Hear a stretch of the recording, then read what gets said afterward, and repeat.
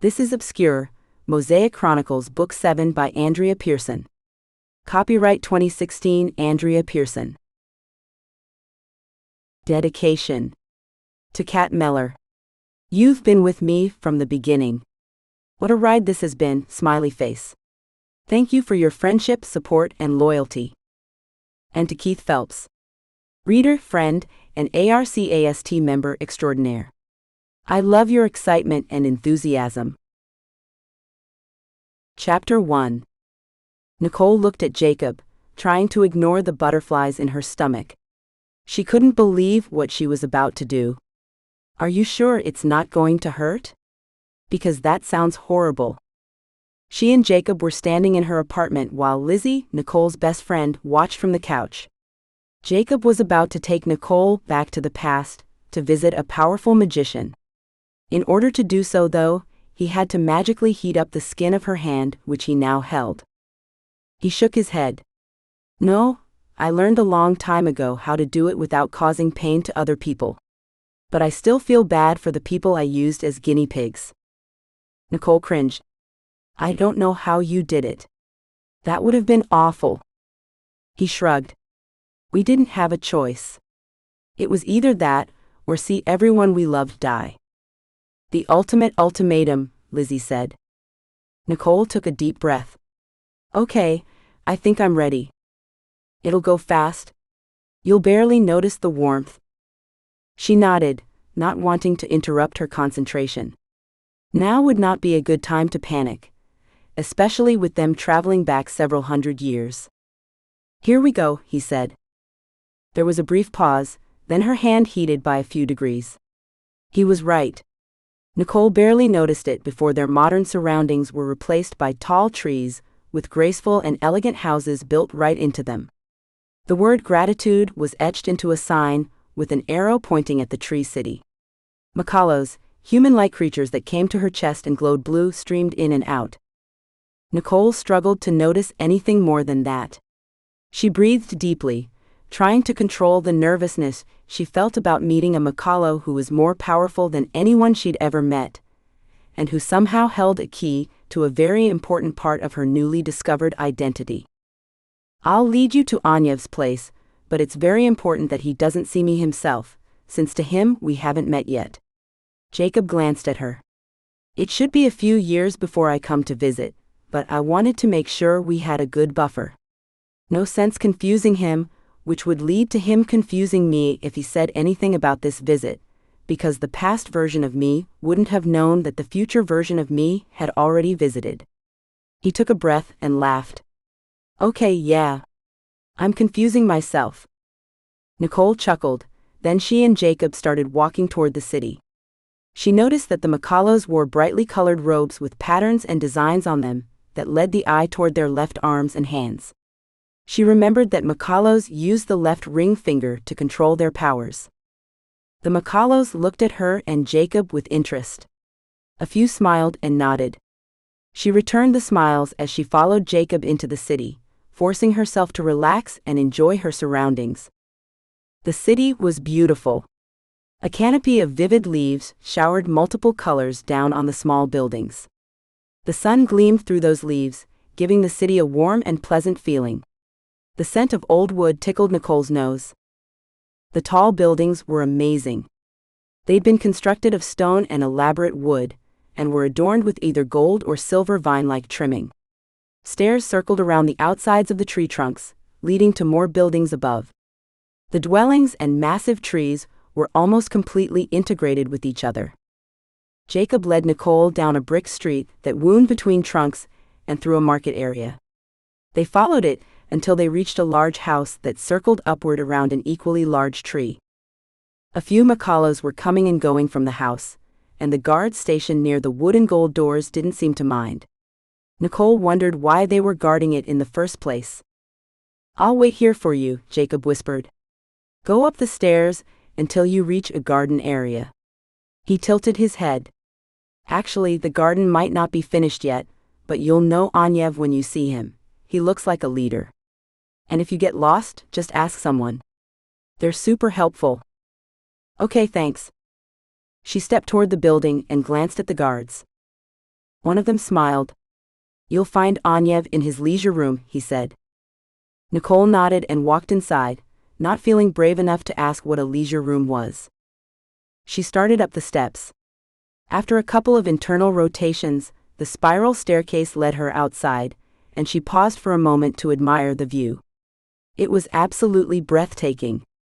Roots were visible through the dirt, and the beautiful colors raining down from above continued casting that warm, rosy glow over everything. Nicole found herself envying the Makalos. If it weren't for the lack of electricity and indoor plumbing, she'd want to live here. But then she remembered that Makalos controlled electricity and water. That meant they probably had everything they needed. Except the internet. She was sure they didn't have the internet. And cell phones. And computers. She smiled to herself. There were still reasons to live back on Earth in her time period. Nicole continued upward, wondering where this leisure room was, but saw she didn't need to be concerned. Everything seemed to lead to the same place, a room built on top of a large branch that was at least 10 feet across. The floor made up of that branch curved slightly and was knobby. The moment she stepped into the room, Anyev glanced up. Their eyes met. A sensation of déjà vu hit Nicole deep in the stomach. She'd met this Makalo before. But how? She'd never traveled to the past, and knew he'd never been to the future. She would have remembered meeting someone like him. Nevertheless, a feeling of great familiarity overwhelmed her. It was like seeing a sibling again, after a year of separation. Nicole tilted her head when she saw what Anyev had been doing, digging a hole in soil that had been laid on the branch. Potted flowers dotted the room, ready to be planted. It made sense that his leisure room was a garden. Makalos loved living things. Anyev stood, brushing off his hands. "Everyone, please excuse me and my visitor." It wasn't until then that Nicole noticed the other Makalos in the room. They apparently noticed her for the first time too. They glanced back and forth between Nicole and Anyev curiously, but did as he asked without question. "Please have my guards stand outside the doors," Anyev said to a woman as she passed by him. "I don't want to be bothered unless it's family for the next little while." She nodded and left with the others. Nicole was enchanted with Anyev. His hair and beard were so silver they glowed. The robe he wore was cream, gold, and green, and intricately decorated with leaves, vines, and flower buds. His accent was musical and reminded her of Africa. She found herself drawn to this powerful Makalo. Once everyone was gone, Anyev turned to her. "I'm glad you've come to see me, Nicole." She gasped. "How do you know my name?" "I know all the guardians of Shanlin." Okay, she could go with that. She swallowed. "How?" "I approved them long ago, when I first created the room." A shadow passed over his face, and he bit his lips. Then, apparently brushing whatever he was feeling aside, he smiled at her. "I don't know how you've come, but your visit is very welcome." He motioned to a garden bench, and they took a seat. Nicole glanced at him, trying not to pick at a loose thread in her jeans. "Sorry to interrupt." "You're very busy." "We just moved in, and we're still putting up the final touches." "But don't worry about interrupting. I can sense that you have a lot of important questions for me." "I do, but I don't know where to start. How did I become a guardian? And why? What does it mean? How does Shanlin work?" Anyev nodded. "I'm sure those aren't your only questions." He sighed. "I'll start at the beginning, when I created Shanlin as a way to protect magical items." "Eclairin's magical items?" He shook his head. "No. Everything magical ever created, everywhere. I used to keep track of them in a book, but quickly realized that wouldn't be sufficient, especially if the book ever were to be stolen. Not only that, but I couldn't keep up with the creation of the items. Once the great beings decided to grant a portion of their magic to others, people everywhere started testing and inventing." Nicole started. Was he talking about her great ones? Great beings? Are you talking about the great ones? Anyev peered at her and his eyes glazed over for a moment, as if he was thinking over her question intensely. Probably. Nicole took a moment to digest this. She knew the great ones she'd interacted with during the previous summer had supposedly given Arates their powers, and it made sense that if they were the original possessors of magic, they'd also have given it to others. Shanlin has performed exactly as I intended it to. It protects and keeps sacred things sacred. With one exception, it has been the perfect resolution. What exception was that? We can discuss that later. It is not important for your present situation and questions. For now, let's talk about how you became a guardian. Nicole relaxed, grateful he was willing to talk. Yes, I'd appreciate that. Your interactions with those great beings, and the choices you made while around them, have been permanently printed on your soul. Nicole nodded. She'd heard that before. But there've been many others who've interacted with the great ones who haven't become guardians. Why not? Why me? I can see their hearts and desires. He lifted a hand as if to slow down her thoughts. Before you automatically assume your friends have impure intentions, they didn't interact directly with the great ones. A one-on-one interaction would have been required. That made sense. Austin had been there with Nicole, but he hadn't actually been conversing with them. Anyev briefly touched her arm. It's important for you to know that as a guardian of Shanlin, all magical items will respond to you. A chill tickled down Nicole's back. Really? Wow. She hesitated. But what does that mean? How does it affect me? It shouldn't affect you much, if you remain pure. If you allow greed to overcome your intentions, your guardian status will be revoked. He glanced at her. Not immediately, mind you. A council is required. That sounded serious. Has that ever happened? Not yet. He continued. You'll be able to retrieve objects and transport them to Shanlin, where by your command they will stay. Until another guardian might have a need for them, of course. Anyev's intelligent dark eyes appraised her.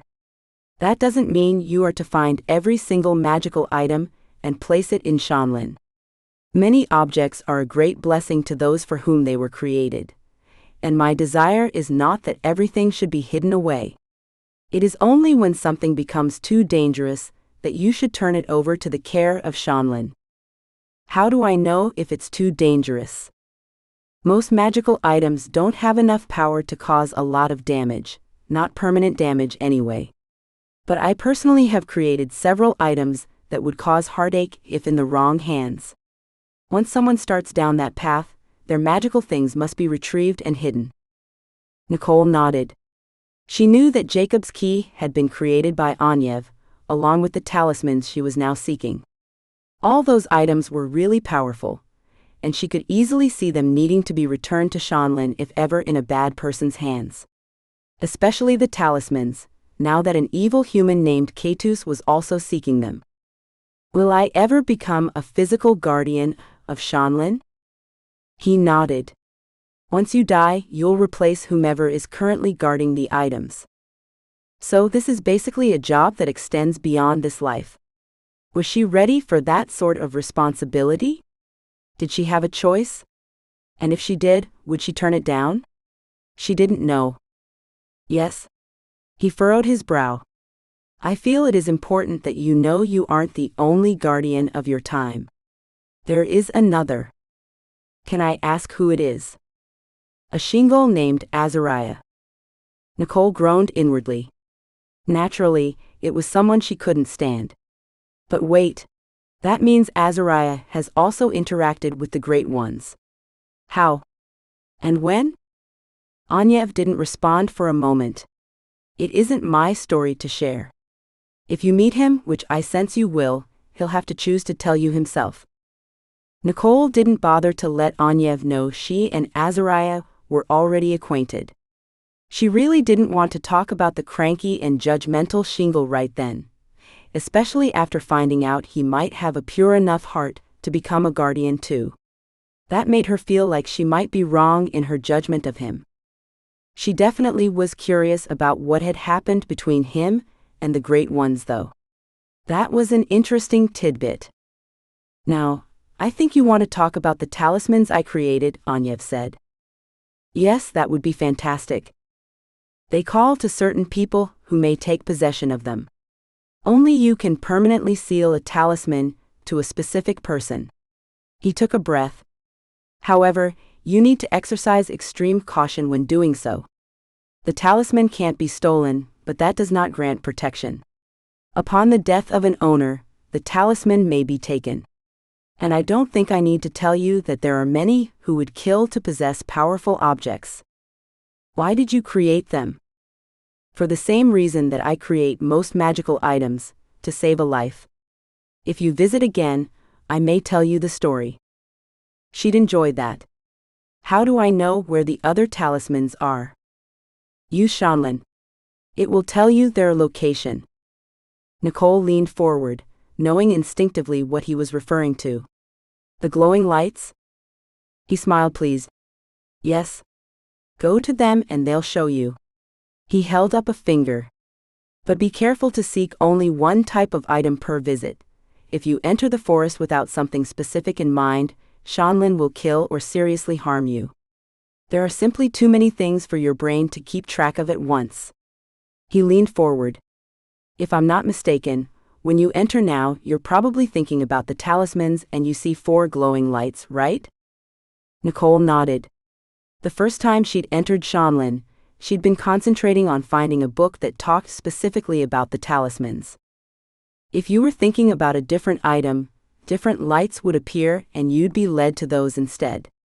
But if you enter thinking about nothing, the forest would be overwhelmed with lights and would become too heavy for your capabilities. So take care when you enter. That definitely was something she was glad to know. So go toward the light, Nicole said. She had a hard time not laughing when she said that. It sounded like she was talking about dying. And it will tell me the location of the talisman? How? Watch carefully. You'll see landmarks and a path will light up. Oh, so it's not going to take me to the talisman itself. No. You'll have to travel the path physically. And you won't be able to transfer the newly gained knowledge to others. What if the magical item is on another planet or in a separate dimension? A knock sounded at the door, and one of the guards poked his head inside. I apologize for interrupting, but your wife has requested your assistance with something urgent. Audiobooks thanked the guard, then turned to Nicole. It will lead you there. He smiled at her. Clever, isn't it? Very. I can't wait to go back. Especially now that she knew what to do once she got there. You've learned much in a short period of time, he said. Feel free to visit again to ask any other questions you may have. Audiobooks got to his feet and Nicole followed suit. She turned to him, extending her hand. He looked at it curiously, then smiled, took it and squeezed. It was a pleasure meeting you, Nicole. Same. Thank you so much for answering my questions. Nicole waved goodbye and left the room, passing the guards before joining Jacob at the base of the tree. How was it? He asked. She could only shake her head. Her brain was circling and spinning. So much to think about. Jacob didn't pry, and it wasn't until they'd left the city that she spoke. I've got a lot of work to do. Chapter 2. The first 2 things Nicole did when she got home was grab something to eat and use the restroom. Then she quickly told Lizzie and Jacob about her visit to Audiobooks' place. Their reactions were predictable: surprise, intrigue, amazement at the possibilities. She decided not to say anything about Azariah. As Audiobooks said, that was the Shiangol's secret to keep. When she was ready, Jacob got Austin, who'd been in class during Nicole's trip, then took them all back to Eclaron to give a report of her visit to the fat lady, Aldo, Dimitri, and Arian. Coolidge was unable to attend the meeting, but Austin took notes for him. I need to go back to Shanlin, Nicole said once she'd finished her update. And soon? I really wish we could find a way to get past the contraption that prevents Jacob from taking me directly to the library. Dmitri laughed. There is one. Didn't Anyev say you could find any magical item ever invented? She nodded, seeing where he was going with that. Yes, and that's a great point. Whatever King Brolt put in place can be found and removed. You can find it. But what should we do first? Nicole asked. Get the talisman or King Brolt's object. The fat lady slapped her hand on the table, making everyone jump. It's easy enough to see.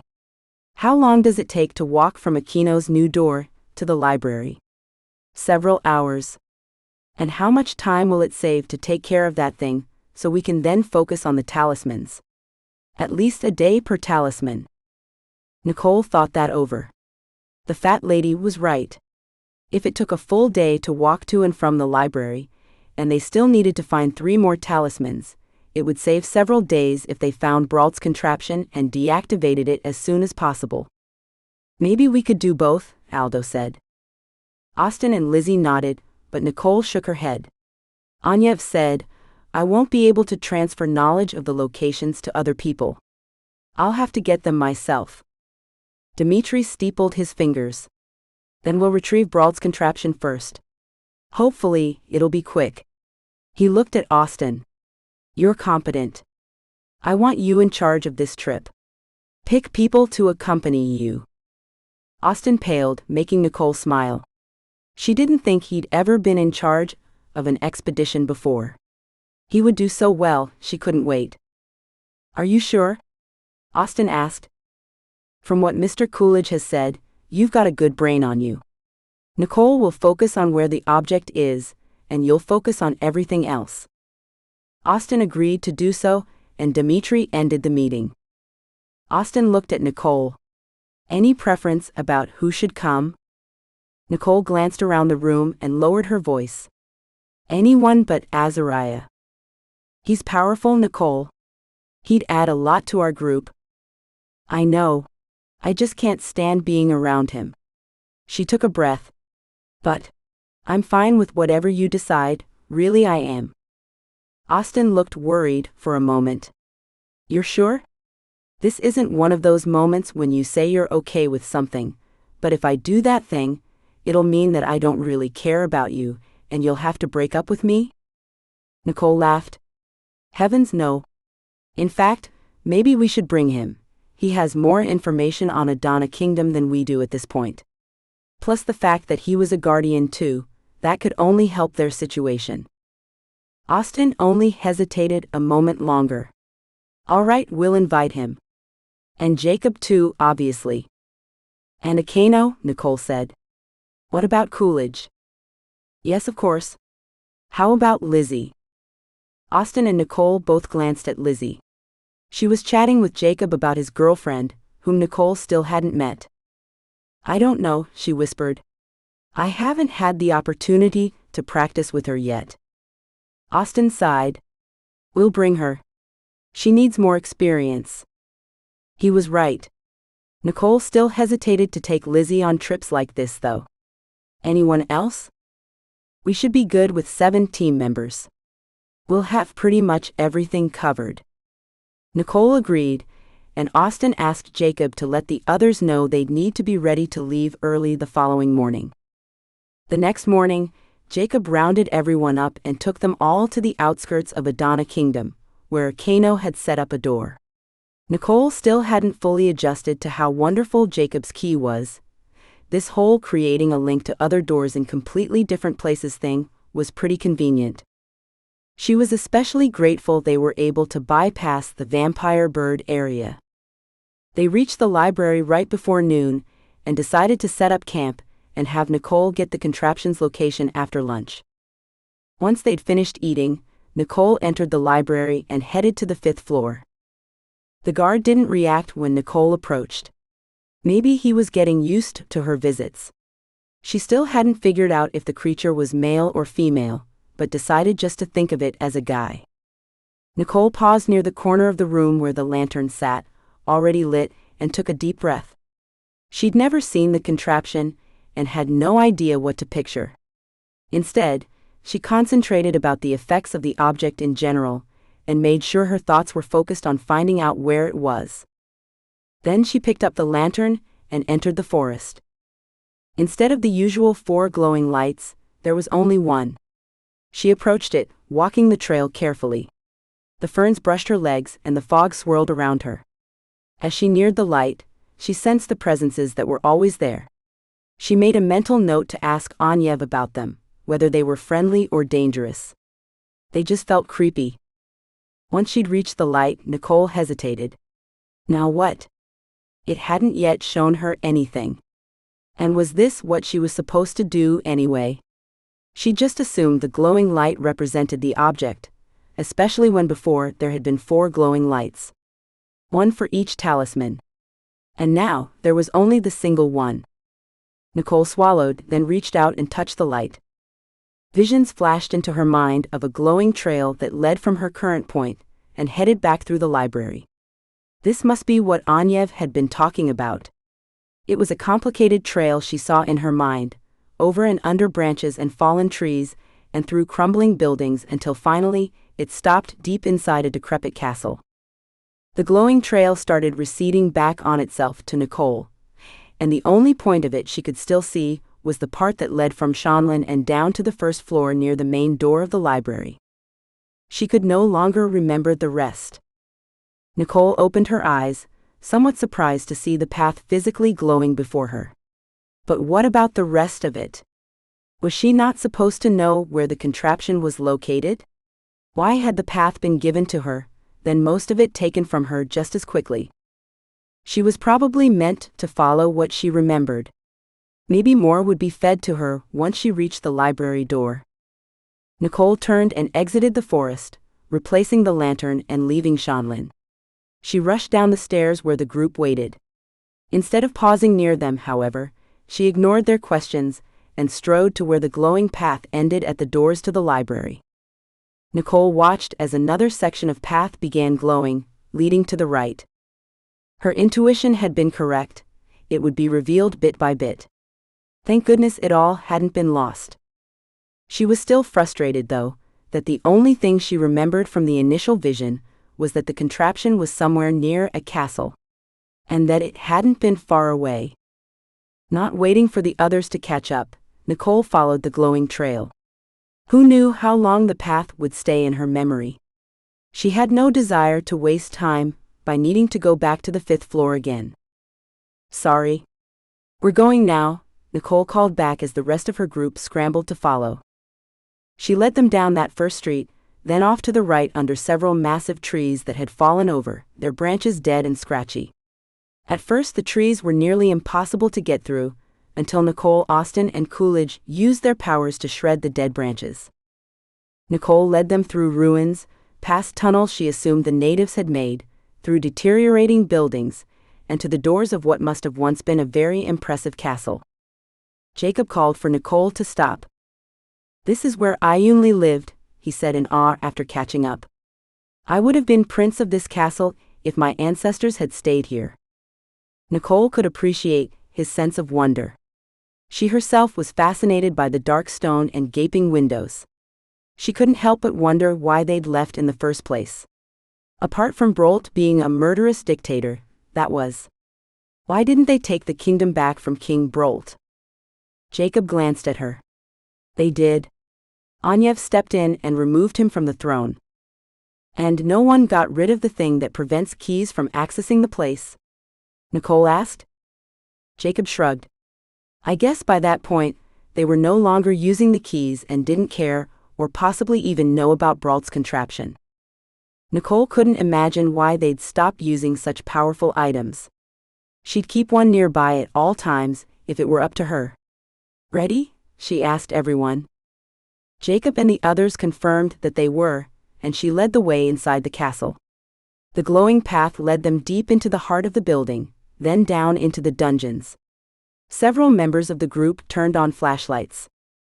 The farther down they went, the more horrible stench filled the air. Soon, Nicole and the rest were covering their noses. Is there some sort of gas down here that's going to kill us? Lizzie asked. Shouldn't we get a canary or something? She makes a valid point, Coolidge said. Azariah grunted. Should we stop? Everyone paused to discuss the situation, and it was finally decided that yes, they needed a system in place to alert them if they came across dangerous air. Jacob and Akano returned to the surface, so Akano could capture a bird. Nicole felt bad that they might need to sacrifice an innocent animal, but that would be better than to have her group die. It took half an hour for Jacob and Akano to return, and the trail was starting to disappear when they did. Nicole breathed a sigh of relief when they came down the stairs. Akano had fashioned a cage from branches and twigs. It held a bird. He handed the cage to Nicole. Since you're leading the way, you should carry it. Good point. Nicole peered at the little bird, trying not to feel bad for it. She needed to focus, follow the path before it disappeared. She continued forward, glad that the trail brightened again once she'd covered some ground. The stairs they'd been following finally came to an end, and they stepped into a dank tunnel.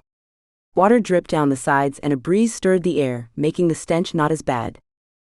The tunnel opened into a massive room. Nicole came to an abrupt halt and gasped, covering her mouth. The room was full of skeletons. They covered every inch of the place. She waited until the rest caught up, then turned to them.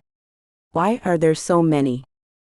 Austin, Coolidge, and even Azariah looked concerned. There shouldn't be, Austin said. Not for a standard dungeon, from what I've read and seen in documentaries. Not by a long shot, Azariah said. Nicole could tell immediately that the bodies belonged to more than just prisoners. There were skeletons that she assumed had been guards and were still wearing uniforms, and many who appeared to have been royalty and weren't even chained. How horrible. It's like they were just tossed down here, Lizzie said. The comment stirred something in Nicole's mind, and she and Austin glanced at each other. The plague, Nicole said. Or something like it, Austin responded.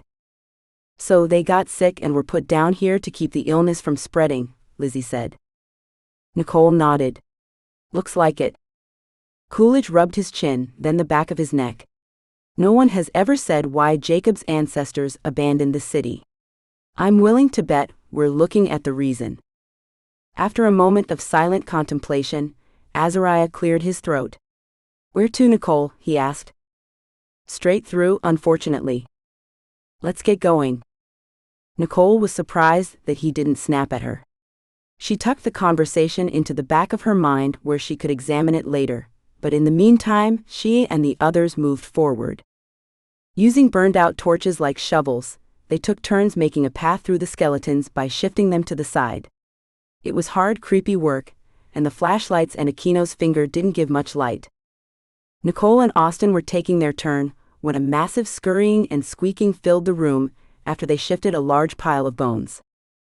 Tons and tons of rats, both adults and babies, scattered. Nicole and Austin both hollered in shock, jumping back. Nicole laughed when she realized Austin had pretty much screamed too, but he held up his hands, defending himself. I hate rats just as much as the next person, he said.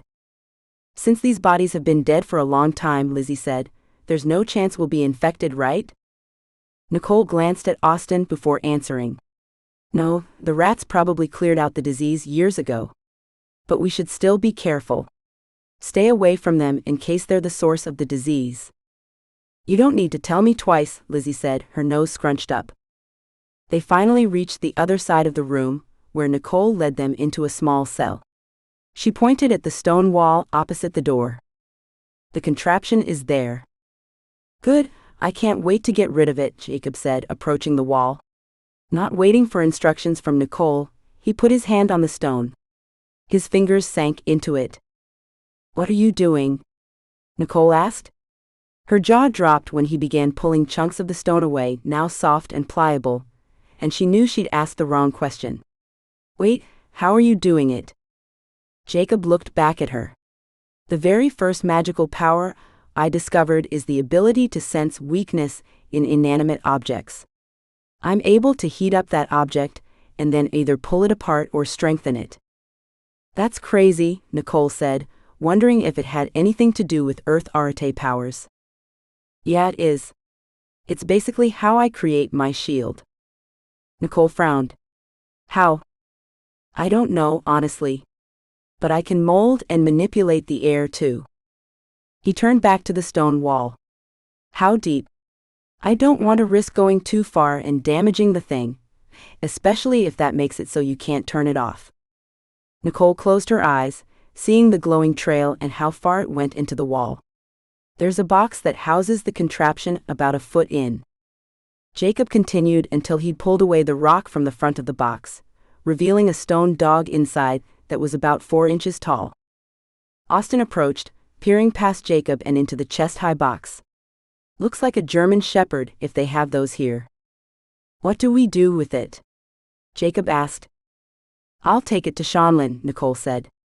I'm willing to bet that once objects are there, regardless of how powerful they are, their powers are diffused. I've never sensed a magical pulse there.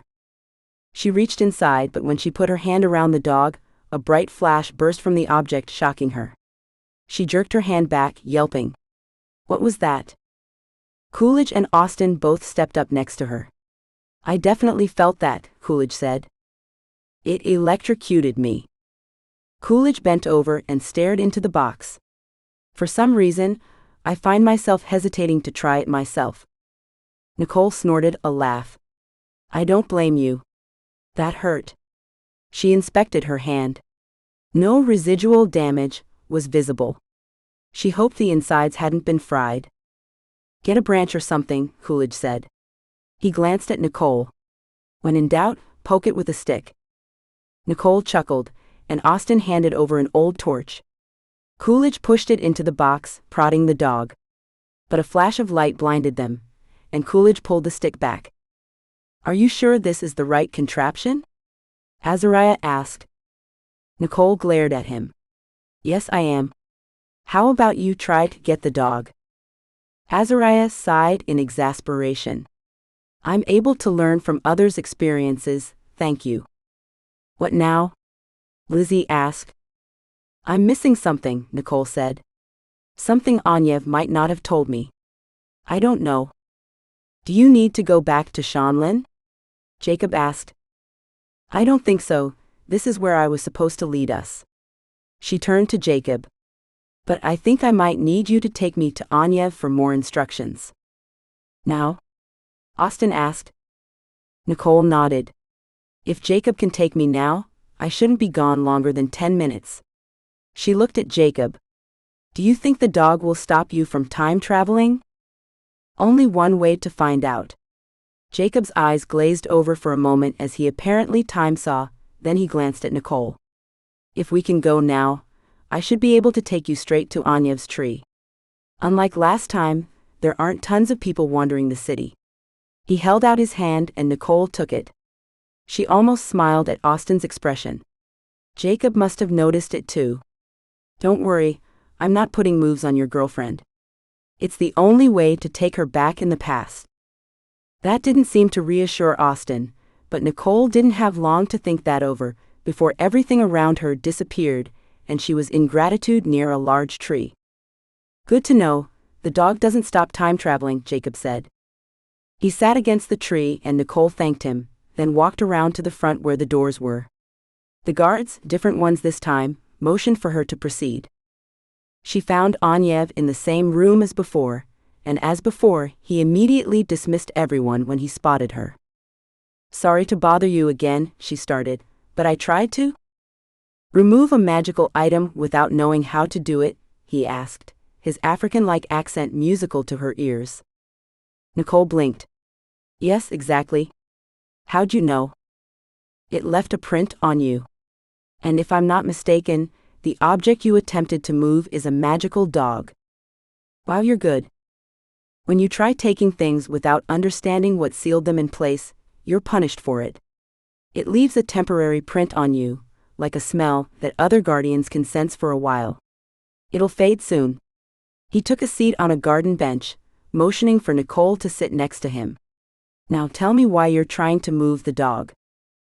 It's preventing magical access to the kingdom of Adana, and that's proving to be a huge problem right now, while we're trying to find the talismans.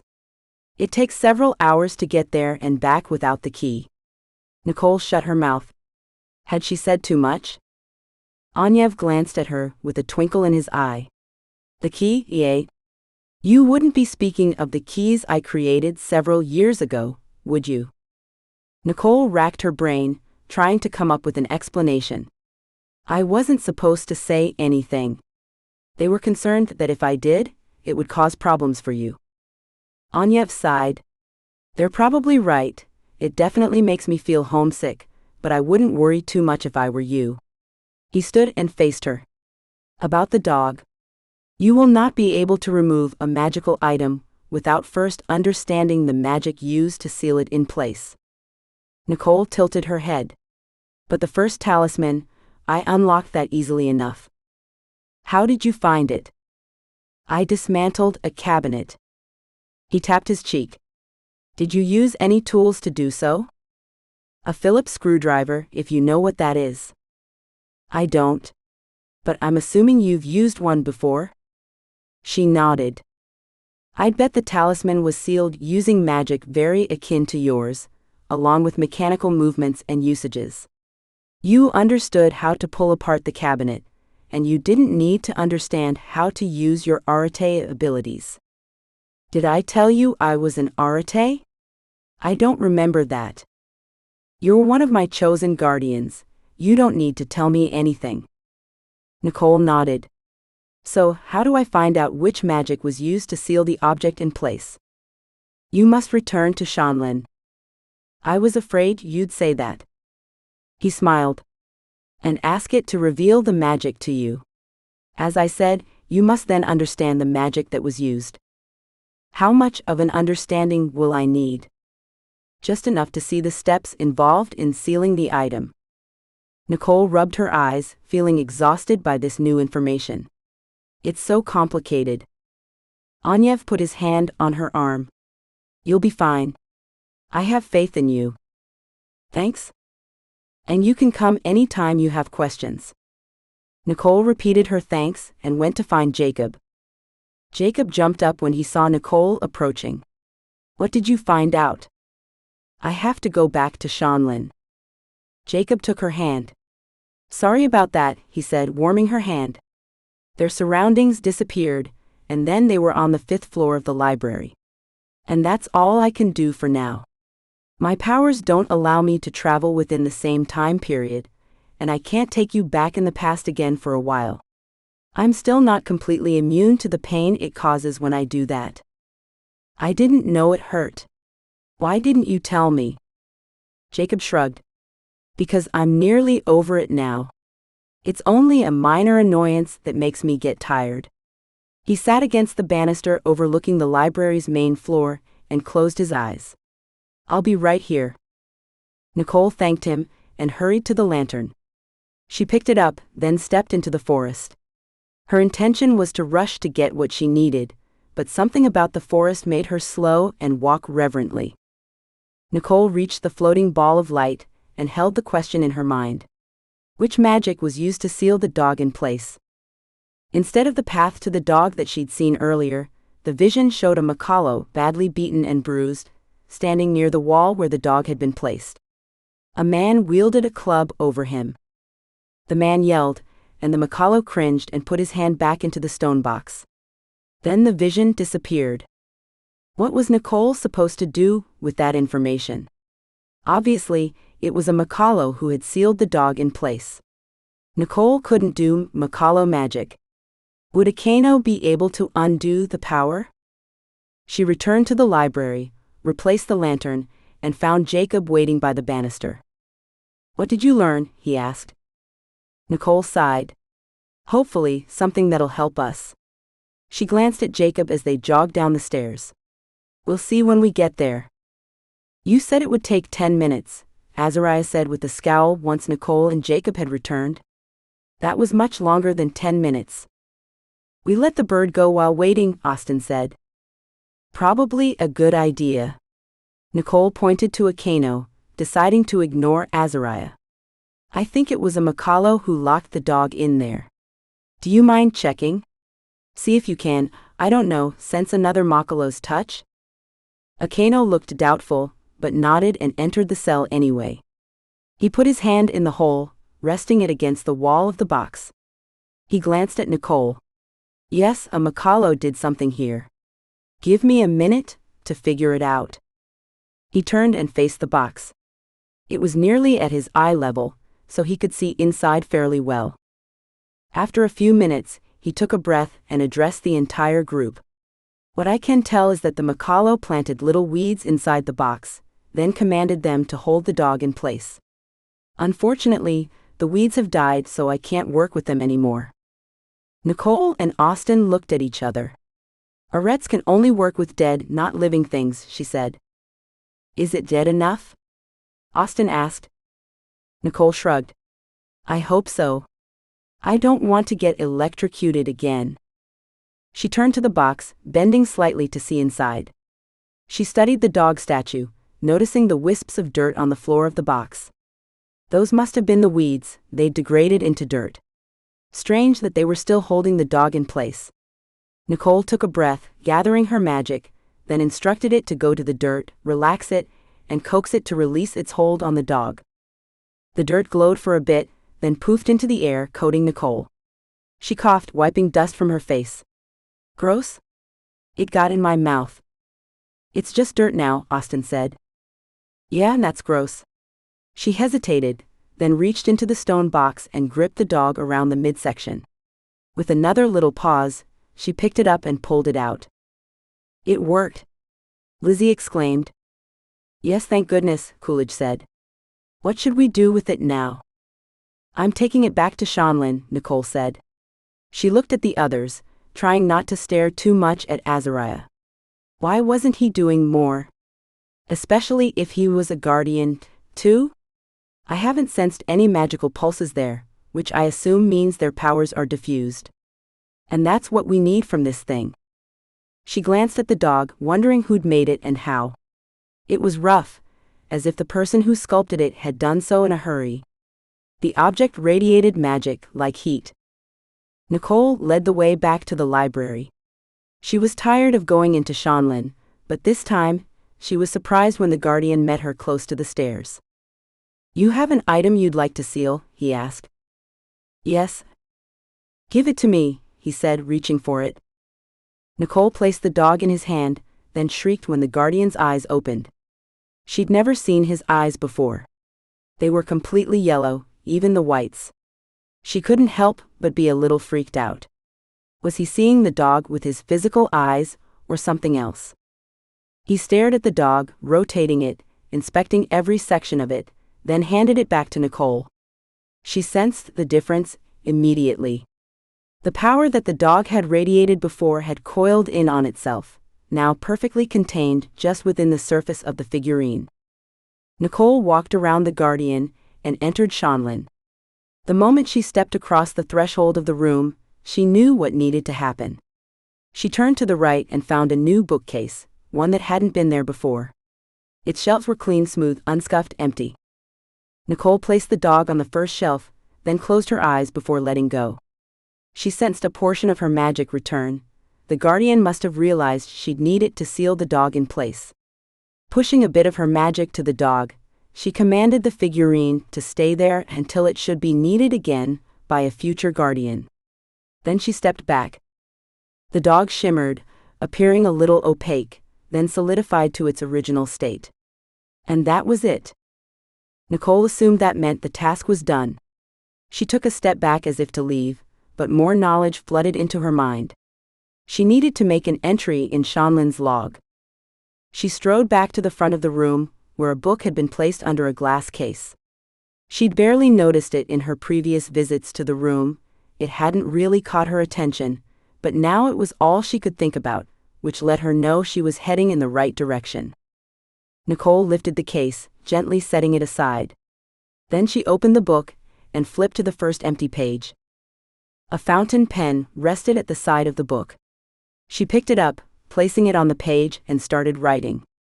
The words flowed from her fingers, spreading across the ancient paper, and before she knew it, a whole page had been filled. Satisfied that she'd written a complete account of where she'd found the dog, what it did, and how she'd removed it, Nicole set the pen down and surveyed her work. She crinkled her brow, staring at the words. They were in a different language. And she couldn't read one bit. How had she written them? And why couldn't she read them anymore? Nicole turned. The guardian had caught up and was hovering near the door. Why can't I read the writing? It is the ancient Makalo language, the language of Anyev.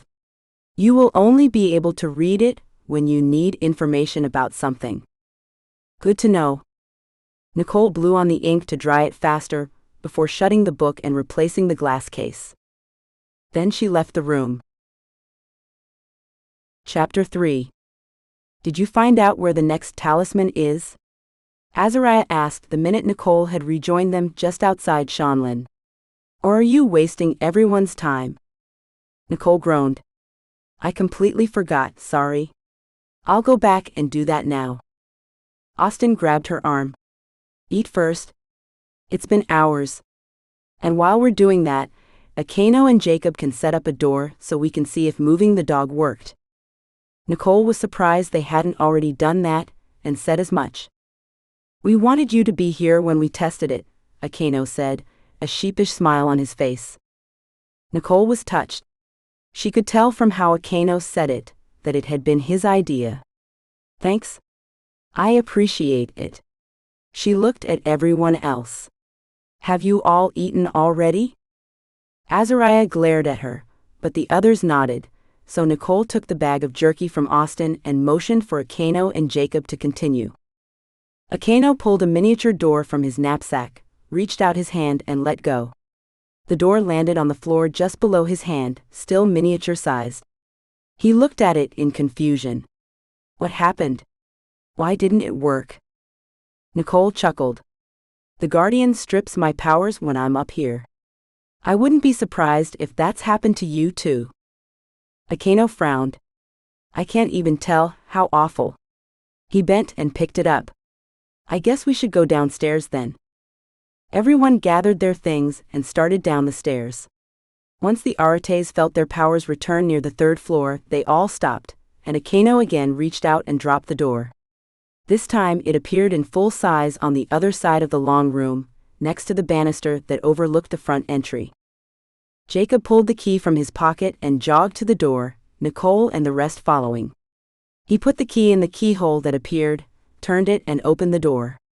Nicole grinned when she recognized the interior of the Myvoral castle. It worked, Jacob said, turning around. He shut the door. Now what? We find out where the other talisman is, Austin said. He looked at Nicole. Are you up for another visit to Shanlin? She nodded. The only problem is this, we'd have to get the talisman immediately. We wouldn't be able to wait around because the path doesn't stay visible to me for very long, and I'm worried it will disappear completely. If it ends up being a long trip across all of Earth or Eclaron, we'd be in trouble. I mean, what if we have to walk for years before we can find it? Austin shook his head. We'll take the fastest form of transportation possible. It shouldn't matter if we walk, use horses, or drive. My guess is that if we're following the path that shows up for you, regardless of speed, we'll be able to reach the item. Good point. She took a breath, then looked at everyone, feeling exhaustion seeping into her bones. Are you all ready for what could possibly be the adventure of a lifetime? Azariah rolled his eyes, but Coolidge nodded. Yes, and if necessary, we can make the trip in stages. Follow for a while, then let the trail run cold while we gather information and prepare. He rubbed his chin. That would require you to return to Shanlin, to remember the rest though, and that would be time-consuming. Nicole thought over that for a minute. If only I knew the end point, and how long it would take to get there. Making multiple trips to Shanlin isn't the best use of my time, but I'm fine either way. Lizzie glanced at Nicole. Don't forget about school. You're still in the middle of being tested on glass. You don't want all this to affect you there, do you? I mean, would you be okay with taking a D on that entire test? Nicole sighed. Not really. But this is more important. Lizzie's eyes widened. In all my life, I never once thought I'd hear you say something like that. Nicole swatted at her best friend. You've heard me say it plenty of times. I regularly put things ahead of my education, especially lately. Lizzie grinned. It's true. I'm just teasing. Nicole smiled at her friend, then turned and headed back up the stairs. Let's just see where this goes, okay? It didn't take long for her to reach Shanlin and to pick up the lantern. As had been the case earlier, she'd intended to make her way straight to the glowing light, but the moment she entered the forest, her pace relaxed, her mind calmed, and the eagerness and determination she'd felt earlier disappeared. Even while she was no longer pressing forward, she still recognized that she was in a hurry. She'd never get anything done if she visited this forest too often. Glowing lights waited, and Nicole approached the first cautiously, wondering what it had in store for her.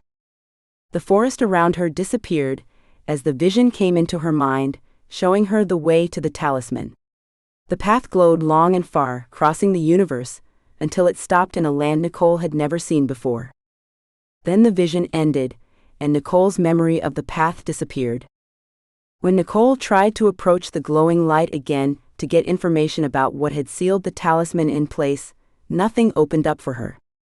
Did that mean it hadn't been sealed, or that Shanlin only revealed one thing at a time? She wouldn't get the answer to her question until they found the talisman. Nicole turned and left the forest, replacing the lantern. The stone floor before her glowed, marking the path, and she followed it out of the room and down to the third floor where everyone waited. The glow led all the way to the door Akano had just put in place in the middle of the room. Nicole walked around to the other side. The glow didn't continue. Weird. She opened the door, but nothing appeared. What are you doing? Lizzie asked. This is where it led me, but it's not showing me anything more. It wants you to key somewhere, Jacob said. Nicole glanced at him. But how does it know your key is with us? He shrugged, pulling the skeleton key from his pocket. Who knows? But let's see what happens when I use it.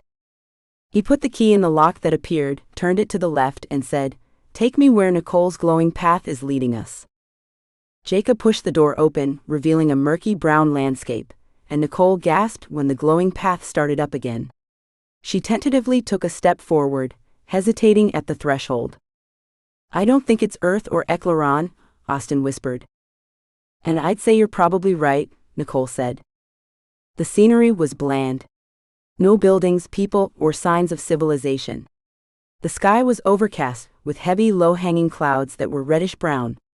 The trees were small and dead-looking and covered with shriveled leaves. Not a trace of green or color was anywhere, other than the shades of brown and red. Wow, Lizzie said, joining them.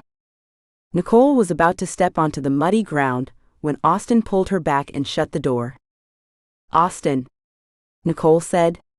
Why'd you do that? We don't know anything about that world. What if the air is toxic? What if that soil is poisonous? We need to learn everything we can about the place before we go there. And how are we supposed to do that without knowing what world it is? It's not like there were any welcome signs. Austin gestured to Jacob and Nicole nodded. They'd have Jacob use his time-seeing ability. You're right. She glanced at Jacob, and he sent her a smile. Yet another thing to watch, huh? Sorry. He shrugged. It's okay. Shouldn't take me long. It's not like monitoring Keitus, which frankly is exhausting. What have you learned, by the way? He does a lot of reading. And pretty much nothing else. Is he reading anything in particular? Austin asked. He's studying up on a lot of different people, some Arates, some not. I don't know where he's getting the books, but some of them look really old. Who has he been reading about? Nicole asked. Well, let's see if I can remember. Jacob squinted his eyes shut and started throwing names out. Stan Lawrence, Abraham Lincoln, Mozart, Christopher Price, Sonia Goldenhand, some guy named Eugene. I can't remember who else. I'll check again because I agree, it might be important to know more about these people. Especially that Abraham Lincoln guy, Lizzie said, grinning. Yeah, no kidding, Jacob said, not seeming to notice that she'd been teasing.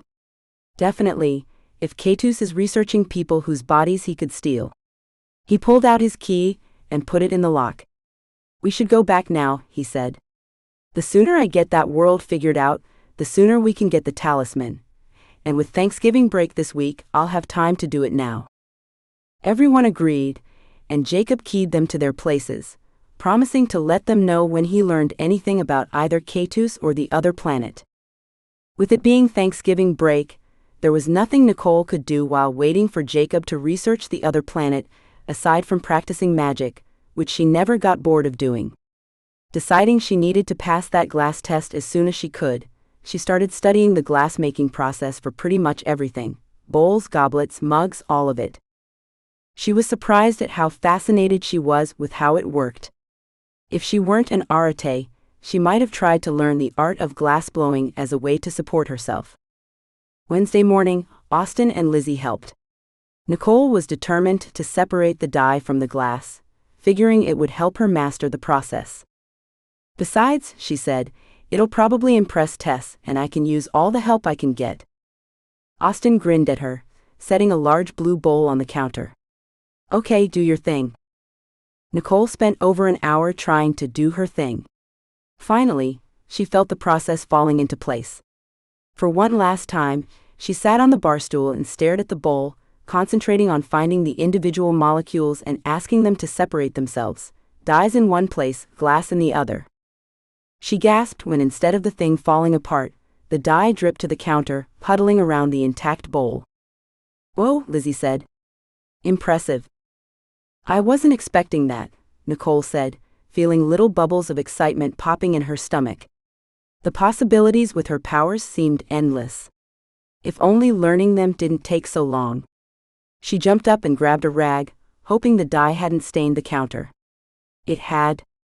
Great, she moaned, excitement forgotten. Sam'll be okay with it, Lizzie said. Besides, the place could use updating anyway. Regardless, I should have been more careful, Nicole said. She took a breath. I'm ready for a break anyway. Should we work on someone else's powers? Yes, Austin said, stretching. Pick me, Lizzie said. Nicole raised an eyebrow. Over my boyfriend? Lizzie pouted. I've known you longer. Austin put his arms around Nicole. She kisses me more. At Lizzie's disgusted expression, Austin chuckled. Besides, she doesn't need to choose between us. We can work on our powers together. Lizzie looked at him skeptically. With her helping us? Austin nodded. At the same time. How? Get in my car and I'll show you. Only if you have candy. I don't get in just anyone's car, unless there's candy. Nicole laughed. You guys are so evil. The three of them piled into Austin's car and drove to the park where Nicole had practiced with Austin before. After putting their jackets on a park bench, they stood in the middle of the field, and Nicole and Lizzie turned to Austin, waiting for him to explain his plan. He rubbed his hands together. Okay, so I have to work on wind, right? The girls nodded. And Lizzie has to work on fire. The girls nodded again, and Nicole thought she could see where he was going. How about I put out the fire that Lizzie creates while she works on keeping it strong enough not to be blown out? Great idea, Lizzie said, clapping. Nicole agreed to monitor and sense their powers, see what they might be doing wrong, even though she wasn't trained in fire yet. Be nice to her, Austin, she said. Hey. Lizzie stomped her foot. Where's the confidence in me? He does have a lot more experience, Nicole said. But not with wind, Austin said. Lizzie's got a point. She's probably at the same level as me, where her fire powers are concerned. Nicole nodded. Okay, let's go. Lizzie mimed drawing into her hand, and a tiny flame appeared. She glanced up at Austin with a devilish expression on her face. I dare you to put it out. Austin didn't respond, but Nicole felt him gathering his powers. A slight breeze made Lizzie's fire flicker. Nicole smiled, loving these two working together. She had the best friends ever. I can see you mocking us, Nicole, Lizzie said. And you have to know how difficult this is. I'm not mocking you, you're both so awesome. Nicole's heart warmed with pride for Lizzie. She loved helping her best friend practice magic, especially now that Lizzie seemed so much more serious. Lizzie's natural ability was to create the spark of fire, not to make it bigger. So pushing against wind was difficult for her. After a few moments with the breeze and the flame not getting bigger, both of them released their elements at the same time, dropping to the moist grass in exhaustion. That was hard, Lizzie said. Austin nodded. How are you both feeling? Nicole asked. Austin, who's your girlfriend? You are silly. I can still remember. Good. Should we go again? Give me a minute, Lizzie said. That's the first time I've really pushed with magic. That reminds me, Nicole said. We still don't know what happens when you overdo it. Lizzie rolled into a sitting position. I've been thinking about that. I've always been too scared to find out, in case it ends up being something that hurts. A valid fear, Austin said. But it's unavoidable. If you're pushing yourself enough, you'll bump up against your threshold. It's the only way to grow. Lizzie stared at her hands. But it's also the only way to experience permanent damage. Neither Austin nor Nicole responded. They'd both come very close to being permanently damaged before. When Lizzie indicated that she was ready to go again, the two of them got to their feet and faced each other, Lizzie producing the flame, and Austin counterattacking with a breeze. Once more nothing happened. The wind didn't die, the flame didn't disappear. The fire did grow, however. Lizzie squealed. It got bigger. Did you see that? It got bigger. Yes, I did, Nicole said, ignoring her boyfriend's scowl. She remembered how awesome it had been when her own magic started growing. Fantastic. Let's keep going, Lizzie said. Are you sure? Austin asked, wiping away the beads of sweat on his forehead. At least once more, Lizzie said. Then let's try again tomorrow. Austin gave a curt nod, and Nicole felt his breeze start up again. This time, Lizzie's fire got bigger, and the wind grew in strength. Hey, Nicole said. You're both doing well. Awesome. That's the idea, Austin murmured, his eyes shut and a strained expression on his face. He grunted from the effort, then a smile played at the corners of his mouth and he opened his eyes. A trickle of water appeared in front of him and splashed out Lizzie's fire. She gasped, jumping back, shaking the water off her hands. Cheater. Austin chuckled. Couldn't have you beat me, could I? You cheated and therefore lost. Lizzie pranced around him, dancing and grinning, singing, I won, I won, I won. Nicole laughed. I'm proud of you, Lizzie. Good work. The three of them returned to the park bench and their jackets. Nicole zipped hers up. It was getting chilly again, but Lizzie frowned at hers. I thought I brought my jean jacket, she said. Nicole looked at the blue material Lizzie held. Isn't that it? No, it's not. Lizzie's frown deepened. I mean, it looks like it, but it feels totally different from this. It's like soft and stretchy.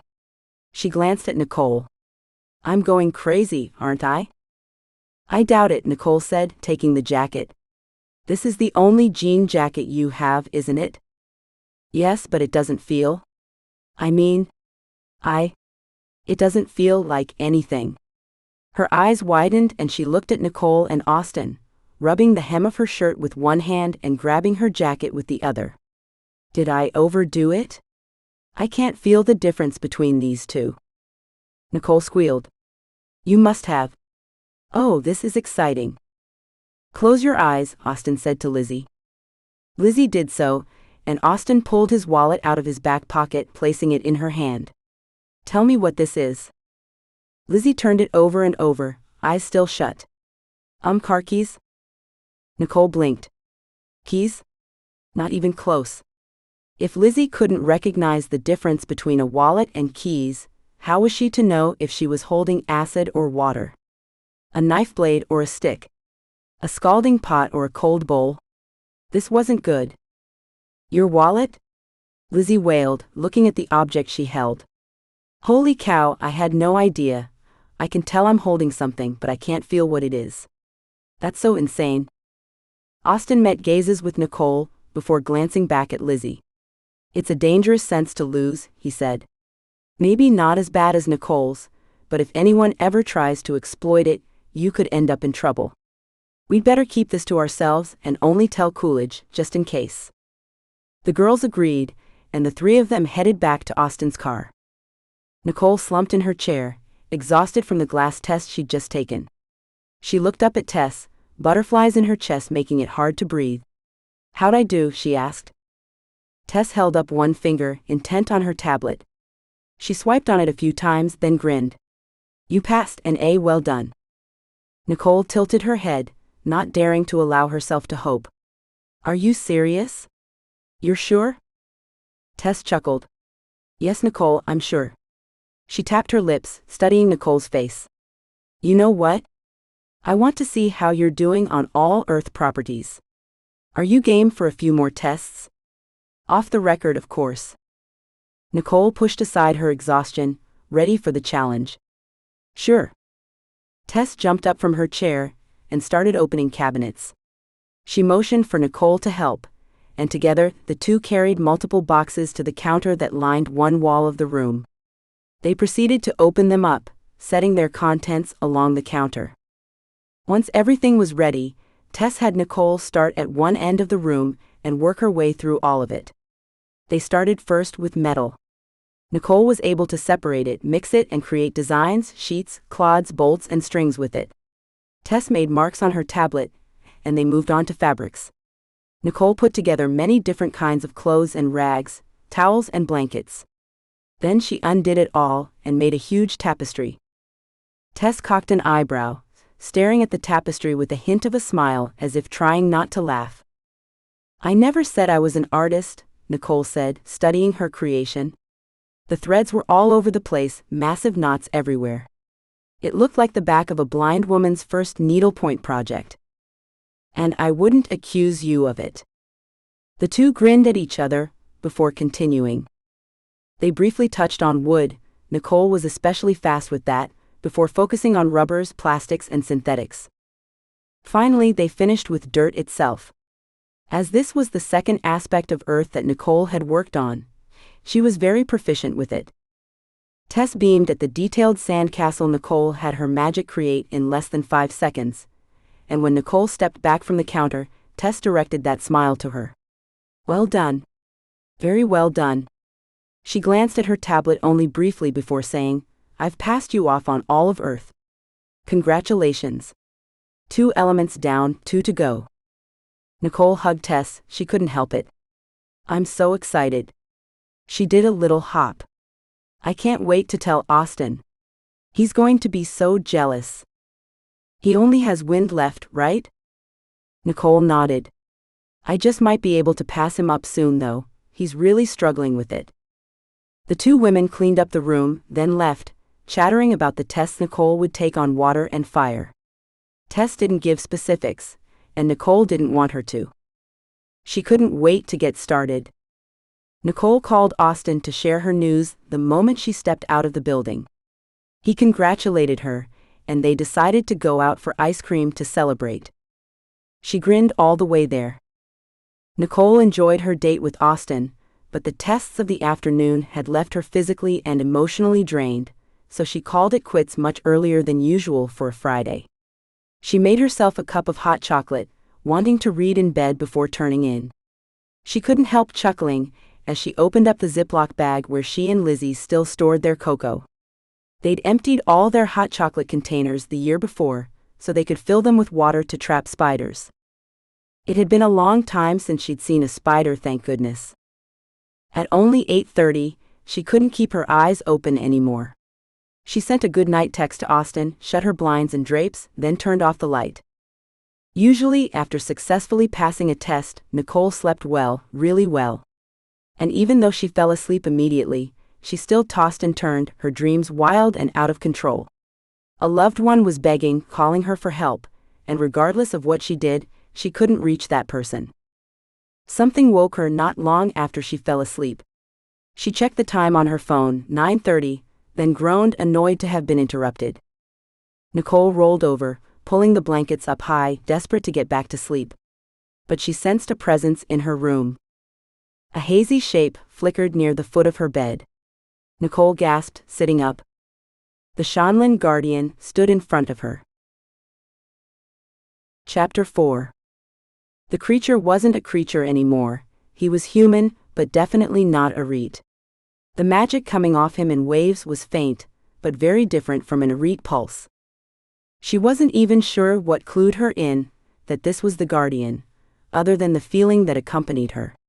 Muscles bulged on arms Nicole had never noticed before, and a dark shadow graced his chin. His ageless and neutral quality were no longer there. His skin and hair were dark, and his eyes, once completely yellow, were beautiful green. Sadness was in those eyes, and Nicole wondered what had put it there. "Nicole, Shanlin needs your help," he said, a deep voice reverberating from his chest. Nicole knew immediately she would have been very attracted to him if they'd known each other while he was alive. Nicole frowned. "Aren't you the current guardian?" She didn't want to be rude, she would do anything she could to help, but she didn't understand. "I can't defend it on my own, not in my present state." He motioned to his still flickering body. Nicole's eyes narrowed, wondering if this was all a hoax of Keitus's. "How do I know I can trust you?" "Search your heart, Nicole. Am I being dishonest with you? The connection we share as guardians of Shanlin will guide you." Nicole closed her eyes, breathing deeply, reaching toward the connection he was talking about. She felt warmth, peace, calm. A sense of honesty and loyalty radiated from this being. She could trust him. She looked at him again. "Okay, tell me what to do." His gaze pierced into hers, making it impossible to look away. "Choose a companion. Come immediately." Nicole's thoughts automatically flew to Austin, then Coolidge, but the guardian shook his head after each. "They're not pure enough and will try to stop you, keep you from acting quickly." "Not pure enough?" What did he mean by that? The guardian didn't answer her question, and Nicole whispered, "What about Lizzie? Please say no." As much as she wanted to spend time with her best friend, she didn't think the girl was ready to fight. But the guardian approved immediately. "Go to Menden. Follow the path I'll show you now." A vision appeared in Nicole's mind, similar to what she saw when she approached the glowing lights in Shanlin. It took her to a canyon near a small town in Utah. She didn't know how she knew it was Utah, she just did. A beautiful valley of sprawling farmland was near the town. A trail up the canyon was lit, and Nicole was surprised to see Macalos living in that canyon. Macalos on Earth? Why do I have to go this way? It's the only link to Eclaron you'll be able to traverse without Jacob's help. The Macalos will assist you. Come, hurry, Shanlin needs you now. And with that, he faded away. Nicole didn't waste another moment. She sprang from her bed, tripping over her covers as they dropped to the floor. Lizzie was sitting at the kitchen table, still doing homework. The poor girl looked exhausted. "We have to go to Utah," Nicole said. "Right now." "What? Utah? Why?" "Go pack clothes for both of us, 2 days at least. I'll buy plane tickets and explain on the way." Lizzie jumped up, obviously sensing Nicole's urgency, and rushed from the room. Nicole opened her laptop and drummed her fingers on the table, waiting as the laptop woke. It took 5 minutes to buy tickets. The plane left in only an hour. She hoped they'd make it to the airport on time. Nicole had Lizzie drive, so she could explain what had happened without distraction. "Whoa, this is crazy," Lizzie said once Nicole finished. "Did you know the guardian could appear to you?" Nicole shook her head. "Anyev never said anything about it." "And you're sure it was him?" Nicole nodded. "Definitely." "How?" Nicole shook her head again. "It's hard to explain. I feel a connection with him, it's still there. It makes me feel good. Calm, peaceful. I don't know if it's possible to be completely sure, but I know I can trust him. Good enough for me, Lizzie said, gripping the steering wheel. What are you going to tell Austin? Nothing. Lizzie's mouth popped open, and she looked at Nicole for a moment, a surprised expression on her face. Are you sure? Nicole nodded. Why not? I mean, he could actually help us. The guardian said he wasn't pure, that he'd try to stop me. Nicole frowned, still troubled by the guardian's words. I wish I knew what he meant. I wouldn't worry about it. Easy for you to say, he's not your boyfriend. Lizzie grunted. You have no idea what sort of pureness scale the guardian is going by. I mean, what if pure means someone who has interacted with the great ones? You haven't interacted with them, and the guardian approved you. Okay, bad example, Lizzie said. But impure could mean he would be more concerned with how something affects him, rather than how it affects humanity as a whole. Nicole didn't respond. She could see that being a possibility, though. Austin wasn't selfish, but he wasn't as annoyed by the injustices that bothered Nicole. And he'll always put your safety above anyone else's. That definitely was true. Lizzie glanced at Nicole. Or impure could be someone who listens to Coldplay. Austin doesn't listen to Coldplay. My point exactly, not listening makes him impure. Nicole smiled. Thanks for helping. I appreciate it. But you have to understand why it concerned me. She wasn't as bothered by Coolidge or Jacob being inappropriate options. She wasn't in a relationship with them. Lizzie glanced at Nicole. You're dating a good guy, and you know it. Everyone knows it, he worships the ground you walk on. A wistful expression crossed her face. I want to find a guy like him. Someone who loves me completely the way Austin loves you. Someone who'll fight for me, take care of me, protect me. Nicole was tempted to tease her friend for showing signs of finally wanting to settle down, but knew now wasn't the time. She really couldn't believe how very lucky she was to have Austin in her life. What about Chet? Lizzie snorted. He's a good guy, don't get me wrong. I can't help but wonder if we're only dating out of convenience, though. He didn't have to work very hard to get me. Her gaze flitted to Nicole, before she returned it to the road. I don't mean that I'm easy.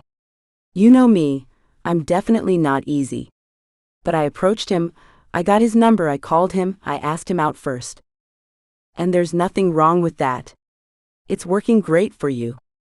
Lizzie shrugged, and Nicole's eyebrows rose as she realized something. You're not happy with him. Lizzie didn't respond, but Nicole didn't need her to. Chet doesn't complete you, he doesn't fill that hole deep inside. Lizzie shook her head, her eyes moist looking in the fading sunlight. Nicole reached over and grabbed Lizzie's hand where it rested on her lap. Oh, Lizzie, he's out there somewhere. The guy who will be home to you. He's waiting and searching for you. I hope you're right. Nicole touched her best friend's shoulder when Lizzie lifted her hand to turn a corner. I know I am. They were silent the rest of the way to the airport, where they parked in long-term parking. They rushed through security and to their gate, barely making it on time. Nicole was too wound up to sleep on the flight. She couldn't help but worry about her best friend, while also hoping Austin wouldn't think to check in with them until well into the next day. The more ground they covered before he realized they'd left, the better. Of course, there was still the issue with Jacob and his key. Once the others realized they were gone, Nicole was positive Jacob would just time-see, then key to wherever she and Lizzie were when he found them. Nicole could only hope they would be far enough away by then that keying to them would be impossible. At the same time, she couldn't help but wonder what was so urgent about the situation that she couldn't even tell her closest friends what was going on. After landing, the girls arranged for a cab, grateful there was even one available that late. Then they settled in for the drive to Mendon. Once they were near the town, Nicole jumped when the road before them started faintly glowing, showing her the path they needed to take. She felt the guardian's presence in her mind, and knew he was giving her the information. She led the driver to an older, white-paneled home. The porch light was on, but the rest of the house was dark. Nicole paid the driver. Then she and Lizzie slowly approached the house, carrying their backpacks, pretending this was their destination. Once the cab driver had turned around and pulled away, Nicole led Lizzie around the side of the house. "Where are we going?" Lizzie whispered. "Into the forest." Lizzie glanced at the trees to the right of them. "Are you serious? They're creepy." "The link to Eclaron must be here. It's the only way to get where we're going without Jacob's help." The path led them deep into the forest and straight to a huge bramble of bushes and trees. "You're sure we need to go through them?" Lizzie asked, pointing their only flashlight toward the mess. "Yes." "How are we supposed to do that?" "I'm not sure." Nicole picked her way forward, gingerly entangling thorny branches from her clothes, wishing she had something to whack them away. "I swear the bushes don't want us to get there." "Maybe we should have asked Jacob for help," Lizzie whispered. The moment those words left her mouth, the branches lifted, clearing the way, and the path was illuminated, moonshine flooding down. Nicole and Lizzie met gazes, and Nicole could see the surprise she felt mirrored on her friend's face. They continued forward, cautiously, slowly. The glowing path took them to a huge tree in the middle of a meadow. They slowly circled it, staring at the massive branches that twisted upward. The tree was scarred and no leaves graced it. Nicole could tell it had seen better days. Her eyes narrowed when she spotted an open door in the trunk and an angry-looking Makalo leaning against the frame. A heavy beard on his face, no shirt, and cut-off jeans revealing a leg made of wood. "Who are you?" he asked. Nicole stepped a bit closer. "I'm Nicole, and this is Lizzie. We're Jacob's friends." "How did you know the way here?" "That's a crazy story." Well, a Shanlin guardian from Adana told me to come here. He said the Makalos would help us get to Adana." The Makalo's dark expression lightened briefly, before being replaced with a mask of calm. "I want to know the answer to your friend's comment. Why didn't you ask Jacob for help?" Nicole hesitated. Was it possible he'd heard her question? Yes, but how? And that must have been why the trees let them through. "Jacob knows my boyfriend. And if my boyfriend were here, he'd stop me from getting to Adana."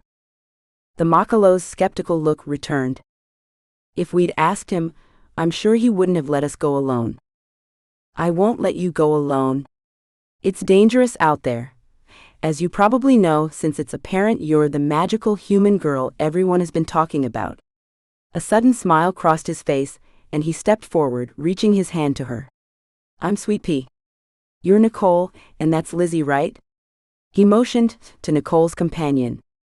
Nicole was stunned into silence. The magical human girl? That's what she was called here? She blinked. And where had his gruff exterior gone? Wait. What was his name? "Your name is Sweet Pea?" Lizzie asked, chortling. "What on earth was your mom thinking when she named you?" Sweet Pea chuckled. "Well, considering the fact that we're no longer on Earth, she probably wasn't thinking anything you'd be familiar with." His eyes brightened, and he rubbed his hands together. "You said you needed to get to Adana, right?" Nicole nodded. "As soon as possible." "I was hoping you'd say that. We've got the best way to travel, and I've been dying to try it out." Nicole couldn't help but smile at his sudden enthusiasm. "Is it safe? And make the trip boring?" "Of course not." Lizzie laughed. "I can't wait to see what you have in mind." "You'll love it, I promise." He glanced at Lizzie, then at Nicole. "I can tell you aren't afraid of an adventure. This is going to be a wild ride. And I mean that literally." His excitement dampened somewhat, as something apparently occurred to him. "I don't know how to get to Adana though. Do you? Do you know where Makaria is?" Nicole asked. "Of course.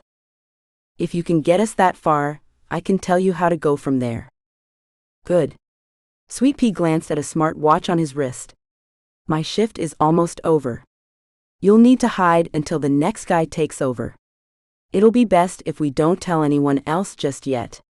Aquino's dad is patriarch, and he'll want to ensure that what you're doing is safe, and it'll only slow you down. Thanks, we appreciate it, Nicole said. Where should we hide? Sweet Pea jerked his thumb over his shoulder to the dark interior of the tree. In here's fine. The next guy likes to hang out in the marketplace for his shift. Sweet Pea showed them inside, then said goodbye. I'll be back in about 15 minutes. A twinkle appeared in his eyes, visible in the bright moonlight. Feel free to explore. Aloran used to live here, but now it's back to acting as a library. Who's Aloran? Lizzie asked. Jacob's girlfriend, Sweet Pea said. He stepped out of the tree and shut the door. Nicole heard him whistle as he left. She turned to Lizzie, who trained her flashlight on the wall opposite the door. A fridge? Lizzie asked. There's a fridge here? Nicole walked across the spongy flooring and opened the door. Full of root beer and Sprite. That's amazing. Lizzie's light swept across the room, and the two girls were delighted to find a very modern-looking interior. Shelves, couches, rugs, and a small kitchenette completed the first floor.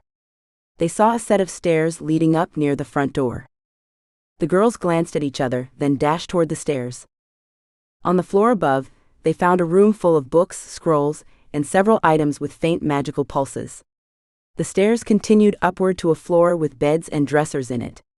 The fourth level of the treehouse was a lookout-type room, complete with windows on all sides.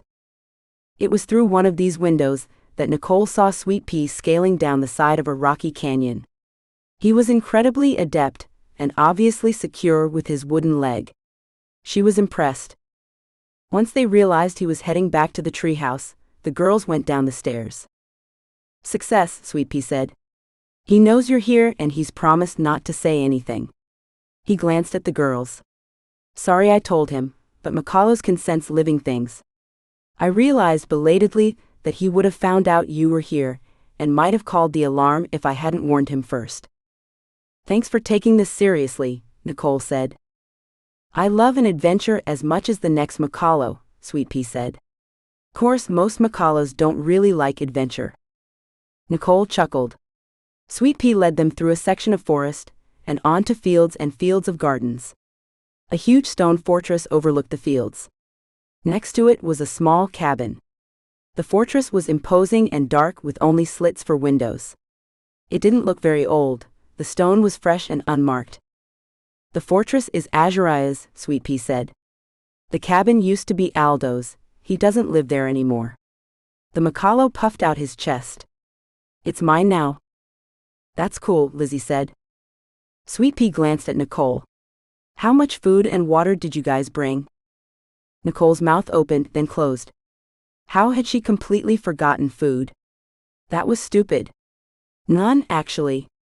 It didn't even occur to me. Lizzie's troubled expression showed that supplies hadn't entered her thoughts either. I don't normally eat at night, she said. I'm still not hungry from the leftover lasagna I had. Well, I have stuff we can bring, Sweet Pea said. Come on in. Help me get it. The three entered the cabin, and Sweet Pea took them to a little kitchen where he started pulling food items from shelves. He pointed to a duffel bag near the front door, and had Nicole and Lizzie put the food in it. After stocking up on plenty of bottled water, jerky, cheese, fruits, and raw vegetables, they left Sweet Pea's cabin.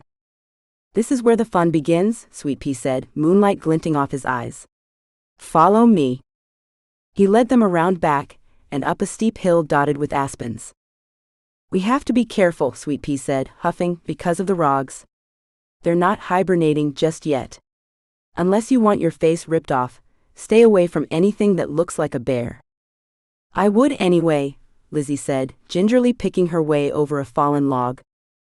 The Sindan's easily scared, so don't freak out when you see them, Sweet Pea said. What's a Sindan? Nicole asked. Huge creatures that'll carry us to Adana really quickly. He paused, eyes narrowed, staring through the forest that had thickened considerably. There's one. If it's still trained, it should respond to a certain whistle. Sweet Pea puckered his lips and whistled a complicated tune. Nothing happened. Nicole still couldn't see the Sindan. Just have to find the right tune, Sweet Pea murmured. He whistled again, and this time a massive mound only 20 feet away shifted and stumbled to its feet. A huge dinosaur-sized creature lumbered toward them. Nicole held her breath, trying to control the panic bubbling in her stomach as she stared up at the thing that approached. Chapter 5. The Sinden was freaky. Its head was like a hippo's, but much, much bigger. Long, sharp teeth, at least 4 feet long, lined the upper and bottom jaws. 4 thick legs carried it closer. Tons of huge, knobby things made up its broad chest. She was surprised to see a basket big enough to hold at least 10 people, perched on top of the massive back. The Sinden came to a stop in front of Sweet Pea. A small squeak escaped Lizzie's mouth, and Nicole looked over. Her best friend was trembling, staring up at the Sinden. Nicole wasn't feeling much better about being near something the size of a 3-story building, but she couldn't give in to her panic. Instead, she slowly reached over and touched Lizzie's arm. "It's okay," she whispered. Lizzie nodded frantically, her eyes not leaving the beast in front of them. Sweet Pea shocked both girls by grabbing the wads of skin that dangled between huge scales that covered the whole creature. He yanked on the wads, and the creature lowered its head. "Take us to Macaria," he whispered, caressing the Sinden around its huge eyes. The Sinden nodded and carefully lowered itself. Nicole and Lizzie looked at each other. Was this an intelligent beast? Could it communicate? Sweet Pea scaled the Sinden, hefting himself over the side of the basket and disappearing inside. Soon after, a rope ladder was flung over the edge, and Lizzie and Nicole climbed up as quickly as they could. Inside the basket, Nicole was surprised to see wooden chairs strapped along the sides, and a huge bench up near the front. Sweet Pea was climbing up on it and he looked silly. The bench had been made for someone much, much larger than he. Someone bigger than Nicole and Lizzie too, Nicole saw when she and Lizzie joined the Macalo. "We couldn't figure out how to remove the basket after the Lorcan, the Sinden's previous owners, were destroyed." Sweet Pea leaned forward, motioning for the girls to come see. He showed them where the basket had been tied to the Sinden. It probably happened when the Sinden reached adulthood. That's what we think anyway. It's part of him now. Nicole's stomach turned when she saw folds of skin that grew up and around the edge of the basket. The poor thing. "Ropes aren't even needed to hold the basket on, are they?" she asked. Sweet Pea shook his head. "Nope." He glanced at the girls. "Time to go." The moment the Sinden heard those words, it lurched to its feet. Nicole gasped, her hands snapping automatically to the edge of the basket in front of her. Her stomach flip-flopped and her heart raced. Nothing obstructed her view, and she felt her jaw drop at just how high they were lifted when the creature was fully standing. It was like being on a Ferris wheel. "Not too fast yet," Sweet Pea called to the Sinden's head, which due to a short neck was only a few feet in front of them now. "Have to get away from Taga village first." The Sinden lumbered forward and both girls shrieked, nearly falling off the bench. Each step the creature took shifted all 3 of them, a foot to each side. How was this slow, lumbering creature going to get them to Macaria quickly, let alone Adana? Rather than take them back through the village, the Sinden walked alongside the hill. Then it crossed a crevice, blasted in the side of a stone cliff. Boulders littered the ground surrounding the cliff. Sweet Pea glanced at the girls. "We tore this all down so the Sindens could come and go as they pleased." This was after the Lorcan were defeated, of course. They were the main reason Taga village was sealed off from the rest of Eclaron. He stood, pointing over the fields, a hill, and into the jagged and rocky canyon visible to the right of them. "That leads to the main part of the village. If you look closely, you can see the entrance we usually use. It's too small for Sindens." Nicole saw a trail leading up to the top of the canyon, and at the end of it a gaping hole. It looked to be about 10 feet both wide and tall. Obviously, too small for the Sinden. Once they got to the other side of the cliff, Sweet Pea pointed out other landmarks. "Over there is August Fortress, the place where the shingles were trapped for many years before Jacob got them out." Nicole stared, struggling to make out the stone edifice in the moonlight. "Is it deserted now?" Sweet Pea hesitated. "Yes and no. Shingles still use it, but I don't think anyone lives there permanently. He nodded toward the forest they were about to reach. These trees used to be infected by the Lorcan.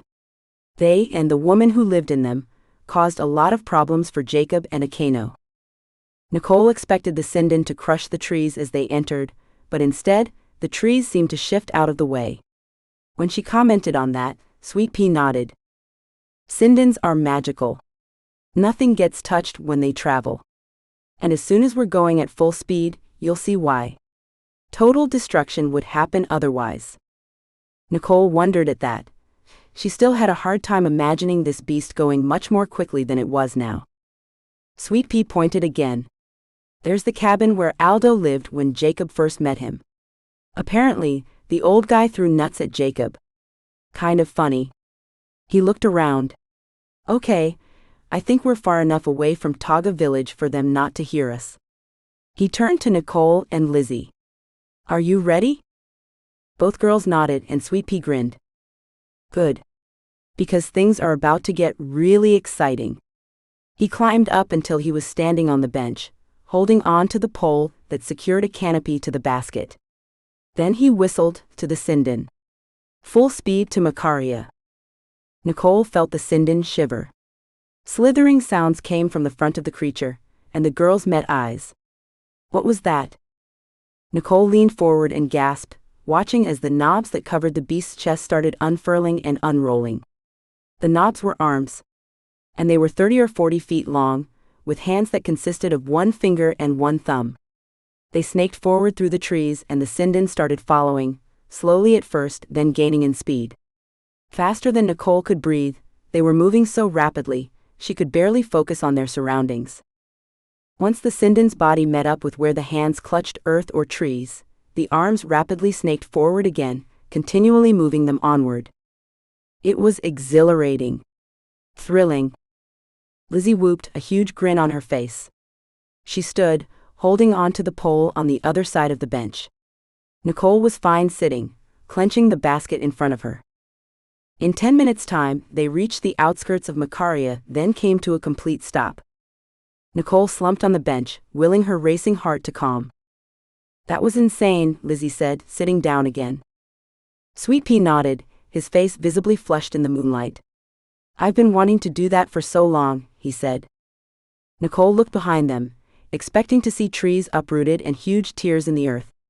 She gasped when everything looked exactly as it had before they'd crossed it. I don't get it, she said. Sweet Pea chuckled.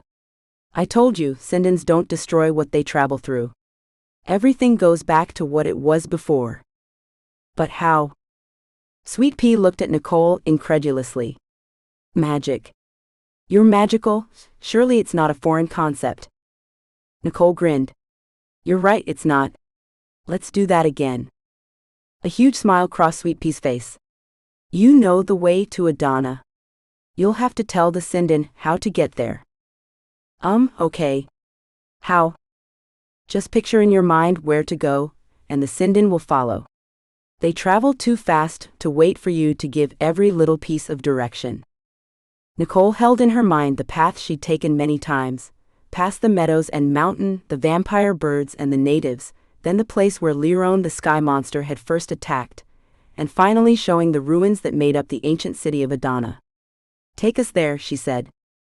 The Sinden roared in response. The long arms reached through the grasses. As before, the creature latched onto earth some 40 feet ahead and propelled itself forward. What a rush! After a few minutes, the Sinden settled into a comfortable speed. Judging by how fast things were flying by, Nicole suspected they were going at least 200 miles per hour, if not more. The only time she'd ever gone this fast was in a plane. It was exhilarating. The wind pushed her back against the bench, making her eyes water. She watched as familiar landscape passed, the fields outside Macaria, the mountains that overlooked the bleached white city, the forests where the natives and birds lived, and through the mists and fogs that showed Lurwan's presence. It took nearly an hour to reach Adana. The vast skies overhead were full of stars, and pink barely touched the eastern sky. The sun would be rising in an hour or so. As the Sinden lowered itself to the ground, a vision of the 5th floor of the library appeared in Nicole's mind. The guardian stood before her, surrounded by shadows that hadn't been there previously. "Thank you for coming, Nicole," he said. "Look." The library's interior disappeared, and she was shown the outside, where several beasts she had never seen before were attempting to scale the walls. Why weren't they going through the front door? "You must destroy them," the guardian said. Right away, Nicole saw that the ground below the creatures was hollow, and she immediately knew that the guardian wanted her to cave it in and cover the monsters with dirt, suffocating them. The vision disappeared. Nicole realized this was the first time she'd ever been told how to stop a looming threat, and she was grateful for the assistance. Without the vision from the guardian, she wouldn't have known about the hole beneath the beasts. Nicole's vision returned to her current surroundings, and she realized that Lizzie and Sweet Pea had been waiting for her. "Another vision from the guardian?" Lizzie asked. Nicole nodded. "We have to get rid of some ugly creatures just outside the library." "Is there anything I can do to help?" Sweet Pea asked. Nicole shook her head. "I'm not sure. The guardian showed me how to take care of them, but beyond that, I don't even know what we're facing. Just let me know." Sweet Pea motioned for the girls to climb down the rope ladder, which they did. He pulled it up, leaving it inside the basket, then scaled down the side of the beast. He tied the sinden to a huge tree. "I doubt this will keep it in place if it decides to take off. I really hope that doesn't happen, because I don't think several days of foot travel would be good for me." His gaze strayed to his wooden leg, and Nicole and Lizzie nodded. He had a point. Sweet Pea looked at Nicole. "Lead the way," he said. Nicole took them through the ruins toward the library, until they were just out of sight of the beasts. They hid behind a short wall, and gazed around it at the creatures. The beasts were bickering over what looked like strips of leather, which they were strapping to themselves, probably preparing to scale the library wall. Their huge teeth curved out and down from their jaws, ending in sharp points. No lips. Their jawbones were nearly completely visible. It was disgusting. "Those are molgs," Sweet Pea whispered. "They're horrible. The Lorcan used them a lot." Rather than wait to see what the molgs did, Nicole began gathering her magic. She sensed no source of power coming from these creatures, and wondered if that meant they weren't magical, or that they simply weren't using their powers right then. Once she had a sufficient amount of power built up, Nicole directed her pulses at the stone, rock, and dirt just under the creatures. The ground below the molgs began glowing, and with a thunderous explosion, everything caved in. Nicole extended her powers to the surrounding dirt, commanding it to fill in the hole, cover the molgs, and remove all the air pockets surrounding them. She was surprised at how easy it was to kill now without hesitation. Only a brief feeling of guilt permeated her soul before she pushed it away. These beasts would have killed her as soon as they saw her, she was sure of it. And as a guardian of Shanlin, it was her duty to protect the room and forest there. Sensing that the job was complete, Nicole released the magic she hadn't used. She hadn't even come close to overdoing it. A sense of satisfaction filled her heart with gratitude. Her hours and hours of practice were paying off. Once the rumbling had subsided and the dust had cleared, she noticed Sweet Pea staring at her. "Impressive," he murmured. "I'd hate to go up against you, or any Arate for that matter." Lizzie chuckled. "Don't worry, not all Arettes are as powerful. A lot of us don't pursue our powers." "I can't understand why not, that was pretty fantastic." "And even when they do practice a ton," Lizzie said, "sometimes they hit a wall they can't ever get beyond." Nicole glanced at Lizzie, surprised. "I didn't know that was possible." Had that happened to Lizzie, and she'd never told Nicole? Lizzie stared off into the distance. "Yeah, it is." She paused for a moment. "It's one of the reasons why I've never pushed really hard. I'm paranoid I'll hit that wall and won't be able to go further." "Why haven't you ever told me this?" Lizzie shrugged. "You've always been so dedicated. I didn't want you to feel bad for me. So why are you telling me now?" Lizzie stuffed her hands in her pockets as they headed toward the doors of the library. "The talisman doesn't work for me." "It doesn't?" How can you tell? Well, I can feel it start to warm up, but when I try to do anything with it, it sort of freezes. It's like it's trying to borrow powers from me, but can't because something is stopping it. Lizzie turned a worried expression to her friend. I didn't want to disappoint you, especially after you promised to help. Nicole put an arm around her friend as they paused in front of the doors. She knew they were in a hurry, and this conversation would have to continue later. Don't worry about that. When we're done here, I'll help you with the talisman. We'll get it figured out. Lizzie relaxed. Thanks. I appreciate it. She turned to the door. Open sesame. Sweet Pea cocked his head, an expression of confusion on his face. Come again? Lizzie giggled. Nothing. I'll explain later. Nicole pushed her magic, pulling the door outward. It was more difficult without Coolidge and Austin's help, but not impossible to do on her own. The moment the door was open, Nicole sensed the danger. She'd felt a bit of it before, but now that she was crossing the threshold of the library, it struck her deep in her core just how bad things were. She immediately raced forward. She just started up the massive staircase at the other side of the great entry when the room was filled with light. She glanced back. Sweet Pea had lit his finger. She was grateful for that. But then the light dimmed, and when Nicole glanced back again, Sweet Pea was frozen in place. He cannot follow, the guardian whispered into her mind. Shanlin is too weak to protect him from temptation. Temptation? To do what? Rather than pause to explain to Sweet Pea, Nicole rushed upward even faster, glad that Lizzie hadn't also been stopped. She heard wailing and screeching coming from the 5th floor.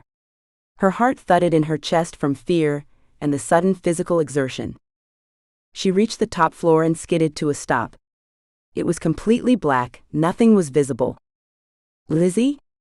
Nicole whispered, trying to speak over the lump in the back of her throat. Yeah.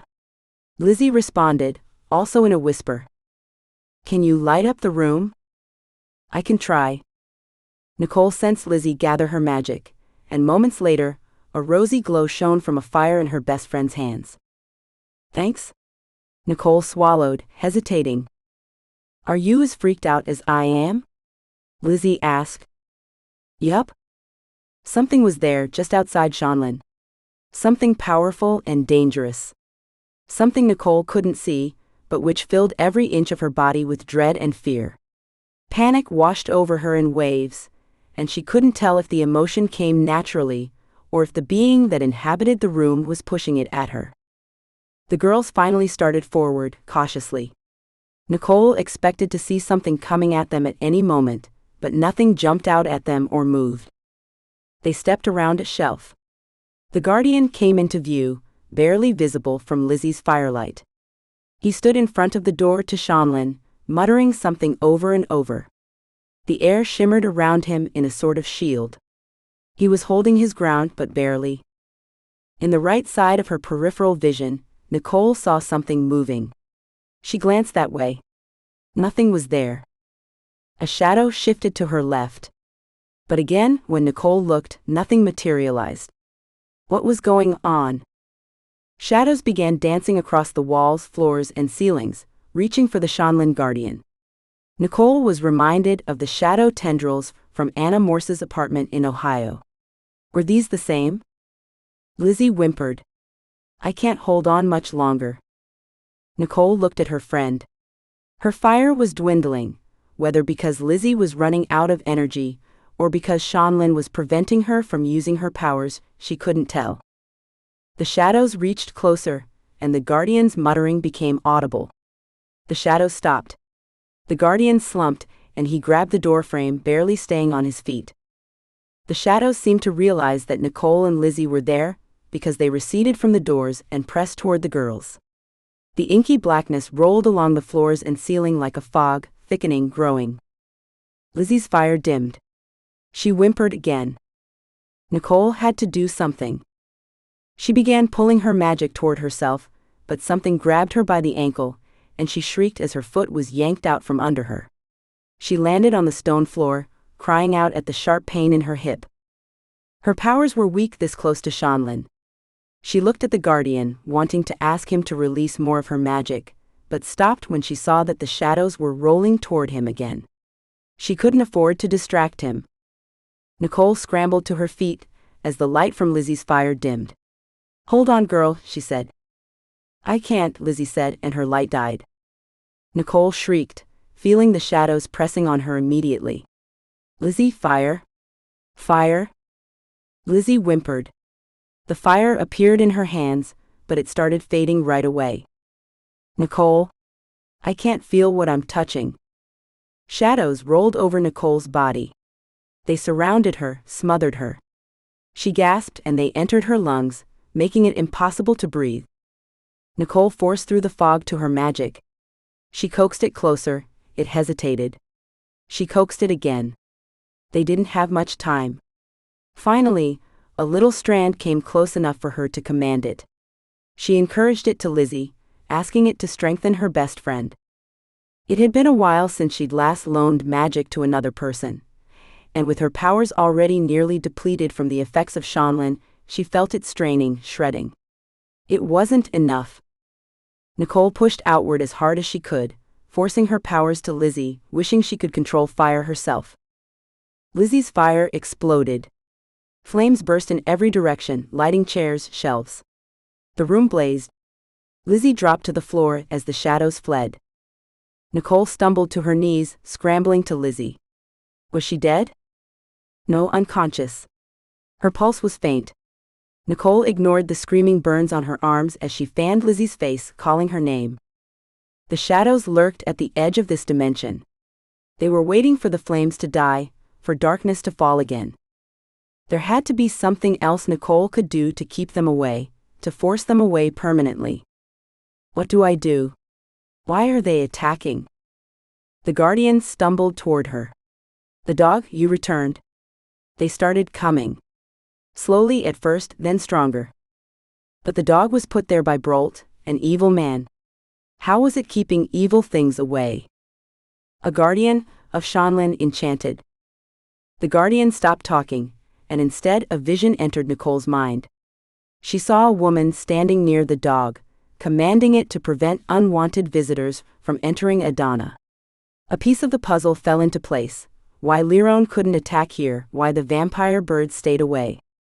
As soon as this thought fell into Nicole's mind, she realized they'd put Shanlin in a lot of danger. Who knew what was attacking and heading toward the place? Why didn't you tell me? Nicole shrieked. The guardian straightened, his eyes still shut, and spoke to her in visions where he seemed to be stronger. You are higher in station than I am. What you will become is much more than I ever was. It was your will that the dog be returned, even though it was benefiting Shanlin by keeping evil out. I couldn't stop you even if I'd tried. Nicole gasped as she realized the weight that had truly been placed on her shoulders. How do I prevent this from happening again? You must ask Shanlin. It knows every purpose for each item. You only knew about Bralt's intentions. What now? You already know. And Nicole did. She had to return the dog. Return its original powers. Seal it in its former location. Nicole looked down at Lizzie. I'm taking her into Shanlin. It would be the safest place for her, until Nicole could get the dog set up again. As you wish, the guardian mentally whispered. She will be protected by our walls for as long as possible. Nicole hefted Lizzie and rushed toward the door, grateful her friend was several inches shorter than she was. Even so, Nicole still barely made it to the door. She almost dropped Lizzie as she stumbled across the threshold. Nicole paused to lean against the door jamb for a moment, taking several breaths. Then she headed to the right, and the shelf where she'd placed the dog. She laid her friend on the floor in front of it. Before she even had time to ask how to remove the dog, the knowledge flew into her mind. She spoke the words to release the figurine from its current location, not knowing what she was saying, and forgetting the words the moment they were uttered. The dog glowed for a brief instant. Nicole grabbed it and rushed back to the book and the glass case. Nicole lifted the case, and quickly drew a line through the entry she'd placed in the book. She almost left the book exposed like that, but thought better of it and put the glass back into place. Maybe the shadows couldn't lift glass. Maybe they wouldn't read about every magical item in the room. But she doubted it. As Nicole glanced back one last time at her unconscious best friend, she sensed the shadows at the edge of her consciousness. She tried not to dwell on them, not sure if she could allow them access to Shanlin through her mind. Could they take hold and come through her? Better not to find out. Because it was too big for her pocket, Nicole tucked the dog into the waistband of her jeans, hoping it would stay there. Then she fled from the room, praying Lizzie would be safe. The flames were starting to die on the 5th floor. For a moment, Nicole realized they should have worried about the fire moving to the rest of the library, but with all the stones separating each floor from the others, it didn't look like that would be an issue. Nicole found Sweet Pea waiting on the 2nd floor. She grabbed his hand and pulled him along. "My leg," he yelped, hobbling after her. Nicole slowed a bit, trying not to growl in frustration. "I need your help putting the dog back in place." "Dog?" Nicole didn't respond. She pushed through the doors of the library, shrieking when a bomb landed near them. Liron. The sun was peeking out from beneath heavy clouds to the east, lighting the sky with a rosy glow. No rain fell, but dust from the explosion filled the air. Sweet Pea wrenched his hand from her grasp. "His explosions will kill us both if we run side by side, so don't stay close." Nicole saw the wisdom in that. She dashed through the ruins, stopping every now and then to help Sweet Pea over a fallen log or a pile of bricks. More bombs followed. She paused long enough to pull some weeds, ignoring Sweet Pea's expression of incredulity. Liron wasn't the only threat. Nicole could see vampire birds flying through the large trees that dotted the city. Miraculously, luck was on their side, and Nicole led them into the castle and down to the dungeons without either of them getting injured.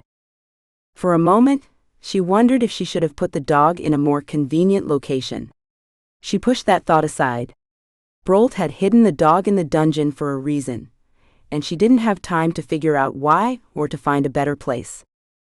They ran through the skeletons, Sweet Pea calling out in shock. Nicole would have chuckled at his reactions if they weren't in such a hurry. She was proud of the Makalo, though, for being able to run as fast as he was, and without complaining of the pain. He had to be hurting. They reached the cell. Nicole shoved the dog into the box, before handing the weeds to Sweet Pea. "Command them to hold the dog in place," she said. "They're still alive." Explosions far above made the walls shudder. Dust puffed into the room. Sweet Pea nodded. He took them and put them into the box, closing his eyes. Another explosion hit the castle. Bricks fell from the ceiling. Nicole covered her head. Sweet Pea pulled out his hand. "Ready for you," he said. Nicole faced the box, gathered her magic, then searched her memory for the appropriate words to command the dog to guard the city again. She opened her mouth. Just as she needed them, the words from earlier flew into her mind, and she yelled them as quickly as they did so. Once she'd spoken them, she forgot what she'd said. Light glowed from within the box. Power rushed out of Nicole, pulling the air from her lungs, making her choke. The light dimmed, then died. And the explosions stopped. Nicole glanced at Sweet Pea. "Did it work?" he asked. She bit her lips. She pushed through her mind to the Guardian. The link between them was still strong. He was slumped against the door jamb, an expression of relief on his face. He opened his eyes and stared at her. "Thank you," he said. "It was the least I could do," Nicole responded, "especially since I caused this in the first place." But Nicole's job wasn't done. The dog was only being held there by one form of magic. She needed to seal it in its box. She found herself wishing Jacob was there. But he wasn't. He couldn't help. Then she mentally slapped her forehead when she remembered she controlled Earth.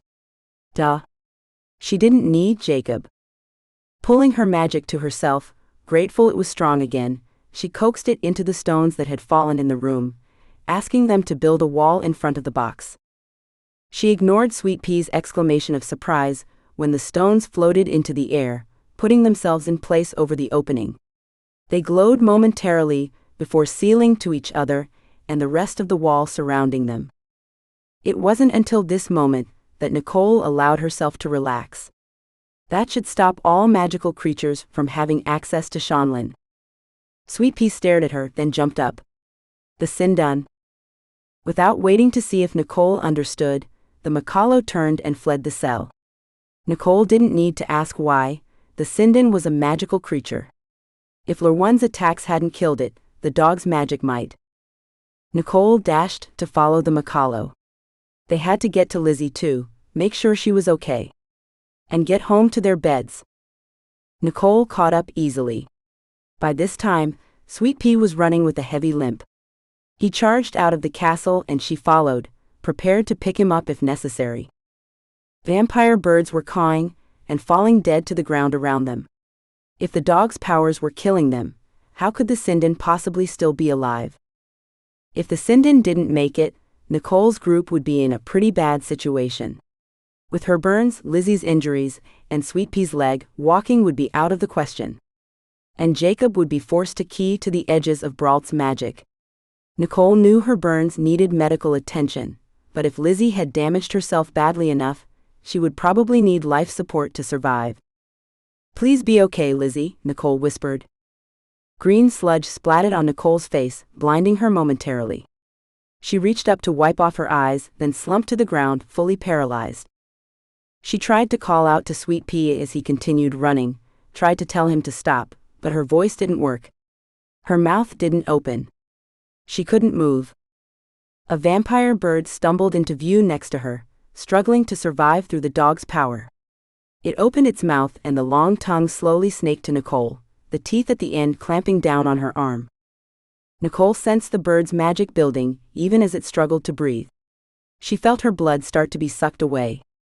It was slow, slower than it would have been if the bird were at full capacity. But it was enough, and Nicole blacked out. Chapter 6. Pain. Nausea. Nicole tried to open her eyes. Tried to breathe. Tried to move. Pain. Nausea. The two sensations rolled over her, pressed her down, filled her heart, her mind, and her soul, massive as the ocean. Fire licked at the wound in her arm. Nicole tried to scream but couldn't. She slipped into unconsciousness again.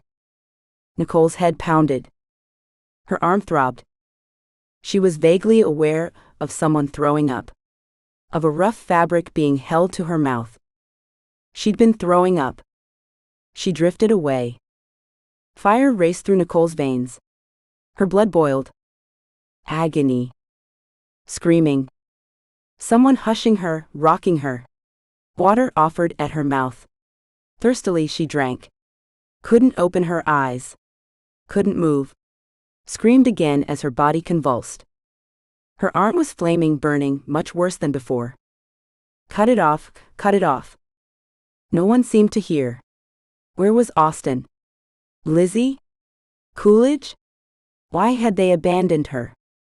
Who was helping her? She tried to open her eyes but failed. She sensed people rushing around her, helping her, mopping the sweat from her forehead. Was she in a hospital? Her brain began pulsing with the effort of trying to concentrate, and mercifully, she sank into oblivion. Nicole awoke to someone wiping her forehead with a cool cloth. She groaned. Miserable. Weak. Water, she moaned. The cool cloth disappeared and she groaned again. But it was replaced by something pressing at her lips. Water sloshed into her mouth and she opened up to it, gasping, coughing, choking on the cool liquid as it dripped down her throat. It was removed, long before she was ready for it to be taken away. More, she whispered. Someone said something in a language she didn't understand, and awareness fully came over her. She wasn't in a hospital. Where am I? Nicole tried to open her eyes again. And for the first time in what felt like years, they obeyed. The dark cave walls that surrounded her were too much to compute, and she again faded away. Hours, days, weeks later she awakened. A cold hand was pressed against her cheek. The same dark cave walls welcomed her when she opened her eyes. A face appeared in her vision, and she tried to focus on it but couldn't. Her fever had returned. She felt her body shivering violently, her arm burning. Her heart started racing when she realized she had blood poisoning and wasn't in a hospital. Her body felt heavier than cement. She couldn't raise her arms, couldn't lift her head. Her legs felt detached, like they were floating 10 feet above her. What was going on? Where was she? Who was helping her? Was she going to die? The person pressed something against her lips, and again she felt water sloshing there. She drank as much as she could this time, moaning when her stomach complained against the sudden weight. Her body shuddered, her stomach muscles clenched, her throat opened of its own will, and the water came back up, bringing burning stomach acid with it. The person who'd helped her drink clucked sympathetically, mopping at her mouth and neck. When Nicole had finished vomiting, she shut her eyes. Exhausted from the strain, she relaxed into the blankets under her, grateful they were there, too tired to wonder how they'd gotten there and how she'd gotten where she was. Instead of passing out this time, she mercifully drifted to sleep. Chapter 7. Nicole awoke drenched in sweat. The burning was gone, the shivering subsided. Her fever had broken. She groaned, opening her eyes, and tried to sit up. Her body didn't obey her. Something moved on the other side of the cave room, and she realized she wasn't alone. The person approached cautiously, saying something in a language she didn't understand. It was a human, a man. He held his hands up, hushing her, mumbling quietly.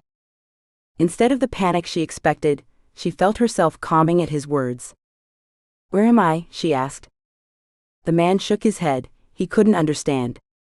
Nicole remembered what she'd been doing before the bird attacked. "Lizzie? Sweet pea?" Again, the man shook his head. What was happening in Adana? Had anyone tried to save her? Were they all dead? Nicole reached out mentally to Shanlin, and gasped when she realized the connection between her and the guardian had disappeared. The man must have realized she was panicking, because he brought the cool rag to her forehead again. Nicole startled when she got a good look at him. It was the same native she'd seen in the forest outside Adana, the one with the red paint on the side of his face. He said something, and offered her water again. His hand was gentle, his eyes kind. She sensed age and wisdom there. And one thing she was grateful for, he seemed to know how to bring someone back from the edge of death. Nicole tried to raise her arm to inspect the wound, but was unable to move it. She still couldn't lift her head, and suspected it was because of how much blood she'd lost. Judging by how sick she'd been, several pints had probably been drained from her. What was Austin doing? Was he okay? He had to be worried sick. Had he figured out by now where she'd gone? How long had she been in this cave? Her thoughts kept returning to that question. She whimpered in frustration, wishing she could communicate with the man. A worried expression crossed the man's face at the sound of Nicole's whimper, and he said something. One of his hands was painted red like his face. He kept that hand safely away from her. This close up, she could tell that the paint was actually fresh blood, constantly on the surface of his skin. She wondered if it hurt. She couldn't imagine it not hurting. Feeling stronger, she turned her head slightly and sighed in relief. Thank goodness she could do that much. Nicole inspected her surroundings. She was right. She was in a cave of sorts. It wasn't natural, though. She could tell from the ridges and cuts in the stone that someone had carved it out. Several lit torches lined the walls near the opening. Through that opening, a tunnel was visible that ran to the left and right. The cave was about 8 feet tall enough for the man who had nursed her back to health. Or men, several now stood in the opening. They nodded in her direction, speaking to the man, questions on their faces. The man shook his head, and they left. Nicole wondered what they'd asked. She resumed her visual exploration. A wooden chair sat next to the opening, and close to one of the torches. Books lined a shelf, and Nicole almost asked the man if he could read to her before remembering he didn't speak English. Dirty dishes were piled around the opening. Nicole wondered first where they'd come from and second how long they'd been there. Blankets lay in heaps around the chair, and Nicole realized the man had probably been sleeping in the room. Weird. Though she'd been sick enough that he'd most likely worried she'd die without constant supervision. A sudden exhaustion rolled over her, and the man noticed. He motioned for her to close her eyes, which she did. If he intended her harm, it would have happened already. She heard him sit in the chair right before she fell asleep. This time her sleep was long and pain-free. No dreams plagued her, and when she woke she felt refreshed and energized. But not energized enough to sit up, as she soon discovered. She grumbled in frustration, and the man lying on the floor by her cot stirred. Nicole shut her mouth, hoping she hadn't awakened him. He probably needed sleep as much as she did. He settled. She waited until she was sure he was deeply sleeping again, then tried raising her head. She succeeded. By about an inch. Exhausted, she let it drop, wondering how long she'd been sick and how long it would take to regain her strength. It must have been days since she'd been moved to the cave. So why hadn't Jacob seen to where she was and brought an expedition and rescued her? Why was she still alone? Why were they ignoring her, not trying to get her out? Nicole felt tears well up and leak out of the corners of her eyes as she stared up at the ceiling. She tried to control the sniffling, not wanting to wake the man who had watched over her so much. But it was hard. She heard someone approaching in the hall and blinked repeatedly, hoping the tears were sufficiently gone. A woman wearing a head covering and a long shawl, a rope tied around her waist, entered the cave. She saw that Nicole was awake and smiled, gingerly stepping over the snoring man. An aroma followed after her. An aroma of chicken broth and warm bread. Nicole's stomach growled loudly, making her cringe, but the woman only smiled more broadly. She said something Nicole didn't understand, but her gestures to the basket hanging from her arm helped Nicole understand that she was offering food to her. Nicole swallowed. Yes, please, yes. She needed the food, needed it to heal. The woman laid a comforting hand on Nicole's good arm, her chocolate-brown eyes full of compassion. Chocolate. Nicole's stomach growled again. The woman chuckled, then set the basket down, carefully lifting a covered ceramic bowl from it. She set the lid aside and, using a spoon, drained some of the broth into Nicole's mouth.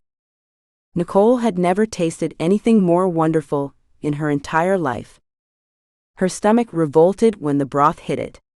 Nicole chewed the inside of her cheek, trying to keep herself from throwing up. The woman understood her trouble and set aside the food, then dipped a cloth into a bucket of water Nicole hadn't noticed yet. She mopped Nicole's forehead, speaking soothing, quiet words. After a few moments, Nicole's stomach calmed, and she gestured for more broth. The woman quickly obliged, again dripping a spoonful into Nicole's mouth. This time, the nausea reaction went away much more quickly, but Nicole still needed a moment of rest. And again, the woman seemed to understand. It made Nicole wonder how many times she had done this for other people. It took what felt like an hour for Nicole to reach the point where she felt satisfied enough to stop. The woman didn't even bring out the bread. At first Nicole had been sad about that, but there was no way she would have been able to handle that sort of thing just yet.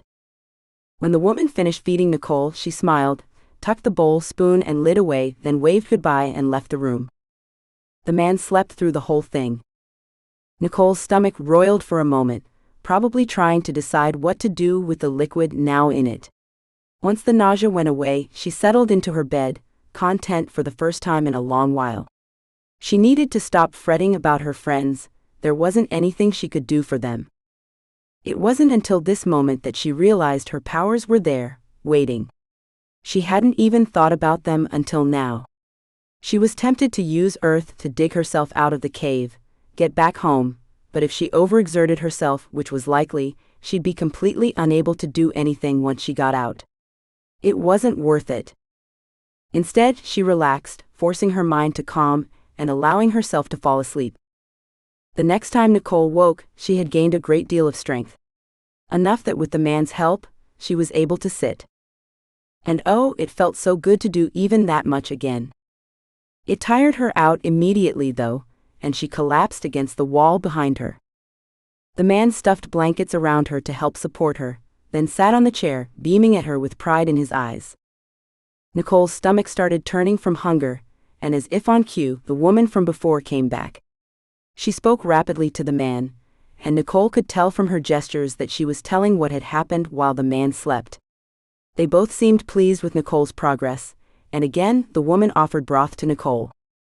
This time, Nicole was quickly able to eat her fill.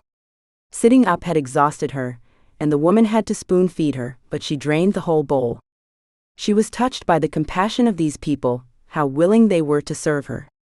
She hoped to be able to repay the favor somehow. But more than that, she needed information. "Where am I?" she asked the man and woman. They stared at her blankly, not understanding. Nicole tried raising her hands to gesture her question, but got distracted by the huge bandage on her left forearm. How had she not noticed that before? What happened? Why is it still bandaged? She tried pointing at it with her right hand, but couldn't move that arm well enough. Instead, she stared at the bandage with what she hoped was the appropriate questioning expression. The man didn't understand her words, but he did understand her body language. He spoke rapidly, telling a story with his hands and the woman's help. A bird had flown down to her. Bit her. They fought the bird off. Once it was dead, they pulled Nicole here. "Where's here?" she asked. "Am I under Adana? Has anyone come to find me?" Nicole groaned in frustration when she realized that yet again, they weren't understanding her. She gave up, knowing she needed to save her strength. The man continued his narration. Apparently, Nicole had been badly injured. Well, she knew that. She just didn't know to what extent. And when the man pulled the bandage off her arm to show her, she yelped in surprise. A huge gaping wound greeted her. The edges were ugly, some of the skin blackened. "Are you sure this still isn't infected?" she asked frantically. They didn't understand. How to make them understand? She pointed to her arm. "Will this?" She dropped her head, pretending to die, making the "I'm dead" sound, then looked at them. "Will this kill me?" she asked, pointing to the sore. The man seemed to understand, because he shook his head repeatedly. "How did you get rid of the infection?" When they didn't answer, Nicole examined the sore again, then gasped when she realized it had been burned extensively. What on earth had they done to save her? Would she ever find out? "This is going to be the ugliest scar ever," she whispered, trying to control her emotions. It was just an arm, for crying out loud. She wouldn't cry, she wouldn't. Exhaustion rolled over her, but she was too wound up now to sleep. At the woman's insistence though, the man helped Nicole back down to the cot. The man cleansed Nicole's sore as Nicole gripped the blankets with her good hand. Then the woman applied something calming and wrapped the wound in clean cloths. Nicole couldn't help but wonder about these two. Were they married? The first time she'd seen this man, he'd acted like a leader of some sort. Did the natives have a form of government? Would she ever get out of this hole? Would she ever hold a normal conversation again? Feeling like her brain was about to shut down from questions and exhaustion, Nicole closed her eyes and eventually fell asleep. Over what Nicole assumed were several days, she gradually grew in strength and appetite, until she was eating full meals and able to sponge bathe herself. She was grateful for the diet these people maintained. It was surprisingly similar to her own, with meats, breads, broths, and even dairy, and she was so glad her energy was returning. But the first day she tried walking, she failed. Nicole flopped to the ground, her legs unable to hold her. Had she been paralyzed? No, she could move her legs. Why then could they not support her? Had she lost that much muscle? Had she forgotten how to walk? Realizing the answer to the last two questions was yes, Nicole sank her head to her hands and sobbed for a good 5 minutes. Despair threatened to throw her into complete and overwhelming depression. The man and woman helped her to her feet, sitting her on the cot again. "How long until I can walk?" she asked. "Will I walk again? Or was I permanently damaged by the bird's sludge?" The woman, who Nicole learned was called Tochko, gave her a sympathetic expression. Maybe they could communicate by drawing pictures to each other. Nicole mimed writing, but Tochko gestured and said something in her rapid-fire language that led Nicole to believe that they didn't have anything for writing. Maybe they did, but not there. Maybe Nicole would need to walk to wherever the stuff was. Or maybe they only used it for rare occasions because it was hard to come by. She hated not being able to converse with them. Tochko helped Nicole settle into her bed and commanded her to rest. Nicole was getting used to the woman's mannerisms, and at least they could communicate with gestures. She sighed in frustration, rolling to her side, grateful for the strength that was slowly coming to her body. It was time for sleep. The next day, Tochko again helped Nicole sit up. Then she and the man who was called Suntcow helped Nicole stand. This time, with one of them on either side supporting most of her weight, Nicole was able to take her first faltering step. It was hard. Really hard. She couldn't believe how many of her basic abilities she'd lost because of that stupid bird sucking her blood. Suntcow and Tochko walked her around the room several times until she was so tired she couldn't lift her legs anymore. And that was the end of her exercise for the day. But her mind was far from sleepy now that she was on the mend, and boredom quickly set in. For entertainment, she began practicing her arete powers. She focused on gathering her magic as quickly as she could, then forced it out of her just as fast, having it crush little rocks and rebuild them. It definitely wasn't exciting, but she was getting much faster at commanding her powers. The man and woman loved watching her exercises. And she loved their attention. It felt like she was entertaining small kids. Soon she was able to crush the rocks and recreate them instantly and flawlessly, so that she couldn't tell that they'd gone through any change at all. Once she'd mastered a quick draw, she began focusing on water. It was hard. The dumb liquid didn't want to obey. Nicole started with a cup of water held between her thighs. She practiced moving the water around and around. She tried lifting it, but couldn't. It made her wish she had Professor Coolidge's book with her, the one that taught which sub-ability an arete should start working on first. She did the best she could, trying to keep thoughts of Coolidge and Austin, from her mind. Why weren't the natives helping her get back to him? One of them was always with her, and when she asked about leaving, they couldn't understand her. Either they were pretending not to understand, or they really didn't. She suspected that at this point, they knew she wanted to go home. And what was going on with Keitus? Had her friends figured out where the talismans were without her help? She hoped so. She hoped they were staying well ahead of the evil man. It was hard not to stress about her situation and the situation of her friends, so she practiced calming exercises. That helped, especially since she couldn't control what was going on outside of her little cave. After several days of practicing with water, when her physical abilities were exhausted, Nicole finally started making headway with the element. It began moving and lifting itself at her command. She was surprised when this simple action made Suntcow and Tochko extremely excited. The woman clapped and dashed away, and the man grinned at Nicole. Nicole set the cup aside, mildly confused. Her confusion grew when several natives returned with Tochko, jabbering excitedly, motioning to Nicole while talking to each other. A few of them carried buckets. Tochko approached Nicole with a grin. She pointed to the water in Nicole's cup, then to the walls of the cave. Then back to the cup. Next, she pointed to a section of stone farthest from Nicole's bed that was moister than the others. With big motions, she indicated pulling water from the wall and putting it in the cup. "You want me to gather water?" The people stared at her expectantly. "And if I do this, can I leave?"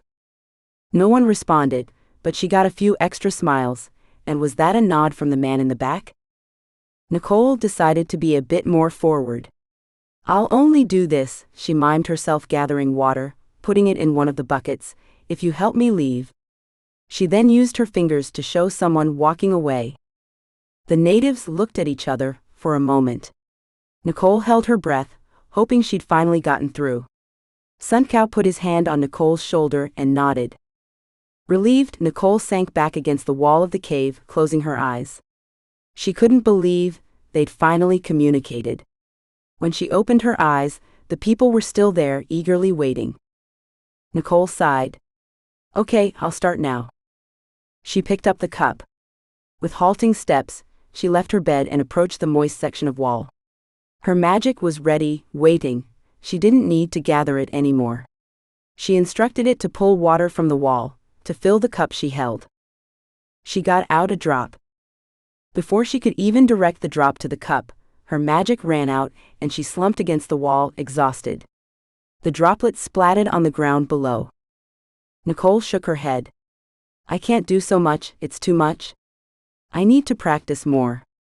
She felt tears leaking from her eyes and couldn't stop her shoulders from shaking. Would she ever see Austin again? Would she ever leave this place? Nicole was aware of Tochko shooing the other people away. She approached Nicole, putting her arms around her and helping her back to the bed. She wiped tears from Nicole's cheeks, clucking sympathetically. If you feel so bad, why am I still here? Why haven't you helped me escape? Tochko only shook her head in response. After she'd finished tucking Nicole in, she took one of the torches with her, waved a goodbye to Sun Cow, who had settled onto his blankets on the floor, then left. Nicole knew by now that once it was bedtime, Sun Cow didn't speak. He fell asleep quickly and deeply. Knowing the task that was required of her in order to leave, Nicole realized just how long it would be before she got out of the place.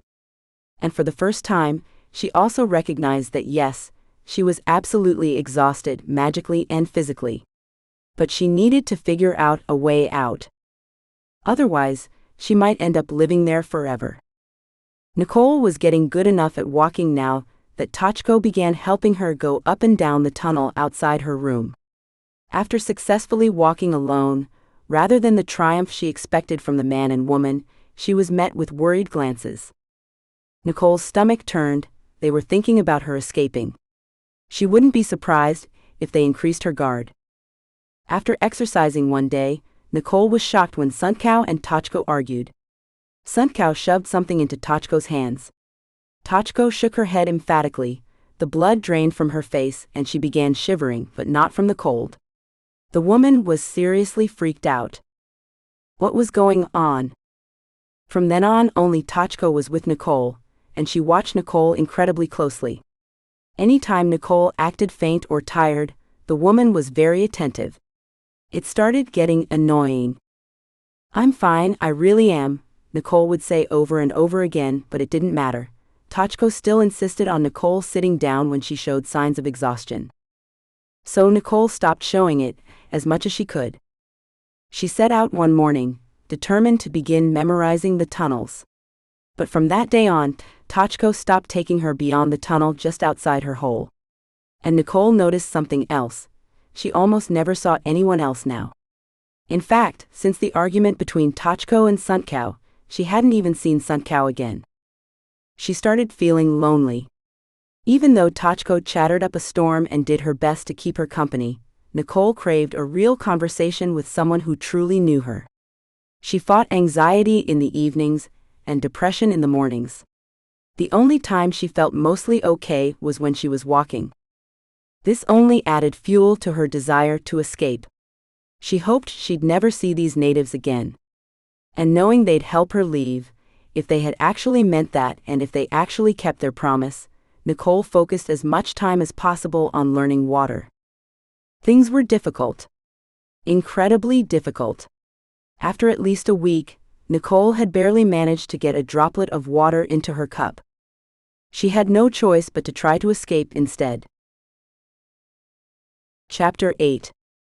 The day after Nicole coaxed the drop of water into her cup, she and Tochko were yet again pacing the tunnels outside of her cave. Tochko watched Nicole walk with approving eyes.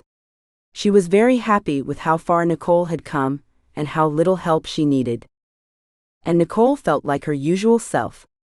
Good whole strong. Strong enough to make a run for it? Nicole was contemplating this thought when she lost all control over her body.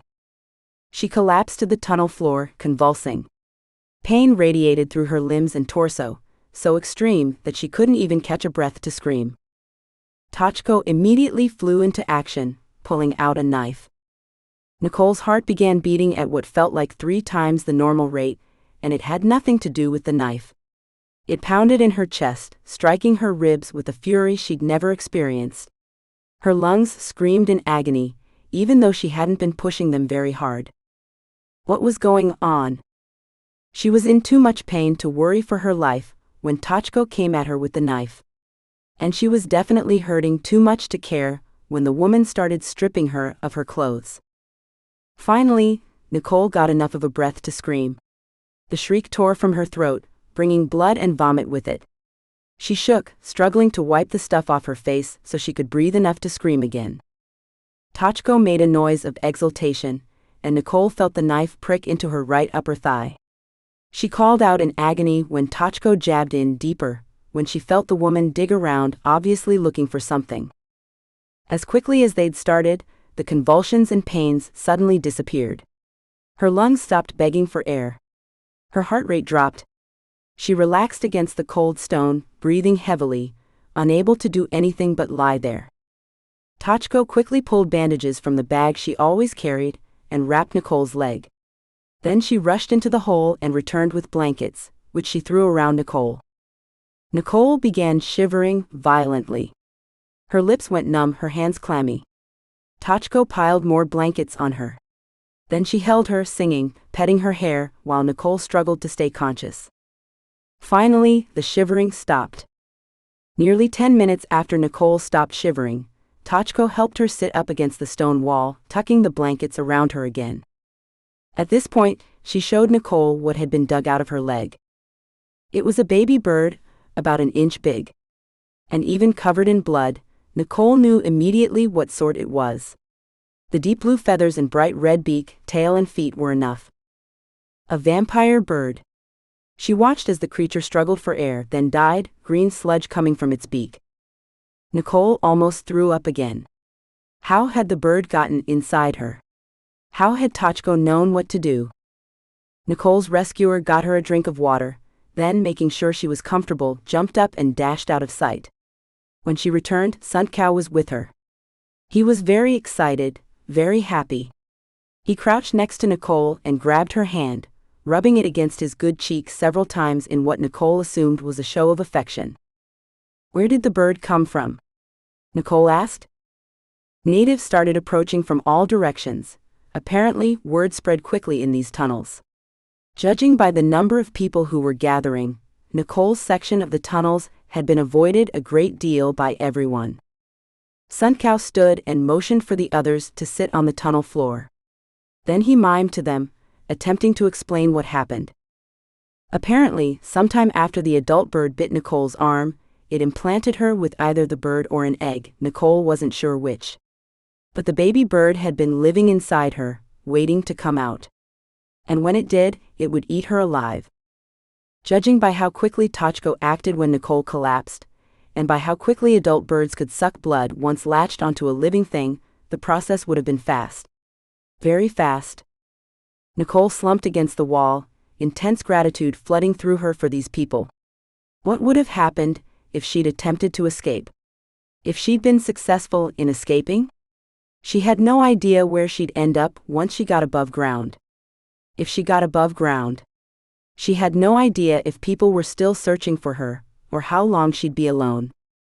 After the story had been told and the children all had a chance to gawk at Nicole, Tachko and Suntcow had everyone leave. Then they helped her to a sitting position, back into her hole and on the cot. Tachko peeked under Nicole's bandages before rolling back on her heels, pleased with herself. It was at this moment that Nicole realized what the argument earlier had been about. Suntcow obviously didn't feel comfortable searching Nicole's body for the baby bird himself, and wanted Tachko to do it. But Tachko probably wasn't comfortable cutting the bird out, and wanted Suntcow to do that part. Nicole probably wouldn't have cared either way, due to how awful she'd felt while everything was happening. After rubbing Nicole's cheek, Suntcow left, and Tachko started pacing the room, probably too excited to settle. She babbled for several moments while Nicole leaned against the stone, too tired to follow the woman's movements. But when Tachko knelt before her and gestured and explained in her own language that Nicole could leave when her leg got better, Nicole felt all exhaustion flee. Relief poured over her. She could go. What about the water? Nicole pointed at the moisture seeping through the wall. Tachko shrugged before reaching over to pat Nicole on the hand. Nicole could tell that she was trying to appear disinterested. But Nicole knew better. These people needed her to do something with water. She didn't know what. Maybe they didn't have enough. Or maybe they had too much and needed her to move it. But if Nicole waited until she was powerful enough with that aspect of her magic, she'd be stuck there for months. And that wasn't something she could handle. Let me go find my boyfriend. I promise he'll help. He's mastered water already. Tachko acted like she understood, but Nicole was sure she didn't. And Nicole didn't miss the expression of sadness that filled the woman's face when she turned to leave the cave. Nicole felt her heart swell with gratitude for these people. They'd saved her life not just once but 3 times now. First, from the adult vampire bird. Second, from the resulting infection. And third, from the baby bird that would have eaten her alive. If it weren't for the natives, Nicole would have been dead over and over again. She would help them. She would. Just not yet. She needed to get home and make sure Keitus hadn't taken over the world already. Keitus? Nicole groaned. Why had all of this happened? Why had she been bitten by a stupid vampire bird, moments before it would have died anyway? And why the infection? Tachko returned carrying a huge stack of blankets and Nicole's clothes. After helping Nicole dress and making sure she was comfortable in bed, she settled on the ground beneath her. Nicole stretched out on the cot, hands under her head, and stared at the roughly cut ceiling. She wondered how much damage had been done to her leg. Hopefully, not a lot. If she was free to leave now, she wanted to leave. But depending on how far she had to walk to get back to Adana, or wherever the natives would take her, she might not be able to do it for a while. It took 2 more days of Nicole anxiously asking when she could leave, before Sunkau and Tachko both approved of how much she'd healed. Miraculously, she didn't get another infection.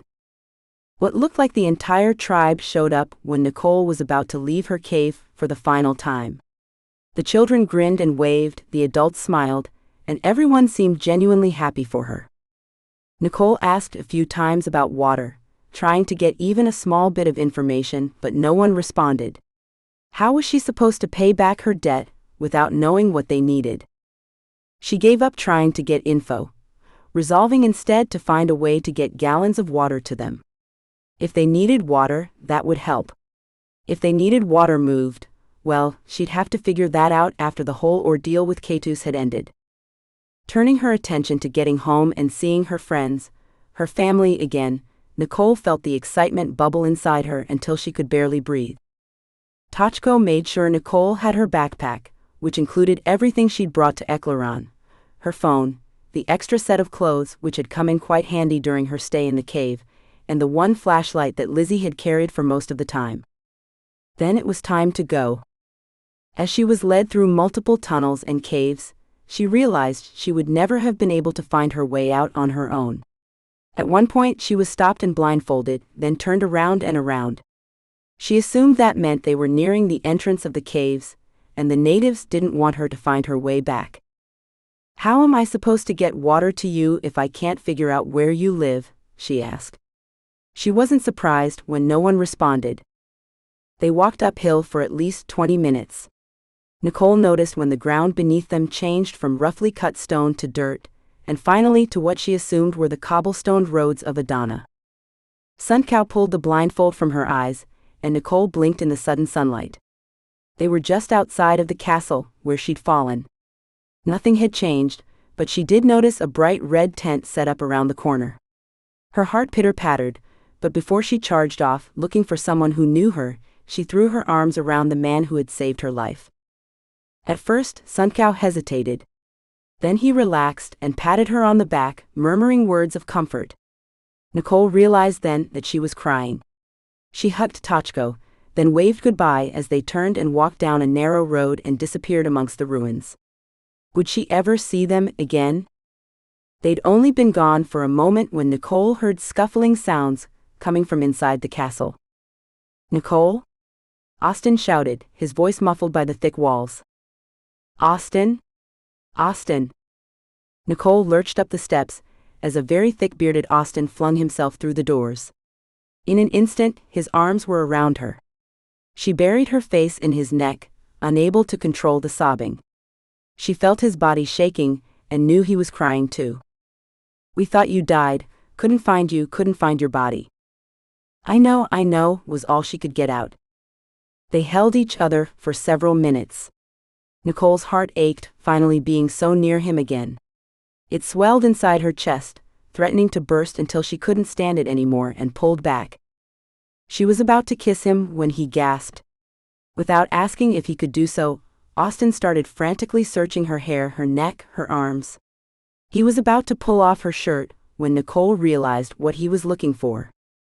"They already got it, it's taken care of." Austin shook his head. Have to make sure." Nicole grabbed his whiskered face and forced him to look in her eyes. "It was in my thigh. Tachko cut it out a couple of days ago."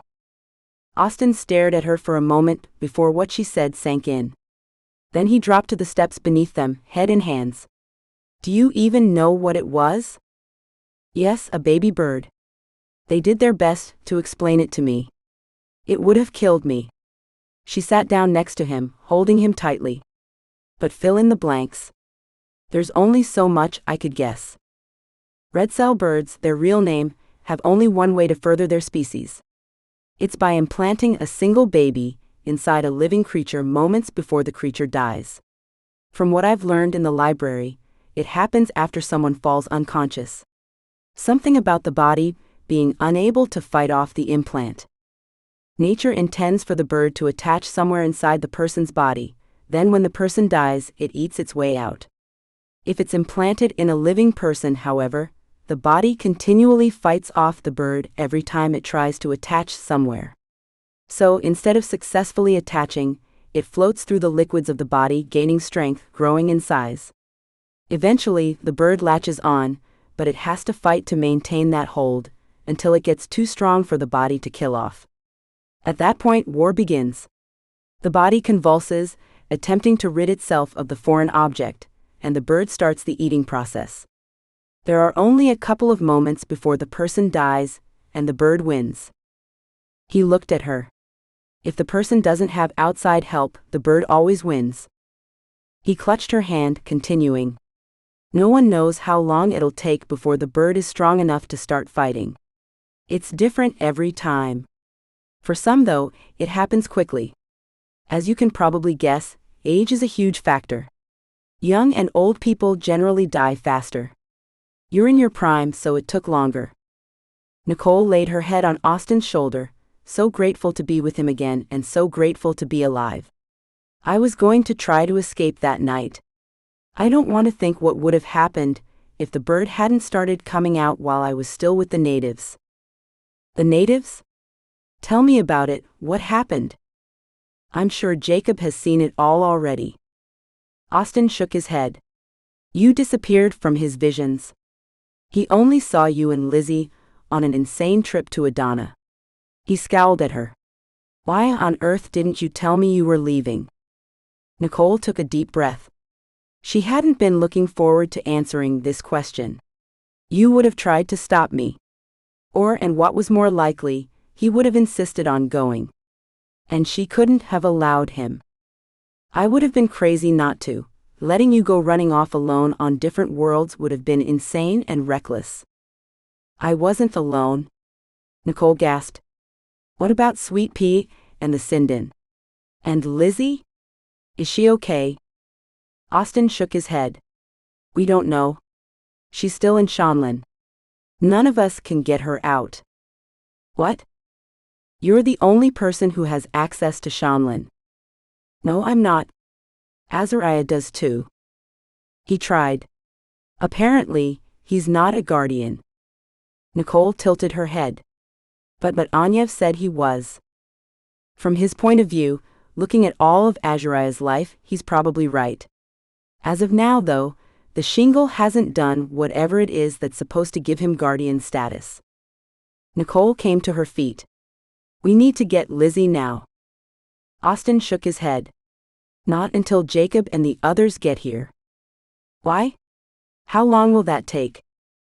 A few hours, because you put the dog back. He held up his hands when Nicole started defending her actions. I know why. Shanlin was under attack. But Jacob can't just key here anymore. He sighed, tugging her down again.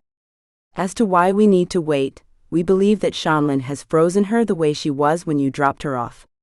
She's still unconscious from what Jacob can tell. Nicole gasped. But what if she's dead? She would never forgive herself if Lizzie died while waiting for her to return. Honestly, we're not sure if she's alive or not.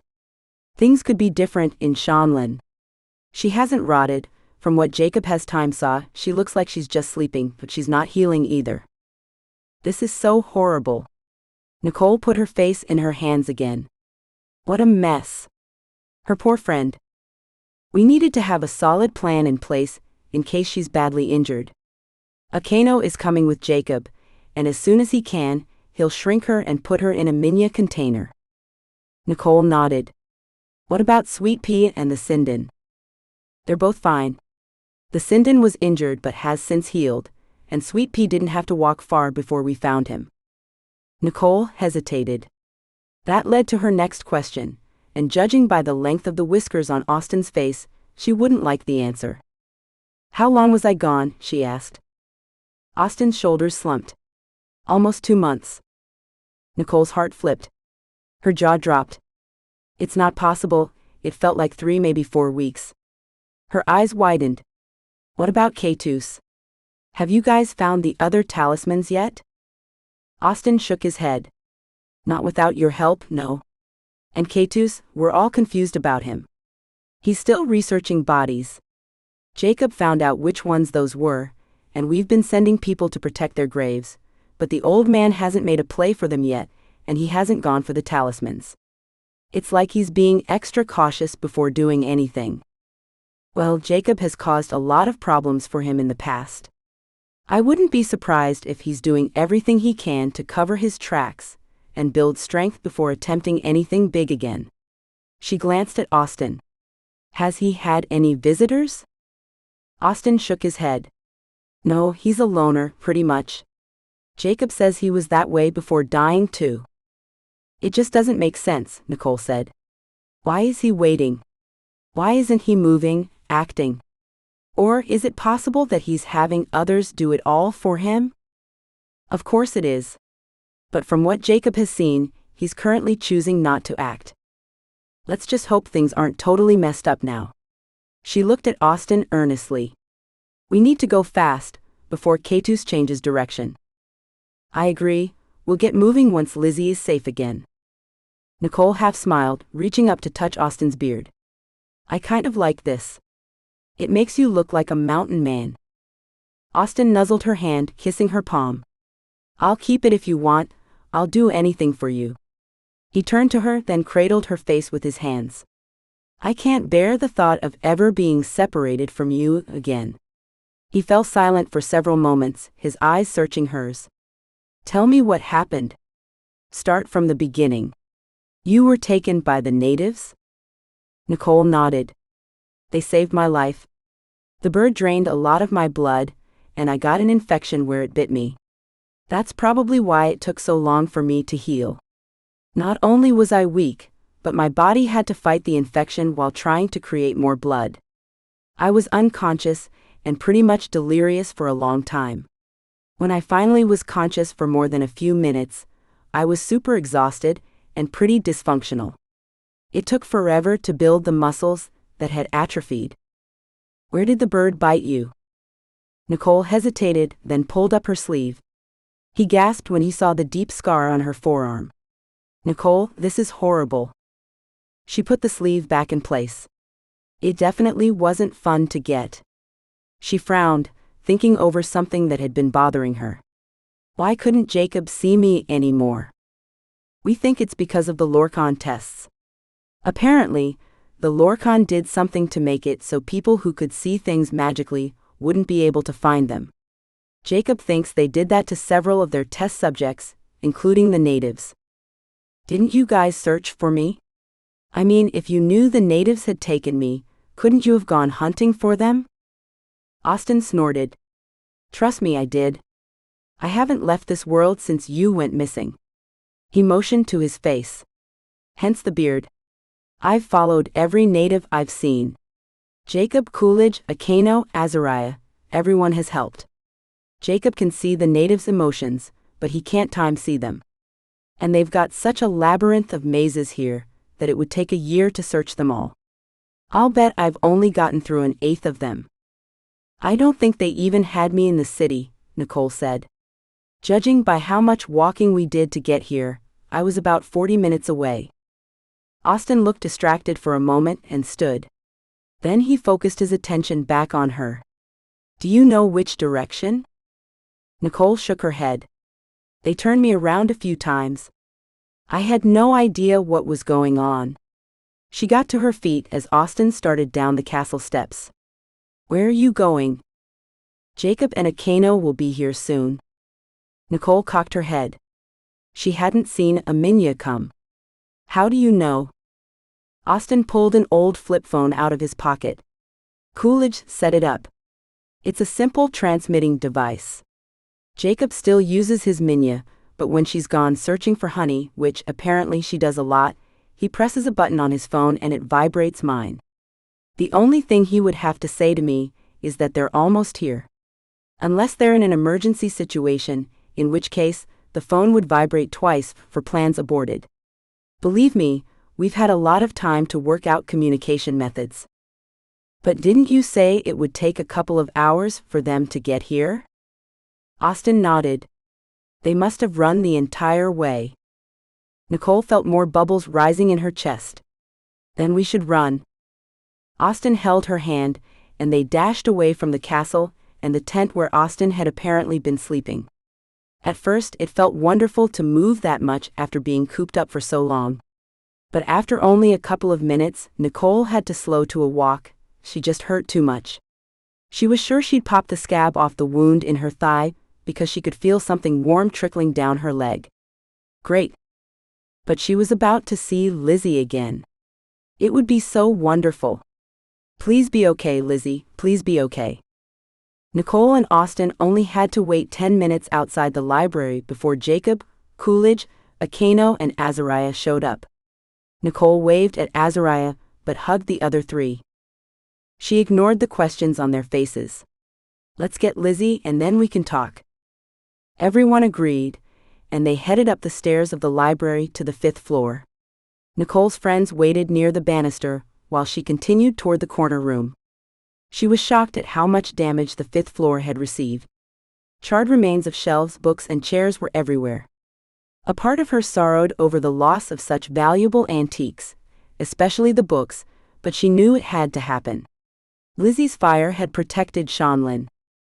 The Guardian greeted Nicole warmly. Well, warmly for a dead guy. No smile, no expression of happiness, but the peace and calm around him were different. It was as if he accepted her now. She felt as comfortable around him as she would around a close sibling.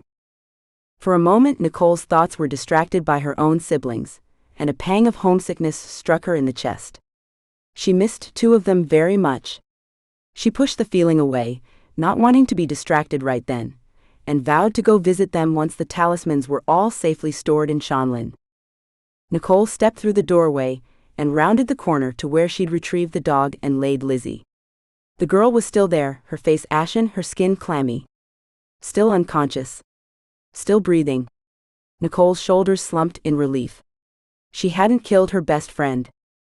Nicole looked around for something that would help her carry Lizzie, but found nothing. Without the reserves of strength she'd drawn upon last time, she didn't know how she was going to get the girl from the room. She tried picking her up, but that was nearly impossible. Nicole glanced at her arms.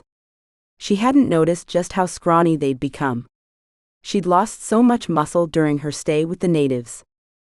Instead, Nicole resorted to dragging Lizzie across the rough stone floor. She winced every time the girl hit a particularly rough section. The guardian spoke near Nicole, making her jump. "There is an easier way," he said. Nicole looked at him. "What is it?" "Command her to exit. She'll do so at once. She's only here because we granted her access. Once that access is revoked, she'll be forced to leave." Nicole tilted her head. "So if someone evil were to gain access to Shanlin, we'd only have to command them to leave, and they'd have to do it?" The guardian sighed softly, his voice trickling in the breeze around Nicole. "No. If they break through our barriers, there isn't much we can do to make them leave. It is far easier to willingly grant access than to remove that which has been forcibly taken." "Good to know."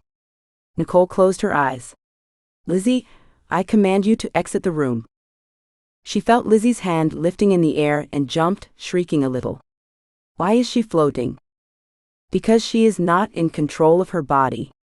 She would be forced to walk out if she were. So instead she floats. Like the chick in Ghostbusters. The guardian didn't smile. His closed eyes showed no emotion. Nicole sighed. "Got it. Thanks for your help. I'll see you later." No response, and Nicole followed Lizzie's floating body from the room. Once they passed the threshold to Shanlin, Nicole prepared for her friend to crash down, but she didn't need to worry. As soon as they'd left the outer reach of Shanlin, Lizzie slowly lowered to the floor. Her eyes began fluttering wildly and she groaned. The poor girl was in pain. Nicole didn't need to call for help. Coolidge, Jacob, and Austin were already there. They rushed forward and picked Lizzie up. The group raced to the stairs and down to where Akano and Azariah waited. It didn't take long for Akano to turn Lizzie into a miniaturized version of herself and to tuck her gently into the minya container. Nicole opted not to be healed just yet. Since she wasn't bad off, they had too much to do. Once Nicole had made sure Lizzie was comfortable and safe, she turned to her friends. "Now we talk." Chapter 9. Jacob and Austin cooked dinner in a set of ruins just outside the library, while Nicole told her side of what had happened during the nearly 2 months she'd been gone. Everyone was shocked she'd survived without hospitalization. She'd really been lucky, and she knew it. Once she'd finished, Nicole demanded to know if there were any updates on Keitus. "Not yet," Coolidge said. But Azariah and Jacob glanced at each other. Nicole pointed at them. "You two, what's going on?" Jacob flushed, probably embarrassed from being put on the spot, and lowered the knife he was using to cut potatoes. "As of this morning, Keitus has stopped studying people and is now searching over maps. I think he's preparing to take a trip." "Where to?" "From what it looks like," Jacob said, chopping up the last potato, "to the talisman on the other planet. I've never seen maps of that world, but what he's looking at perfectly matches what I've been time-seeing." "I just don't understand why he hasn't gone after them already," Austin murmured, setting a large pot on the flames. "It doesn't make sense." "It does to me," Jacob said, dumping the potatoes into the pot. "As soon as he knew I was aware of his plans, he'd have to make sure they were sound, that he would be successful. I've really made him miserable in the past." "Even so," Austin said. Jacob scowled, looking away. "So, if he's going after the talisman, that means we need to hurry, right?" Nicole asked. Jacob glanced at her and nodded. "I didn't want to bring it up until Lizzie had been taken care of, but yes, we should get moving. Though from what I can tell, he's just starting his initial study of the planet, something I began months ago." "But if I'd been here, we would have gone to get the talisman 2 months ago," Nicole said. "We can't expect it to take Keitus that long to figure everything out." She reached forward, accepting a piece of buttered bread from Austin. "What did you learn about the other planet?" she asked Jacob. He turned to her. "The place is really fascinating. The dirt is loaded with iron, which makes it very red. There are a couple of suns that are close enough that if they didn't have thick clouds that never go away, they'd almost likely be fried up from the rays." Austin glanced at Nicole. The clouds trap heat though, so it's incredibly hot anyway. But not too hot for humans, I hope, she asked. Jacob's eyes widened with excitement, and he practically bounced to sit on a large stone near her. Apparently not. There are humans living there already. Nicole blinked. What? Really? Wow. She supposed it shouldn't surprise her by now to hear this, not when she'd already met humans living on many other planets and in other dimensions. And that's not all of it, Coolidge said, tossing his crusts and paper plate into the fire.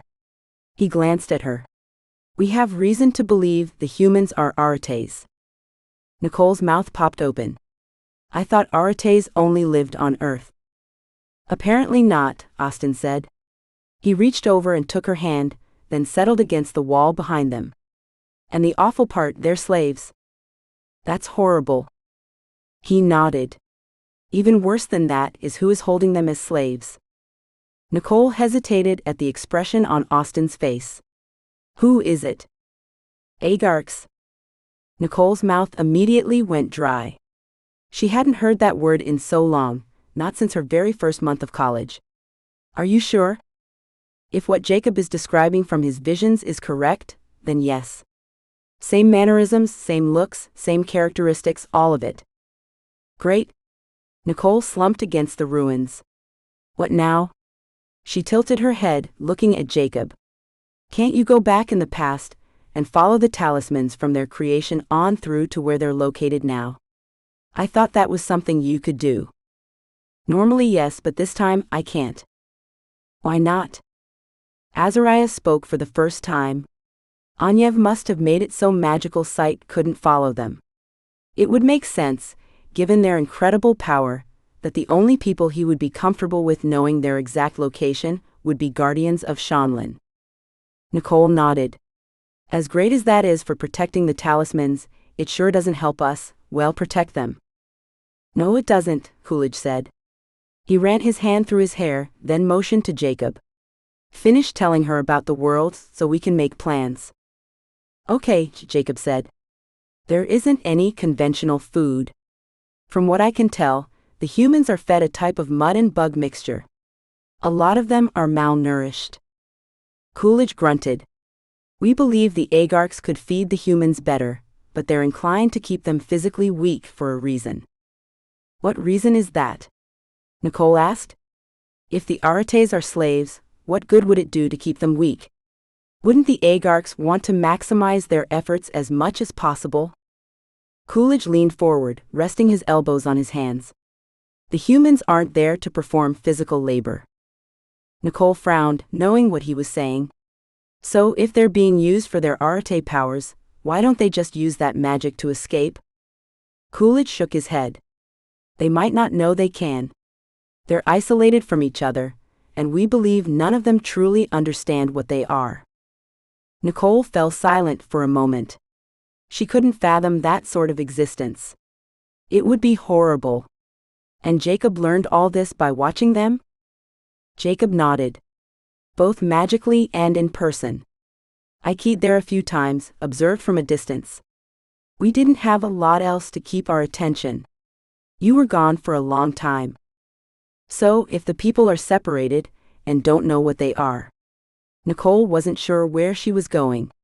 She rubbed her eyes. I wish there was something we could do to help them. There is, Coolidge said. Get the talisman and hide it from Keitus, because rest assured, once Keitus has his hands on all the talismans, he'll enslave everyone. Then let's go. What about Lizzie? Jacob asked. Nicole glanced at him. You're sure she's going to heal? He nodded. And she's absolutely safe in that container? Definitely. Then let's get her to Myvoral Castle, and have your parents watch over her. Nicole bit her lips. You all know how much I care for Lizzie, but there's nothing I can do for her right now. And judging by how long it took her to heal last time, it'll probably be days before she wakes up. We can't afford to sit around waiting. She stood. Let's go now. Nicole was almost surprised when everyone jumped to pack up their things. Even Azariah and Coolidge were quick to do as she said. But maybe it was because they were antsy to get going, get on the move, finish this quest. They'd had to wait as much as she had, even more since she'd been out of it for so much of her stay with the natives. Early, Jacob's Minya delivered a message to the castle. Dmitri and Aryan sent a message immediately, wanting their son to bring everyone to the castle to check in. A sudden depression crossed over Nicole. Her world was so small. The only people who cared about why she'd been gone so long were with her. Outside of this small group, there weren't many who'd know she'd been gone nearly 2 months, and if they did, they wouldn't worry enough to call. She pushed her melancholy feelings aside, realizing they'd only make her lose her focus right now. She accepted some Keitus sap-soaked rags from Azariah, which she bound to her thigh inside her jeans. That would help keep the wound from getting worse until she could sleep. She hoped the opportunity to sleep would come soon. After the excitement of the day, she definitely needed it. Nicole visited Shanlin, wanting to make sure the path to the talisman was fresh in her mind. Then she and the others ran, she with some difficulty, the whole way to the door Jacob would use to key them to the castle. Upon arriving in Myvoral City, Nicole was grateful to see that Dmitri and Aryan had gathered the necessities she and the others would need for their trip. Several packs were ready when they got there. Aryan gave Nicole a hug, wishing her luck, and Dmitri shook her hand, welcoming her back. Then she and the others hefted their packs and said goodbye. It was finally time to get the next talisman. Nicole watched as Jacob pulled the key from his pocket and slid it into the lock in the throne room door. Oh, better make sure nothing is going on where we're keying. His eyes glazed over as he time-saw to what Nicole was calling the Iron World. So they breathe oxygen there? Nicole asked while waiting. Last time we went, everyone was paranoid our brains would explode if we stepped through the door. Slight exaggeration, Austin said, squeezing her hand. She sent him a smile. But pretty close. We might have already gotten the talisman if it weren't for everyone, meaning you, freaking out. He shrugged. It's better to know what's coming. Definitely. Jacob returned from time-seeing. All good. He hesitated. Though Nicole needs to know that there aren't many doors on this planet, at least not ones that will work with the key.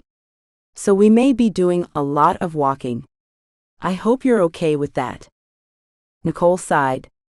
She would love to be done with long treks on foot, but quick and painless trips didn't seem to be her lot in life.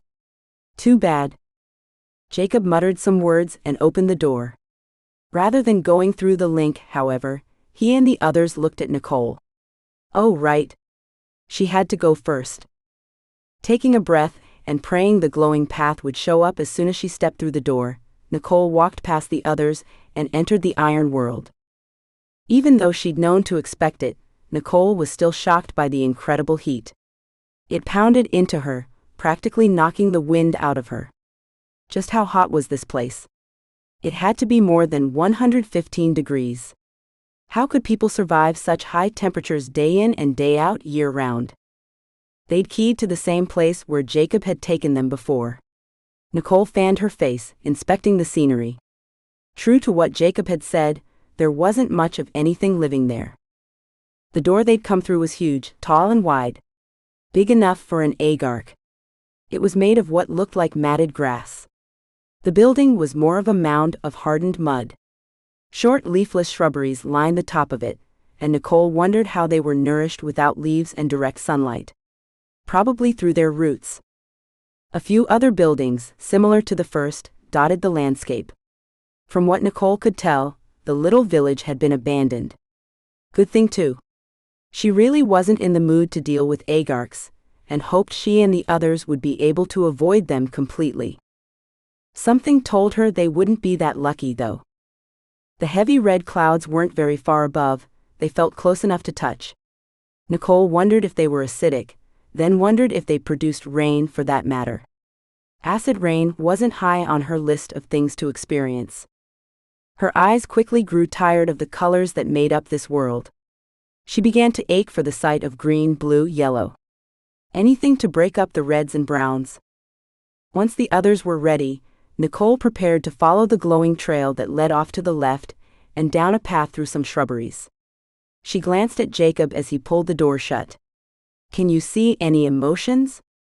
He gazed out over the endless landscape of mud fields and shook his head. No, there's nothing.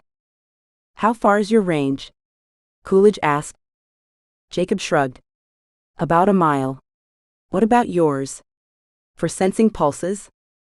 It depends on the strength of the pulse, Coolidge said. If the magic of the object is extraordinarily strong, I've been able to sense it from several miles away. What about from other arites? Jacob asked. I've never felt someone from a distance of greater than a mile, Coolidge said. Nicole glanced around, making sure the others were ready, then she started down the path. Everyone fell silent, and a still-bearded Austin took Nicole's hand. She was glad he was beside her, so glad they were together again, even if they were about to see Agarks. They followed the glowing path for over an hour, before the road dropped over the edge of a hill and disappeared from sight. Jacob perked up. I see emotions ahead. He motioned to a dense thicket of shrubberies on the right side of the road. Let's take cover while I time-see. Everyone moved into the bushes, making sure they weren't visible from the road, while Jacob fell silent. I sense an arate there, Austin said, his eyes closed. Coolidge nodded. Same? But what type? I'm having a hard time narrowing in on this one. Austin didn't respond for several moments. Then he opened his eyes and looked at Coolidge. I can't tell. It's muddled. Almost like the arate hasn't restarted yet. I was getting the same feeling, Coolidge whispered. And if that's the case, he or she can't be far away. Nicole nodded, understanding why her professor was whispering. Most arites prior to restarting only carried a tiny pulse, one which many others couldn't sense at all. And if Coolidge and Austin sensed this one already, this arate had to be nearby. Nicole concentrated hard, but could only feel snatches of the magic pulsing in their direction. Jacob returned. At the base of the hill is what looks sort of like a military compound. Lots of short buildings. He paused, a concerned expression crossing his face. You guys can sense Agarks, right? Nicole glanced at Austin, shaking her head. No, we can't. She hadn't felt anything from the Agarks that they hadn't wanted her to feel. Well, that sucks, Jacob said, because it turns out I can't see their emotion colors. From the expression on Coolidge's face, this was important. Has that happened before? Nicole asked, looking back and forth between the two of them. Jacob shook his head. Not with anything intelligent, he said. It's my way to gauge the intelligence of something. If I can't see its emotions, it's not a creature that can reason or really think. He took a breath. This is going to complicate things. Because there are at least 10 Agarks down there, along with a few humans. It'll be difficult to get around. He looked at Nicole. And the glowing path is still leading in that direction, right? Nicole bit her lip. Yes. I wish it would show alternative routes, but it doesn't. Any chance the talisman is in this compound? Austin asked her. She nodded. Of course, I just can't see that far ahead. Can you feel its pulse now? Coolidge asked. Nicole closed her eyes, concentrating, separating the magical pulses that washed over her from the arites here and the arites in the compound as Austin had taught her to do so long ago. She could feel several separate sources, and it took a moment of hard concentration to recognize what they were. She opened her eyes. I can feel the arate you guys sensed earlier, along with 3 others. 4 arites in total. And I can sense at least 2 magical objects there. But from this distance, I can't tell what they are. Coolidge nodded. The 3 arites must have just arrived because I feel them now, but I didn't earlier. Yeah, a convoy of sorts was just pulling up while I was scouting out the area, Jacob said. Okay, let's talk logistics, Austin said. Assuming the talisman isn't in the compound, and that the path keeps going that way, we just need to get through it and continue onward. He hesitated. Of course, if this is where the talisman is located, we'll need a completely different plan. I vote that Nicole goes ahead and the rest of us stay here, Jacob said. Everyone looked at him like he was crazy, and he put his hands up. Hear me out. This is the last place where we can hide, I checked. And it'll be much more difficult to explain 4 free humans instead of 1 if we get caught. I don't like it, Austin said. What if they kill her on the spot? Or what if they kidnap her and turn her into a slave, and we all die trying to free her? Nicole put her hand on Austin's arm. Jacob has a point. I'm the only one who can see where to go, and if we run into trouble, it's a lot harder to save 4 than it is to save 1. She grinned. Besides, I'm a wind arate. I can start up a storm if necessary. I'm strong enough. You don't need to worry about me. Austin relaxed somewhat, but he still had that worried expression on his face, so she kissed his forehead, hoping to ease the tension away. I'll be back fast, she said. Without waiting to hear what Coolidge and Jacob thought, Nicole sneaked out of the brush. She knew Austin wouldn't come chasing after her, he was smarter than that. And Jacob would keep an eye on her, and let the others know what was going on. Even though the compound was still out of sight, she hadn't gone far before she started hearing noises from it. Butterflies immediately came to life in her stomach. She crouched and peered over the edge of the hill when she was near enough to see the compound. Panic welled up inside Nicole's chest when she saw the first agark. How she'd hoped never ever to see one of those again. The monster was already swelled out to its full size. The tube-like torso was at least 6 feet around and probably 15 feet tall. The antennae wriggled from the top of the tube, and it glided around an inner courtyard on powerful, root-like appendages. She couldn't believe she'd gone up against these things and had come out unscathed. Coarse agarks were nothing to the Shoggoths. She pushed away the immediate visions of the scaly beasts, with hundreds of popping and reforming eyes. So disgusting. Despite the intense heat, she shivered. Taking a deep breath, she forced herself to focus on the current situation. The compound was made up of 15 of those squat huts. There wasn't a clear way through. The road led to the first hut, then it disappeared and everything was trodden. In the center of the compound was a courtyard that made up a sort of gathering area. And in the center of that courtyard was a bigger building, a main one. That was where the first agark had been when she'd looked. It must have just come out of the building, as now there were several more agarks with it, and a 5th was just leaving that building. Nicole did a double take when she saw 2 humans there, a youngish man and an older woman. They were chained up and unhealthy. The dark circles under their eyes were visible even from where she crouched. It made her heart ache, thinking about what they'd gone through. The man was farthest away, but Nicole immediately knew he was the one who had created the weird magical pulse earlier. He was definitely a wind arate. His hair was so light it looked almost silver. His bright head was lowered, his shoulders down, beaten, resigned. Had he ever experienced freedom? The woman was probably 50. She was closer to Nicole and looked to be a water arate. Her hair was pulled into a messy ponytail and hadn't been washed or combed in ages. Nicole took a deep breath, trying to tuck away for now the compassion she felt for these people who were so miserable and downtrodden. She needed to focus, in and out. Get the talisman before Keitus showed up. Come back later to help. Keitus getting the talisman would definitely ensure the misery of these people. Speaking of the talisman, if it was here, where would it be? Nicole closed her eyes, concentrating, trying to pinpoint the magical pulses from the non-arate sources. Nothing specific was there. She needed to get closer. She opened her eyes and the glowing path shimmered before her, still illuminating the way. Crouching, she slowly started down the hill.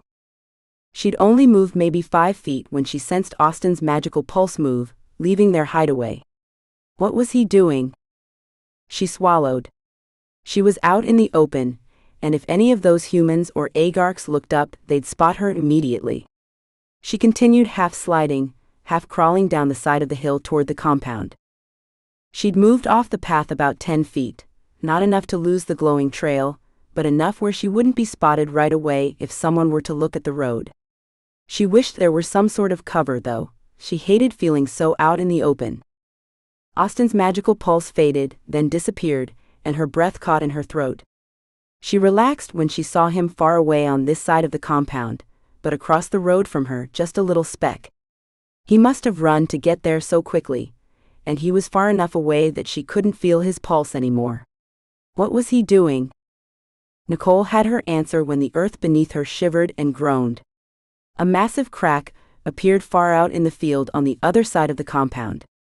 Mentally thanking him for the diversion when the Agarks and humans turned to see what was going on, Nicole rushed the rest of the way down the hill before freezing. The ripple in the ground must have caught everyone's attention, and from the center building where the 5 Agarks had come, at least 20 more emerged with 4 Arates in tow. There wasn't a second to lose. None of the monsters were looking toward her. Nicole needed to find out where the glowing path was leading her, and fast. She skidded the rest of the way down the hill, then flat out ran across the field toward the first building. Her heart skipped a beat when the thought occurred to her, what if the talisman was where that ripple in the earth had formed? The Agarks would probably be getting close to it by now. What if the glowing path led her there? She pushed those thoughts aside. The only thing she could do right now was to cover as much ground as possible, and as quickly as possible. Up close, the mud huts were much larger than the one they'd entered the world through. These were at least 10 feet tall. She dashed to the left around one, then around another to the right. After skirting at least 6 mud huts, the path led her to the door of a very large building, the biggest one she'd been next to yet. Nicole backed up. This was the mud hut where all of the Agarks had come out. What was she supposed to do? Go inside? Hesitating, knowing just how much danger she was in right then, Nicole pushed the door. It opened noiselessly on its rope hinges. She reached out to her magic, just in case, then entered the black interior. Chapter 10. The nasty smell was the first thing Nicole noticed. It was horrible. Pungent, worse than a toilet that hadn't been cleaned in years. She could imagine it coating every inch of her, mixing with the sticky sweat that dripped down her back and legs. And she recognized it immediately. The last time she'd smelled it had been in Arches National Park. Burnt sewage was the closest description for the odor she could come up with. It was awful. The second thing she noticed was the candle burning at the opposite end of the empty room. Steps led down into that room. The door perched almost precariously at the top of them. Nicole descended, trying to see clearly, her eyes burning from the sweat that dripped into them.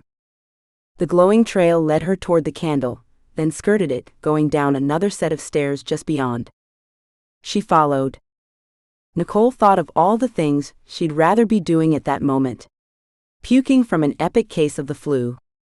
Talking to Tiffany, her mom. Dealing with Terrians. At least she could understand or know what to expect from humans. But Agarks? Nicole paused at the bottom of the second set of stairs and peered into a dark hallway lit by several candles on either end. She tried to minimize her breathing. The less of that stench that entered her nose, the better. But her poor lungs began screaming for oxygen, and she was forced to swallow huge gulps. She might get her would rather be vomiting wish after all. Now that would be fun. Dealing with Agarks while puking. Yeah. The hallway ended with a thick blanket. Nicole paused, biting her lips, then carefully pushed the coarse material aside with her finger. She peered through the slit. A brightly lit room with several blanket-covered doorways greeted her. She breathed a sigh of relief when she found the place empty. Nicole quietly strode forward, shielding her eyes from the glare of several torches that lined the room. She hesitated for a moment, glancing back at the blanket she'd come through. Like the rest, it was red and brown. Would she be able to remember it so she could get out? Looking down, she saw that the glowing path led to the opening directly across from where she'd come. That would have to be enough, and she prayed the path wouldn't take her much farther. She couldn't afford to get confused. The trail then led her down a very long hallway. Had she reached the end of the building yet? Or were these tunnels to the other huts rather than halls? That was likely, given that none of the other huts seemed to have doors. The glowing path stopped in the middle of a room full of pillows and blankets. She felt the magical pulse of the talisman. Where was it? Turning, her eyes now adjusted to the darkness, she tried to spot anything that would help, anything that would signal the magical item's location. Nothing popped out at her. Her palms were already sweaty from the horrid heat, but she felt a cold sweat rush over her, giving her chills. She had to find that talisman. The Agarks would probably return at any moment, and there was no telling what would happen if they discovered her here. A light flashed right next to her. Nicole shrieked, then clapped her hand over her mouth. Early floated in the air. "Nicole, they're coming. Hide." She didn't need to be told twice. But where was she supposed to hide? Nicole ran to the edges of the room, feeling the walls, searching for a door. There wasn't a way out. She was trapped. She could run back to the room with all the blankets, but without knowing where each doorway led, that would only confuse her and get her lost. And with her luck, she'd choose the one doorway all the Agarks came through. A wild, crazy idea occurred to her. She stepped to the nearest wall, running her hand over it. "How much time do I have?" she asked Early, sensing her magic there, ready and waiting for her to direct it. "A minute, no more." "It would have to be enough." "Tell Jacob and the others where I'm hiding," Nicole said. Not waiting for an answer, Nicole sent her powers to the hard-packed dirt of the wall.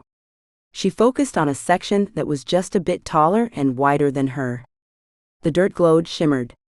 Her eyes ached from the sudden light.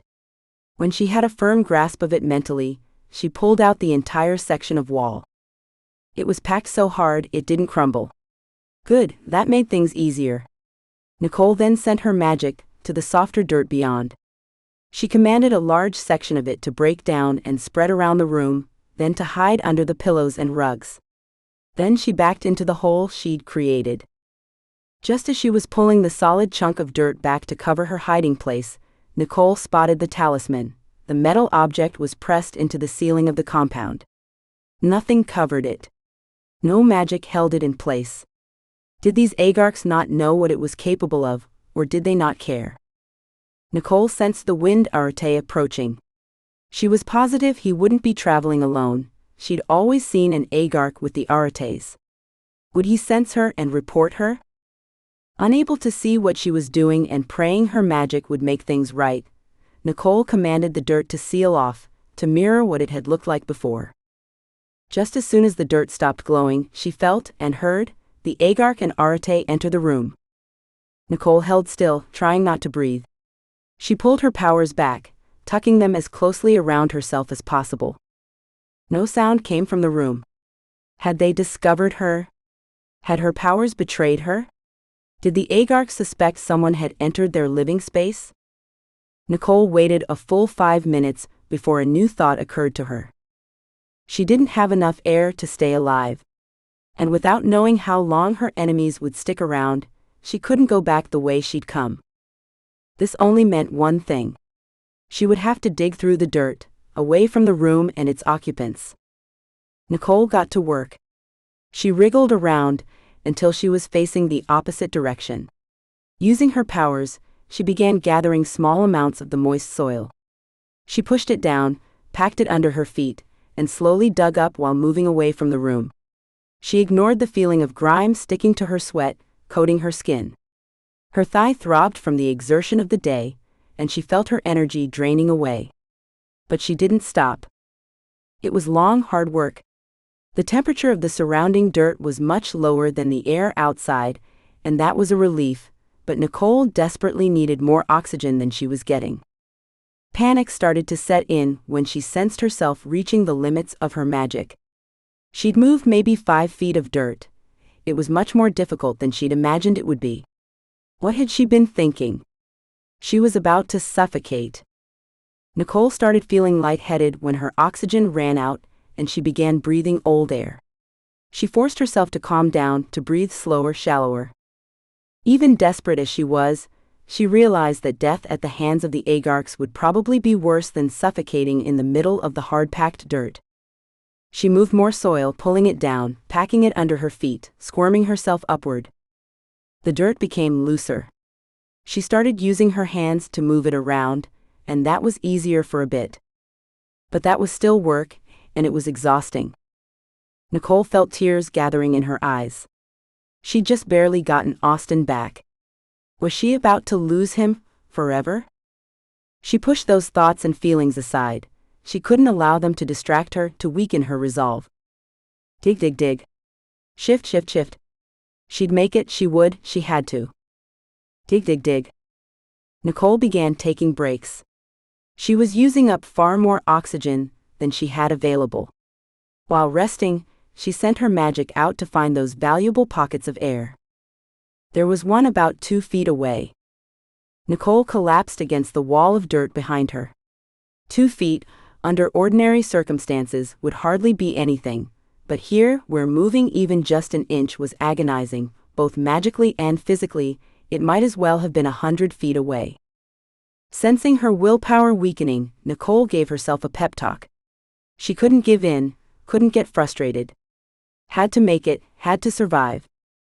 Not bothering with moving through the dirt anymore, Nicole focused on pulling that pocket of air toward herself.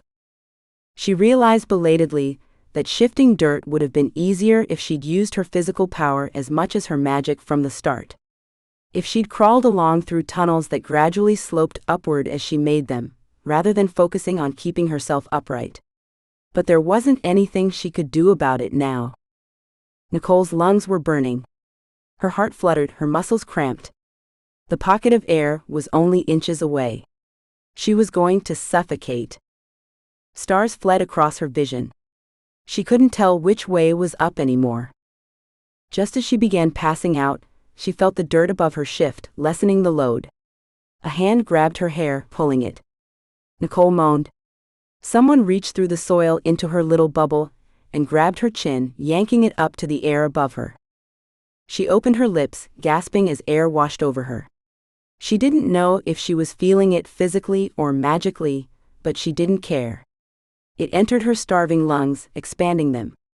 She felt things popping around her, but she couldn't tell where the popping sounds came from, whether inside her body or out. "Nicole," Coolidge whispered loudly. "Come on, Nicole, pull yourself out. I can't exert any more magic, I've reached my threshold. Austin and Jacob are doing their own thing. It's just me here." Nicole drew in several more breaths, then nodded, shaking the dirt from the rest of her face. She struggled until her arms were free. She grabbed Coolidge's hands and kicked her way out as he pulled. "Not a bad idea," he said, "but stupid considering it was just you." Nicole didn't respond. She blinked at the light as he led her into a crater above ground. "You exploded things," she said. Why hadn't she thought of that? A sudden burst of energy, instead of the trickle, would have been so much more effective. One swoop and she would have been free. But what sort of attention would it have gotten her? What sort of attention did it get him? "Do you have the talisman?" he whispered. Nicole shook her head. "No," she said. "I didn't find it until Early came to warn me." Coolidge didn't respond, but Nicole didn't need him to. She knew he wasn't disappointed. She'd done what she was supposed to, find the talisman's location, and they'd come back for it later. "Help me make things right again," Coolidge said once they reached the edge of the crater. Nicole reached to her magic, glad to find a portion of it ready. She sent it to the scattered dirt, surprised none of the Agarks had noticed already, sensing as he did the same. Together, they replaced the dirt. Just as they finished, Coolidge stopped. "Can you feel that?" Nicole shook her head. She was too exhausted to feel anything. "The arate, he's coming." Not waiting for Nicole to respond, Coolidge dashed around a building. Nicole rushed to follow. She now felt the wind arate, he hadn't been far away. She turned, looking toward his magical pulse. He came around the corner of a building only 10 feet away, and froze when he saw her. Their eyes met. Nicole gasped. He wasn't a wind, he was a silver. How was that possible? He hadn't restarted yet. She turned and ran, catching up with Coolidge. Was the arate to be trusted? Would he turn them in? Had the Agarks sent him to find her? They had to know something was going on, there was no way they couldn't. But what did they suspect? Nicole and Coolidge dashed around buildings, then raced up the side of the hill and back to where Nicole had left the group. She dropped to the ground, crawling into the hiding place. She gasped, her lungs angry and sore from what she'd put them through that day. We ran in plain sight, aren't we worried the Agarks will see us? Coolidge shook his head. They don't see things the same way we do. He looked at her. You remember the one feeling your face with its antennae? Like she could forget. They sense things that way, you're right, she said. But they still knew we were there. Yes, they have other senses we don't have. But something tells me they use humans as much for physical eyesight as for labor. Nicole immediately thought of Will, the human slave down in Arches. She hadn't thought of him in a very long time. A brief feeling of sadness came over her, but she pushed it away. He'd made his choice. But that Arate did see us. We'll leave as soon as Jacob and Austin come back from creating diversions. Jacob and Austin returned moments later, and Nicole was surprised to see a Kano trailing them. Apparently, Jacob had keyed to Taga village while Austin was creating distractions. Good thing too, the Makalo brought a shrunken door with him, which he enlarged, then hid in the middle of the thicket. What should we do if the Agarks figure out what happened and move the talisman? Nicole did not want to walk to Shanlin again to find the new location, then go through the horrible ordeal of following the golden trail to what might well be their deaths. They won't, Austin said. Are you sure? Nicole asked. As much as I can be. Jacob looked at Nicole. Dust storms and rifts happen frequently here, so Austin created a bunch of those, hoping they would draw the Agarks away without alerting them to our presence. Nicole glanced at Austin. You created a dust storm? He grinned. Yup. I'm pretty good at them now. Nicole returned the smile and reached over to take his hand. Her boyfriend was awesome. We're going to have company if we don't leave now, Coolidge said. Jacob nodded and created a link to the castle in Eclaron, then ushered everyone through ahead of him. He shut the door before they saw anyone entering their hiding place. Nicole was surprised to see Lizzie sitting at the table in the throne room, playing cards with Queen Ariane. Lizzie, Nicole said, dashing across the room and throwing her arms around her best friend. Oh my gosh, I missed you so much. Lizzie stood still in Nicole's embrace and wrapped Nicole in a hug of her own. I've missed you so much too. Nicole sniffed, pulling back. If I'd known you were only going to be asleep for a few hours, I definitely would have insisted we wait. It would have been so good to see you before going to that horrible planet. Lizzie chuckled. You probably would have been less dirty and sweaty too. Nicole looked down. Oh yeah. Sorry about that. It's awful there, super hot, and I actually buried myself in dirt. You didn't need to tell me that's what you'd done. Lizzie said with a smile. She sobered. And also, you've actually been gone 4 or 5 days now. I've been awake for 2 of them. That got everyone's attention. Austin frowned. Are you serious? The Queen glanced up, setting her cards on the table. She's right. Time must move differently on that planet than it does here. This is bad, Nicole said. To us, it's only been 2, maybe 3 hours. She ran her hand through her hair, pulling dirt clods out of it, and looked at Jacob. You're probably going to want to find out what's been going on with Keitus during that time. He nodded. On it. While he was time-seeing, everyone took a seat at the table. Nicole dear, would you like to clean up? The Queen asked. Yes, Nicole said. But right now we need to discuss this. I can handle the dirt for a little longer. She motioned to the others in their group. Besides, I have a feeling everyone will want a shower after what we went through. The Queen nodded. So what did you find? We know where the talisman is, Nicole said, but it's going to take a lot more help to get it back. What sort of help? Dmitri asked from the head of the table. Coolidge glanced at the king. Arate help, we'll need silvers or natural earth arates. He looked at Nicole.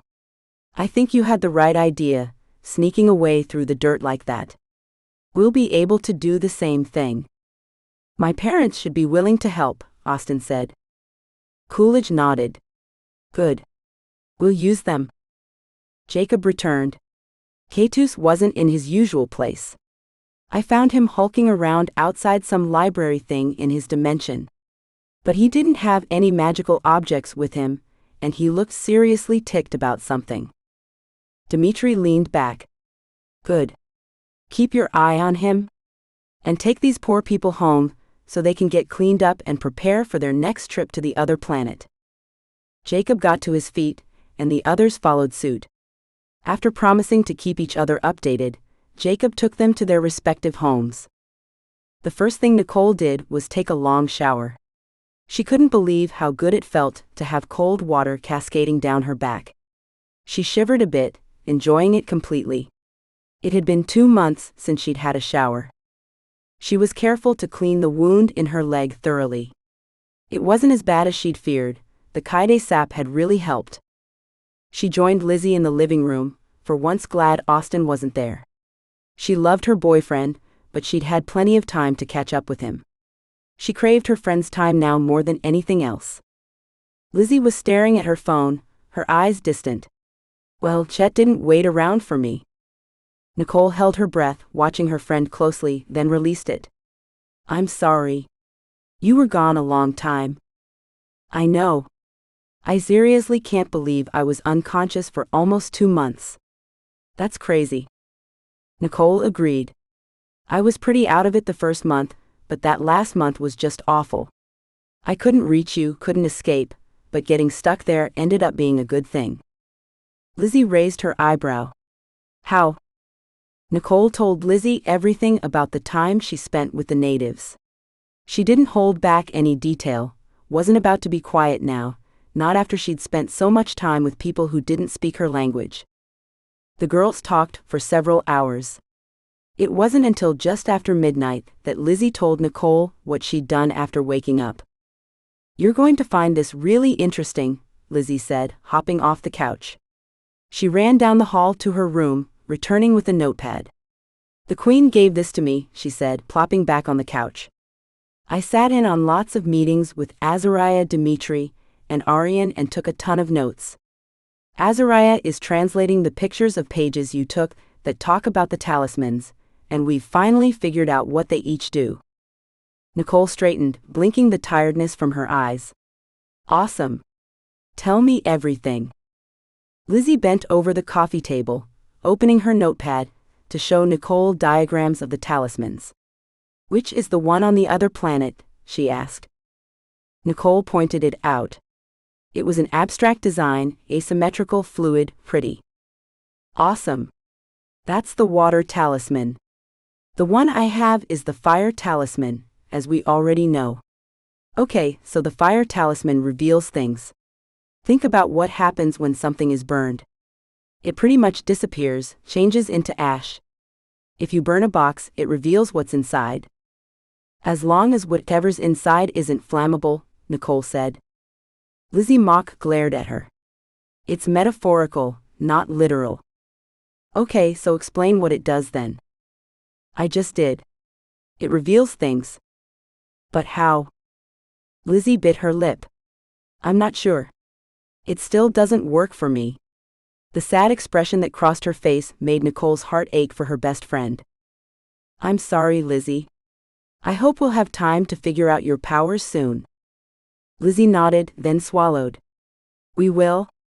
She turned back to her book of notes. Okay, so the fire one reveals. The water one, the one you found, hides. Water covers things.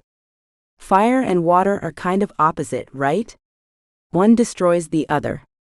Fire evaporates water and water drowns fire. Are we talking about the types of magic, or the elements themselves? Both. Neither, it doesn't matter. Lizzie glanced at her friend with a smile. Just keep listening. Nicole pulled a blanket to her lap. Sorry. What does the earth talisman do? It strengthens. So when you want to build a strong house, you use earth properties, steel, cement, bricks, things like that. And that would mean the wind talisman weakens, right? I mean, if they're opposites, which it seems they are, that would make sense. Lizzie nodded. Yes, exactly. But how does wind weaken? A hurricane rips through a town, destroying things. Weakening structures. Unless you have something earth-like to strengthen them. Nicole nodded. Got it. I can see why having all of the talismans at once would cause a lot of problems. Yes. It creates the perfect magical object, something capable of both strengthening and weakening, revealing and hiding. It gives the bearer of the talisman a great deal of power, most of which is unknown, since the four have rarely been in the same person's control at once. And this is why Keitus wants them so much, Nicole said. The possibilities could be endless, even the known powers are amazing. Exactly. Lizzie glanced at Nicole. Did you see him there, on the other planet? Nicole shook her head. From what Jacob saw earlier, I'm guessing the old guy's a bit behind us. He still doesn't know how to get to the other world. It's not like he has Jacob's key or anything. Yeah, no kidding. Lizzie closed her notebook and leaned back against the couch, resting her head on Nicole's shoulder. I know I wasn't aware of the passage of time while I was in Shanlin, but I still feel like it's been ages and ages since I last saw you. Nicole felt tears building up in her eyes. I know. She didn't need to say anything else. Instead, she reached out and clasped Lizzie's hand. What would she do if she lost her best friend? Her heart ached at the thought. A sudden thought occurred to her. If 4 days passed while we were gone, do you think Keitus might have gone to get the last talisman? I mean, if he knew where it was, and it ended up being closest to him. Lizzie blanched. And if he did, would Jacob know? Nicole pulled her phone from her pocket. I'm not sure, but we need to find out. She sent a quick text to Jacob, hoping he'd receive it. He didn't respond, and she realized why. He didn't have service in the castle in Myvoral City. Instead, she texted Austin. He agreed with her. They needed to find out ASAP what Keitus had done while everyone was gone. But without a way to contact Jacob, they wouldn't be able to do it until the morning. We really need a Minya, Lizzie said. Nicole nodded. Yeah, that would be awesome right now. I think we should ask Jacob to help us find one. Good idea. The girls went to bed then. Nicole wasn't able to fall asleep for a while though. She tossed and turned, thinking about the old man who was trying to steal talismans and bodies so he could rule multiple worlds. Chapter 11. The next morning, Nicole woke to Jacob's responding text. She read it and slumped back against her pillows. Keitus hadn't left his dimension the whole time Nicole and the others were gone. He was gathering people, monsters, and creatures to help. Nicole called Austin. He answered after a few rings with a groggy, hello. Hey, when are we heading to the other planet? Have you talked to your parents? Yeah, I did last night. They're flying out now. We'll leave as soon as they land. Okay. Anyone else coming? Coolidge doesn't think we'll need a bigger group than you, me, him, and my parents. Nicole nodded. 3 silvers and 2 advanced arates should be enough, right? Right? I'm going to shower. I'll come by in a while. Let's go to lunch, okay? Good idea. Do you mind if Lizzie comes too? Apparently, her boyfriend didn't stick around while she was gone, and she's pretty bummed. I don't blame him. 2 months is a long time to wait for someone who has completely disappeared. Nicole's heart warmed. Austin had waited for her. Do you think he called the cops? He might have. I definitely would have. We'd better take care of that now. They said goodbye, and Nicole set her phone down, confused. If Chet had called the cops, this place would have had officers crawling all over it. Sam would have been involved. The apartment might even have been signed off to someone else. Her eyes narrowed. Did Chet call the cops? If he didn't, Lizzie was better off without him. She opened Lizzie's door a crack and poked her head inside. Her best friend was still sleeping, her red curls splayed out across the white pillows. She looked angelic. Nicole found herself hurting for her best friend all over again. When would Lizzie find the right guy? Nicole realized her best friend wasn't even 20 yet. She still had plenty of time. But still, the girl deserved to date a good guy. Someone who was at least concerned about her. Lizzie rolled over, then blinked, staring at Nicole. "Morning," Nicole said, stepping inside and hopping onto the bed. "Did you sleep well?" "Yeah, until I found some creeper staring at me." Nicole chuckled and Lizzie grinned, sitting up. "What's going on?" "Austin's showering, then he's coming over. The three of us are going out for lunch, and you don't have a choice, you're coming." Lizzie put her hands up. "Trust me, I'm fine with that." "When will he be here?" "Well, his showers are long, so probably not for another 45 minutes. "Okay. Go pretty yourself up for him." Lizzie grinned. "It'll be nice to get out and have some fun before you, save another planet." She tilted her head. "You're not really saving that planet though, right?" "In a roundabout way, yes. We're stopping Keitus, which in turn will save everyone." Nicole felt silly saying that.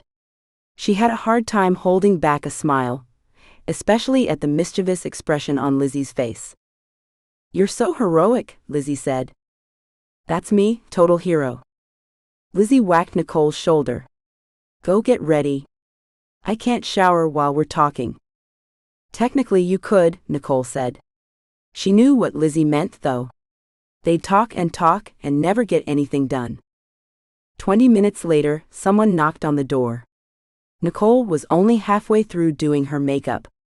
The knock came again, much more insistent this time, and she rushed to look through the peephole. Austin was on the other side. She undid the locks, then swung the door open. "What's up? You're here way earlier than I thought you'd be." Austin didn't respond. He rushed past her, turning on all the lights and opening the blinds. "What's wrong?" Austin strode to her, bending over, shoving his head in her face. Look. Look." Nicole stared at her boyfriend's hair. "What am I looking for?" "Just look." He reached up and pulled a section of hair aside, laying it against his scalp. "Do you see?" Nicole gasped. A thin line of silver was visible in his roots.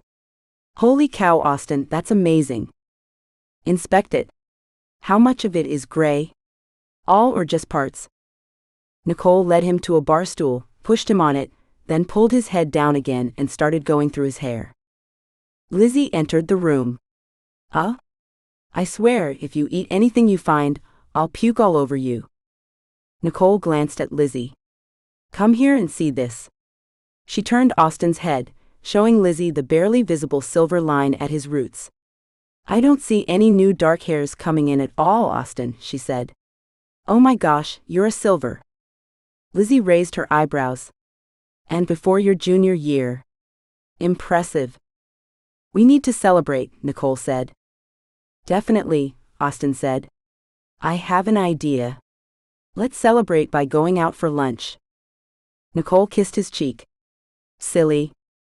Where do you ladies want to eat?" Nicole and Lizzie looked at each other, before turning back to Austin. "It's your party," Nicole said, knowing Lizzie would agree. "You pick." Much to the girl's surprise, Austin chose a local fast food joint. "We offer the world," Lizzie said, "and you choose a burger?" "What can I say? I have simple needs." Lunch was fun, but the moment Austin received a text from his dad saying they'd landed, he and the girls left for the airport. Nicole sent Jacob a text on the way. He responded, saying he'd pick them all up from Nicole's apartment. Austin let his dad drive the SUV on the way home, and Nicole ended up sitting in the back between him and Lizzie. She held Austin's hand tightly, her lunch doing a number on her stomach. They'd be okay, right? There wouldn't be any problems on the other world. They would all come back just fine. Just fine. She had to keep telling herself that. Austin's parents were thrilled to see that he had become a silver. Nicole loved the pride that was totally evident in their voices. It made her ache for parents who actually cared. Jacob and Coolidge were already in Nicole's living room when they got there. Nicole blinked when she saw what Jacob was wearing. Black robes lined with bright red fabric. What the crap? He looked weird. Like he was going to some sort of role-playing event. The bright red was only visible when he moved, and when he did, Nicole noticed the weirdest thing ever. His magical vibe was activated while the red was visible, when his robe swished. Whoa. She'd have to ask him about that later. A long pole was strapped to Jacob's back. If Nicole was being honest with herself, she'd have to admit that his getup was actually a bit attractive. He carried himself differently, more importantly, older. He was confident and comfortable in these clothes. It was kind of hot. Jacob shut the door, then opened a link to the castle where Akeno waited. Lizzie gave everyone hugs, then closed the door behind them, a resigned expression on her face. Nicole didn't blame her. She had opted not to go this time, wanting to stay home to practice her magic and focus on school. There was no way to know how long Nicole and the others would be on the Iron Planet, but it was safe to say it would be at least 4 days. Nicole was only a little surprised that Azariah had also chosen not to accompany them.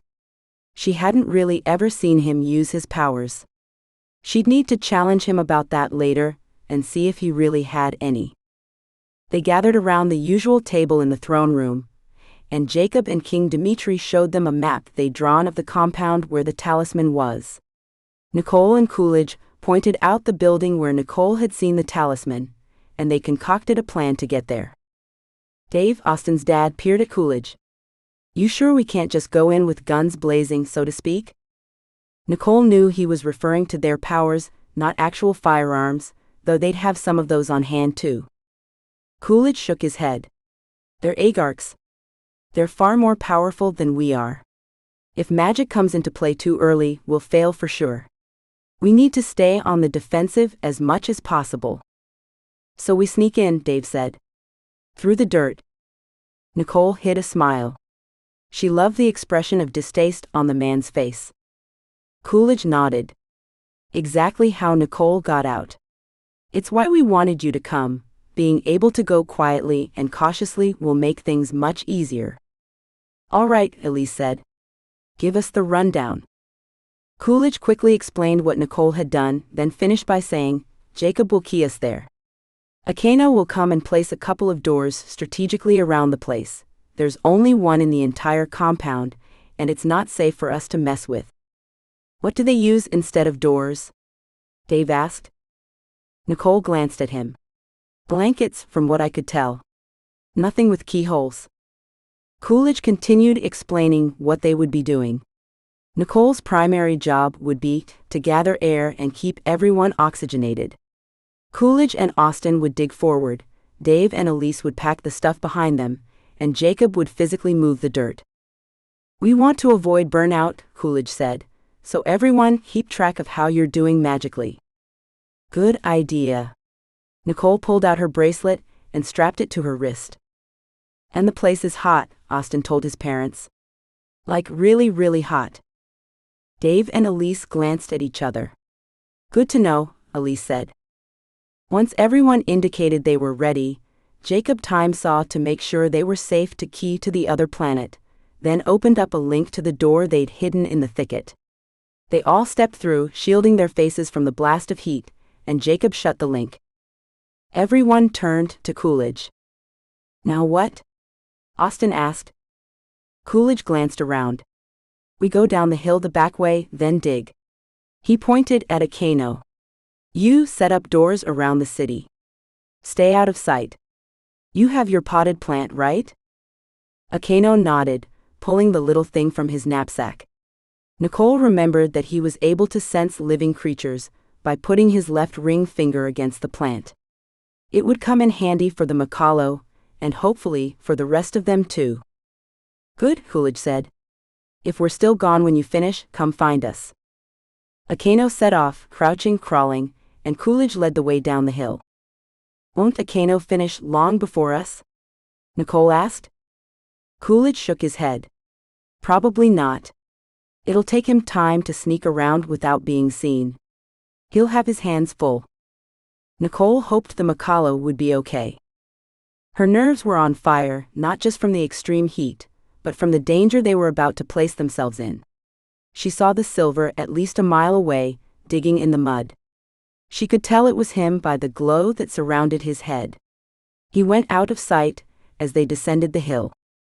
Coolidge had everyone wait, then peered around the last visible shrubbery. He turned back to them and whispered, "We'll start here." Everyone pulled on headlamps, and Nicole sensed as the four Arates began directing their magic to the dirt beneath them.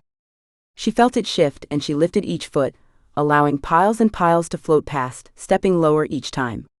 Soon they all were at least 8 feet underground and had turned on their headlamps. She looked up at the sunlight, saying goodbye, as Coolidge and Austin started digging the way forward. It was long, slow, laborious work. Nicole found she ended up with the job of not only pulling air to them, but also passing around bottles of water. The cavern they'd created and worked to maintain was a little over 6 feet tall and around 5 feet wide, barely enough for all of them to fit in. Soon dirt once more coated practically every inch of Nicole. Her shoes were full of it. The caked mud on her jeans crackled each time she inadvertently touched it. Her hair was pasted to her scalp, and mud trickled in sweat rivulets down her face. No one spoke as they worked, minus Jacob asking everyone to take a break every now and then so he could mark their progress. Because he could see where they needed to go, he was in charge of keeping them on course. Several times he had them change direction. 2 hours later, everyone took a half-hour break to eat and rest. Nicole plopped in the muddy dirt, surprised at how moist it was. The Silvers in her group were having to work with earth and water. She did not envy them. Nicole thought about the time that was passing back on Earth. She was too tired to do the math, but figured that if 4 days had passed in about 3 hours while here, they had probably just passed day 3. It was a weird thought. How was Lizzie doing? Was she okay? Safe? Happy? Long before they were ready, Coolidge indicated it was time to continue again. Nicole took a breath, reaching out through the dirt to find the pockets of oxygen. It was hard work, shifting and packing dirt between their pocket and where the oxygen waited, creating little pathways for it to follow. She was grateful she'd already mastered Earth principles. Finally, Jacob indicated that they were near the room where the talisman was. He closed his eyes, time seeing. It took him 5 minutes to return. Apparently, the room was inhabited by a huge agark. "We'll need to wait," he whispered. Everyone sank down, turning off their headlamps. Nicole stared straight ahead, grateful for the sudden blackness. Her eyes were exhausted from straining to see in the artificial light. Even though it was cooler down here than up top, she still felt like she was suffocating from the heat. How did the Arates who lived here stand it? Speaking of the Arates, "I forgot to say something earlier," she whispered, "but that Arate is a silver." Coolidge grunted somewhere on the other side of the dugout. Nicole had no idea where anyone had ended up, not even Austin. "You're sure?" Coolidge asked. "He hasn't restarted yet." "Yes, I'm sure." His hair was completely gray. "Is that possible?" Austin asked. "A silver who hasn't restarted?" "Of course it is," Elise said. "Winston, my neighbor growing up, always told us he'd turn fully gray by the time he was 17. He's not an Arate, but I do know that others have grayed that early too." "We should see if we can take the silver back with us," Dave said. "Someone needs to be around when he restarts. Someone trained who can help him out." He turned on his light again, shining it on the people in the room with him. "Mark my words, when he does restart, it's going to be epic. It might even kill him." Nicole frowned. She didn't need to ask how Dave knew. Arate abilities weren't something to joke about. Especially someone who would potentially be born, fully magical, the moment they restarted. That was insane. "Let's focus on getting the talismans first," Coolidge said. "Then if we're able, we'll help out here. Our first priority has to remain with stopping Keitus. If we lose our concentration, he'll win. And I don't think I need to tell you what would happen in that case." "No, he didn't." Nicole felt bad though, knowing how miserable the humans living on this planet were. But Coolidge was right. Living was more important than being freed just before a crazy man murdered everyone. Jacob breathed a sigh of relief. The Agark left, we're good to go. Nicole and the others turned their lights back on. Don't rush into things, Coolidge said. Nicole will go in first and get the talisman. Then, once we know for sure she has it, we'll either go back the way we came, or run for the entrance to the tunnels and have Jacob key us out. That's if things go well, Nicole said. What happens if they don't? And we get attacked? Coolidge hesitated for a moment before responding. You'll still focus on getting away with the talisman. Jacob, you'll go with her. Regardless of what happens to the rest of us, we know Nicole has to be the one to get the talisman, and Jacob is the only one who can get her and it out of here. He glanced at Jacob. How close is Keitus to arriving? Jacob's eyes went out of focus for several seconds. Then he said, he'll be here in a couple of days. Earth days? Jacob shook his head. I don't know, I'm all mixed up with the different times. Let's go, Coolidge said. Nicole waited until Coolidge and Austin had cleared the remaining foot or so of dirt before moving to stand next to them. Soon, the wall had been removed enough for her to slip through. She glanced around. The room really was empty, then she strode to the center of it, looking up. The talisman was gone. Guys, Nicole said, turning back to the cavern. It's G. Watch out. Austin screamed. Nicole's feet were yanked out from under her, and her head slammed against the dirt. Pain shot over her scalp and between her eyes. She yelped as her face was bounced against the floor. She was being dragged across the dirt toward a huge Agark. Panic overwhelmed Nicole. She struggled against it, struggled to break free, but couldn't. She didn't know whether it was because she was physically weak from her fall, or because the Agark truly was that much stronger. Jacob grabbed her arms, trying to stop her from being dragged more, and Nicole felt magical pulses spread through the room as the Arates began attacking.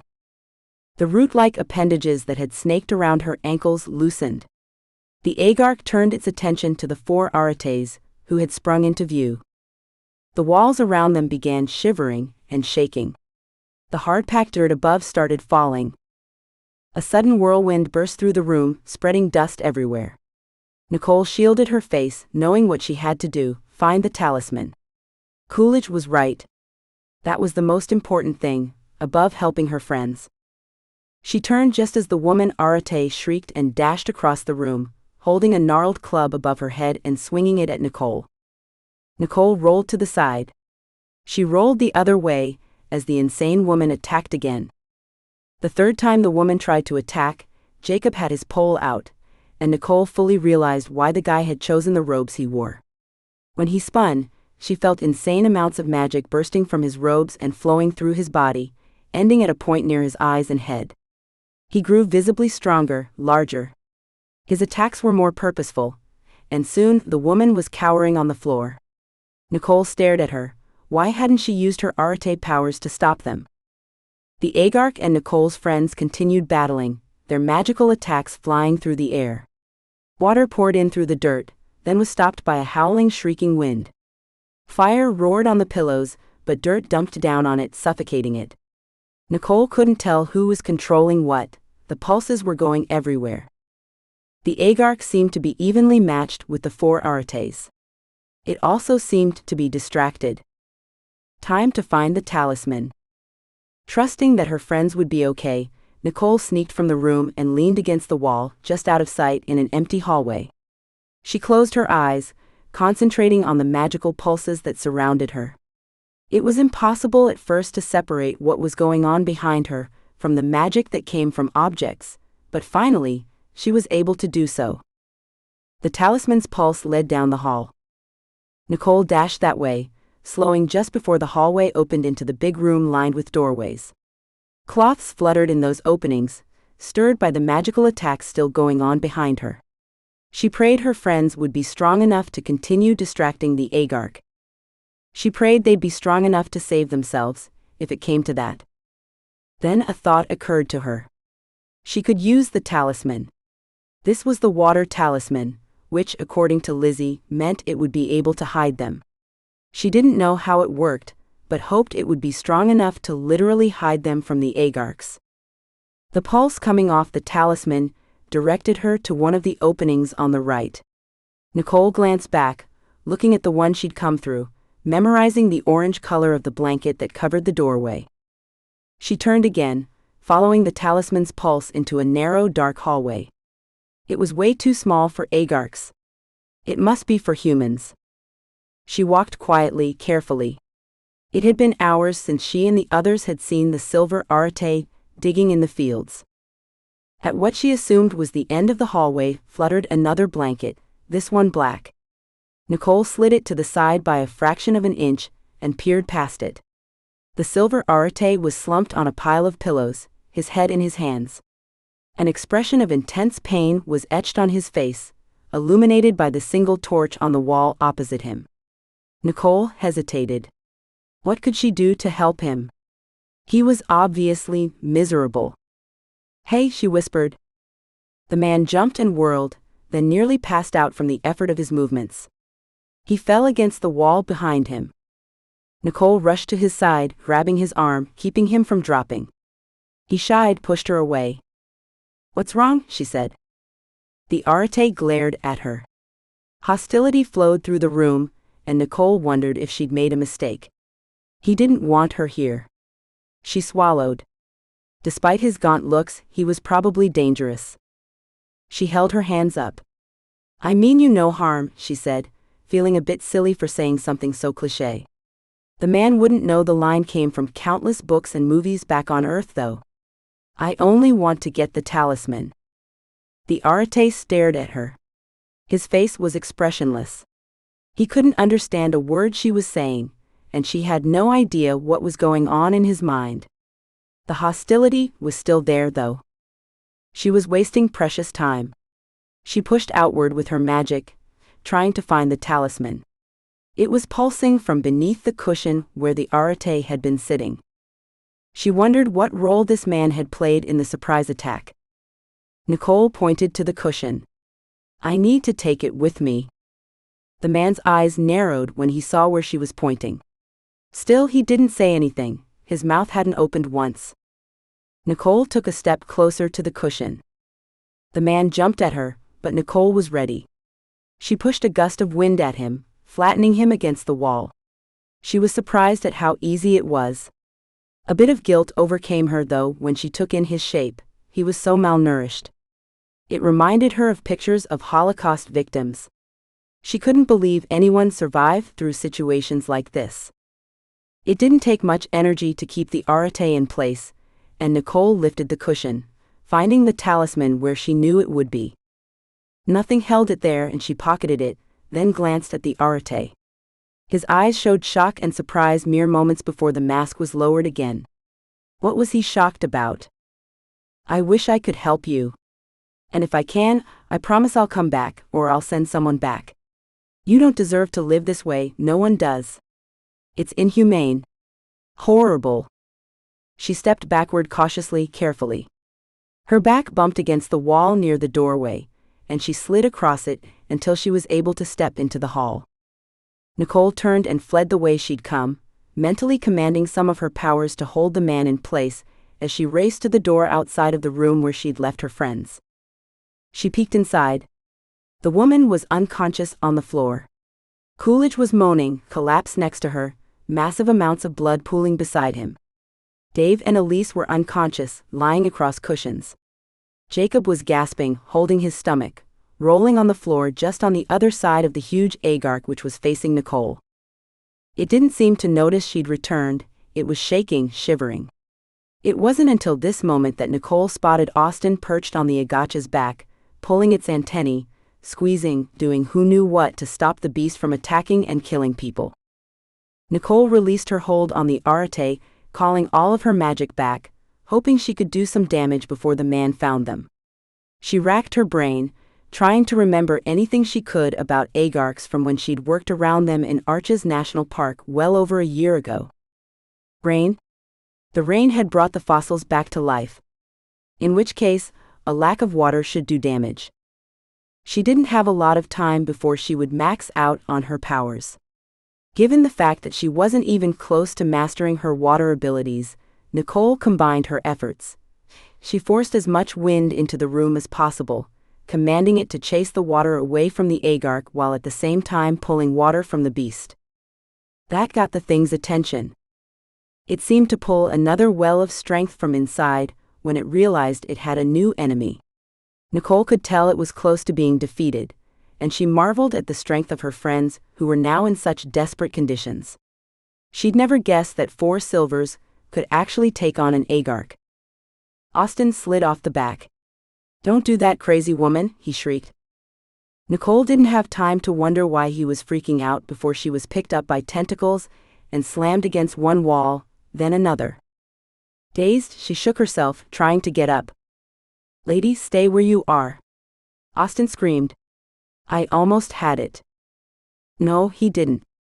If Austin couldn't remember who she was, it meant he was close to passing out. If he used even a bit more of his power, he probably would. Nicole realized she'd need to take a different approach. This time, she feigned unconsciousness while gathering her powers. Wood. Was there any wood? She couldn't pull water from the Agark, but maybe she could force wood, dirt, and air inside it. Dry it out from the inside out. It wasn't exactly an animal, and it wasn't exactly a plant, but it needed water to survive, she was sure of that. She built up all the materials she could. Then while Austin was still pulling antennae, and the Agark was stumbling on its root-like feet, Nicole was searching the alien for an opening, any opening where she could force her elements. She found one at the top. It would have to do. As fast as she could, Nicole whipped the dirt, dust, bark, and air into a frenzy, directing it to the Agark and swarming the thing with the little bullets of clods and wood. The Agark shivered. Nicole dumped her concoction over the alien, feeling as it entered what she assumed was the Agacha's mouth, then filled the monster's every passageway. The beast collapsed, nearly landing on top of Coolidge, then rolled over, crushing Austin, who shrieked out in pain. "Austin!" Nicole leapt across the unconscious woman, circling the Agark. "Are you okay?" "No, woman, get away from here. Can't you see how much danger we're in?" "Yes, and we need to get everyone out." She bit her lip, looking at the people who'd been injured. How was she going to do it? Jacob was nearly incapacitated. Just then, Akano entered the room. "Oh good, help me," she said. "That's what I'm here for," he whispered, glancing around. "I can't help much, unfortunately. If we can get them into a big enough space, I could shrink them. That would make transporting them much easier. But until then, we'll have to drag them out." Nicole nodded. The Agark shivered as she and Akano pushed it as hard as they could, freeing Austin's leg. "It's busted," Austin said, cradling it. Nicole didn't respond. She pushed her hair out of her face, then turned to Akano. "Can you enlarge a door anywhere in this place?" "Yes, but it'll be small." "That's fine, do your best." Akano disappeared for a moment, then reappeared. "It's in the hallway." Nicole motioned to Jacob. "Help me get him out there first. He has to open the way." They dragged Jacob down the hall to the door. "Jacob, can you hear me?" Nicole asked. He didn't respond. She turned to Akano, knitting her forehead. "What do we do?" Akano had his finger against his potted plant. "Not this, we don't have time. The Agark is calling for more. They're on their way." Nicole wrung her hands. What were they supposed to do? How much time do we have? "They're in another compound, from what I can see in this Agacha's mind, but we don't have much time. Maybe 5 minutes. Can you shrink them enough to make it easier for us to carry them?" Akano nodded. He sprinted to the end of the hall, then turned, reached his hand out and made a pinching motion with his fingers. Jacob disappeared from where he lay next to Nicole, reappearing in Akino's arms about the size of a 2-year-old. Akano cried out in pain. "What's wrong?" Nicole asked. "It hurts me, picking up things that are too heavy for my one arm to hold. I can't shrink things with both arms." Just have to prepare better for the sudden weight. Nicole blew the wind from her lungs. Okay. Give him to me. Akeno handed the still unconscious Jacob over, and Nicole put him in the room with the silver. She wasn't shocked to find the silver sitting on the cushion. He turned glazed-over eyes to her, then shook himself. When he realized who was visiting, he glared, but made no move to harm her. Nicole set Jacob on the cushion next to the silver. Don't touch him, she said. The silver stared at Jacob, a surprised expression on his face. She wondered what he was thinking. He was probably shocked to see someone who was a full-grown man, but only a couple of feet tall. Somehow, she instinctively knew this would be the last place where the Agarks would think to look. They must hold humans in disdain, and that would be on her side. Nicole raced back to the room where her friends were. Dave and Elise were just coming to, and Austin was lying beside them, fanning their faces. His own needed fanning, but Nicole could tell he still had no idea what was going on or who these people were. She rushed to help Akeno with Professor Coolidge.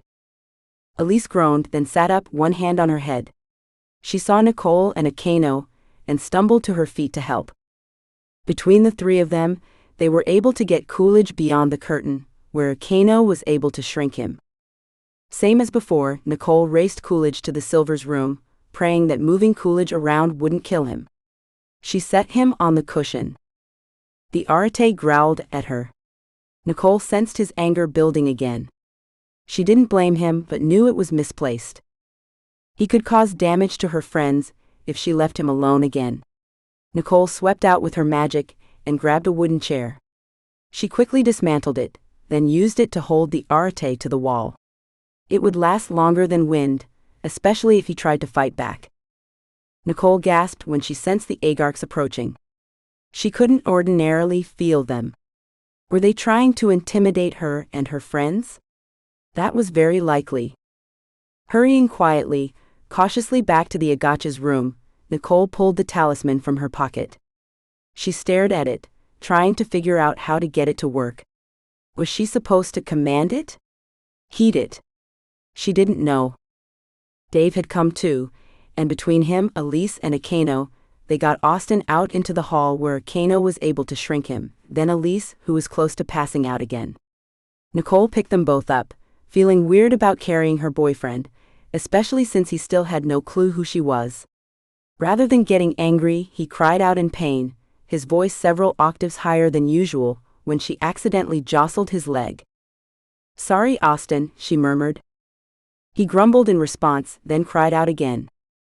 He was making way too much noise. Nicole knitted her eyebrows, hating that she needed to do this to him. She sent a tendril of magic to his vocal cords, commanding them to be silent. Immediately, his cries of pain disappeared, and she was able to place him in the Arite's room with the others. By the time Nicole headed back again, she was winded, exhausted, panicked. The Agarks were streaming through the main door, their anger evident, pushing outward, flooding over her. Akeno met her halfway to the Agacha's room, holding Dave. Can't get the Arate woman, he said. Nicole shook her head. Won't be able to help her today. She took Dave and led the way to the Silver's room. I have an idea, she whispered when they got there. You tell me if it'll work. It'll require a lot of effort on your part. She rushed to continue. You'll shrink people over and over again, until they all fit into minya containers. She held her breath, waiting to see what he'd say. He bit his lips. I've never done something like that before, he whispered. Do we have a choice? She asked.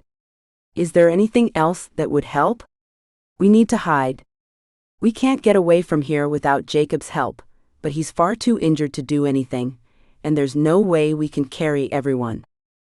Akeno held up his hands. I'm not disagreeing with you. What you're suggesting looks to be our only option, other than waiting it out in here, where we'll eventually be found. He glanced at the silver and dropped his voice. Or turned in. He looked back at Nicole. I'm just not sure it won't kill them in the process. Do you have minya containers here? She asked. Enough for everyone, aside from me. Good. Let's get to work. Akeno nodded. He stood on the far end of the room, while Nicole positioned all the injured people opposite him. Austin's face was red with anger. He was totally and completely ticked off at her for making it so he couldn't talk. But she didn't care. It was necessary. Akeno began shrinking them one at a time.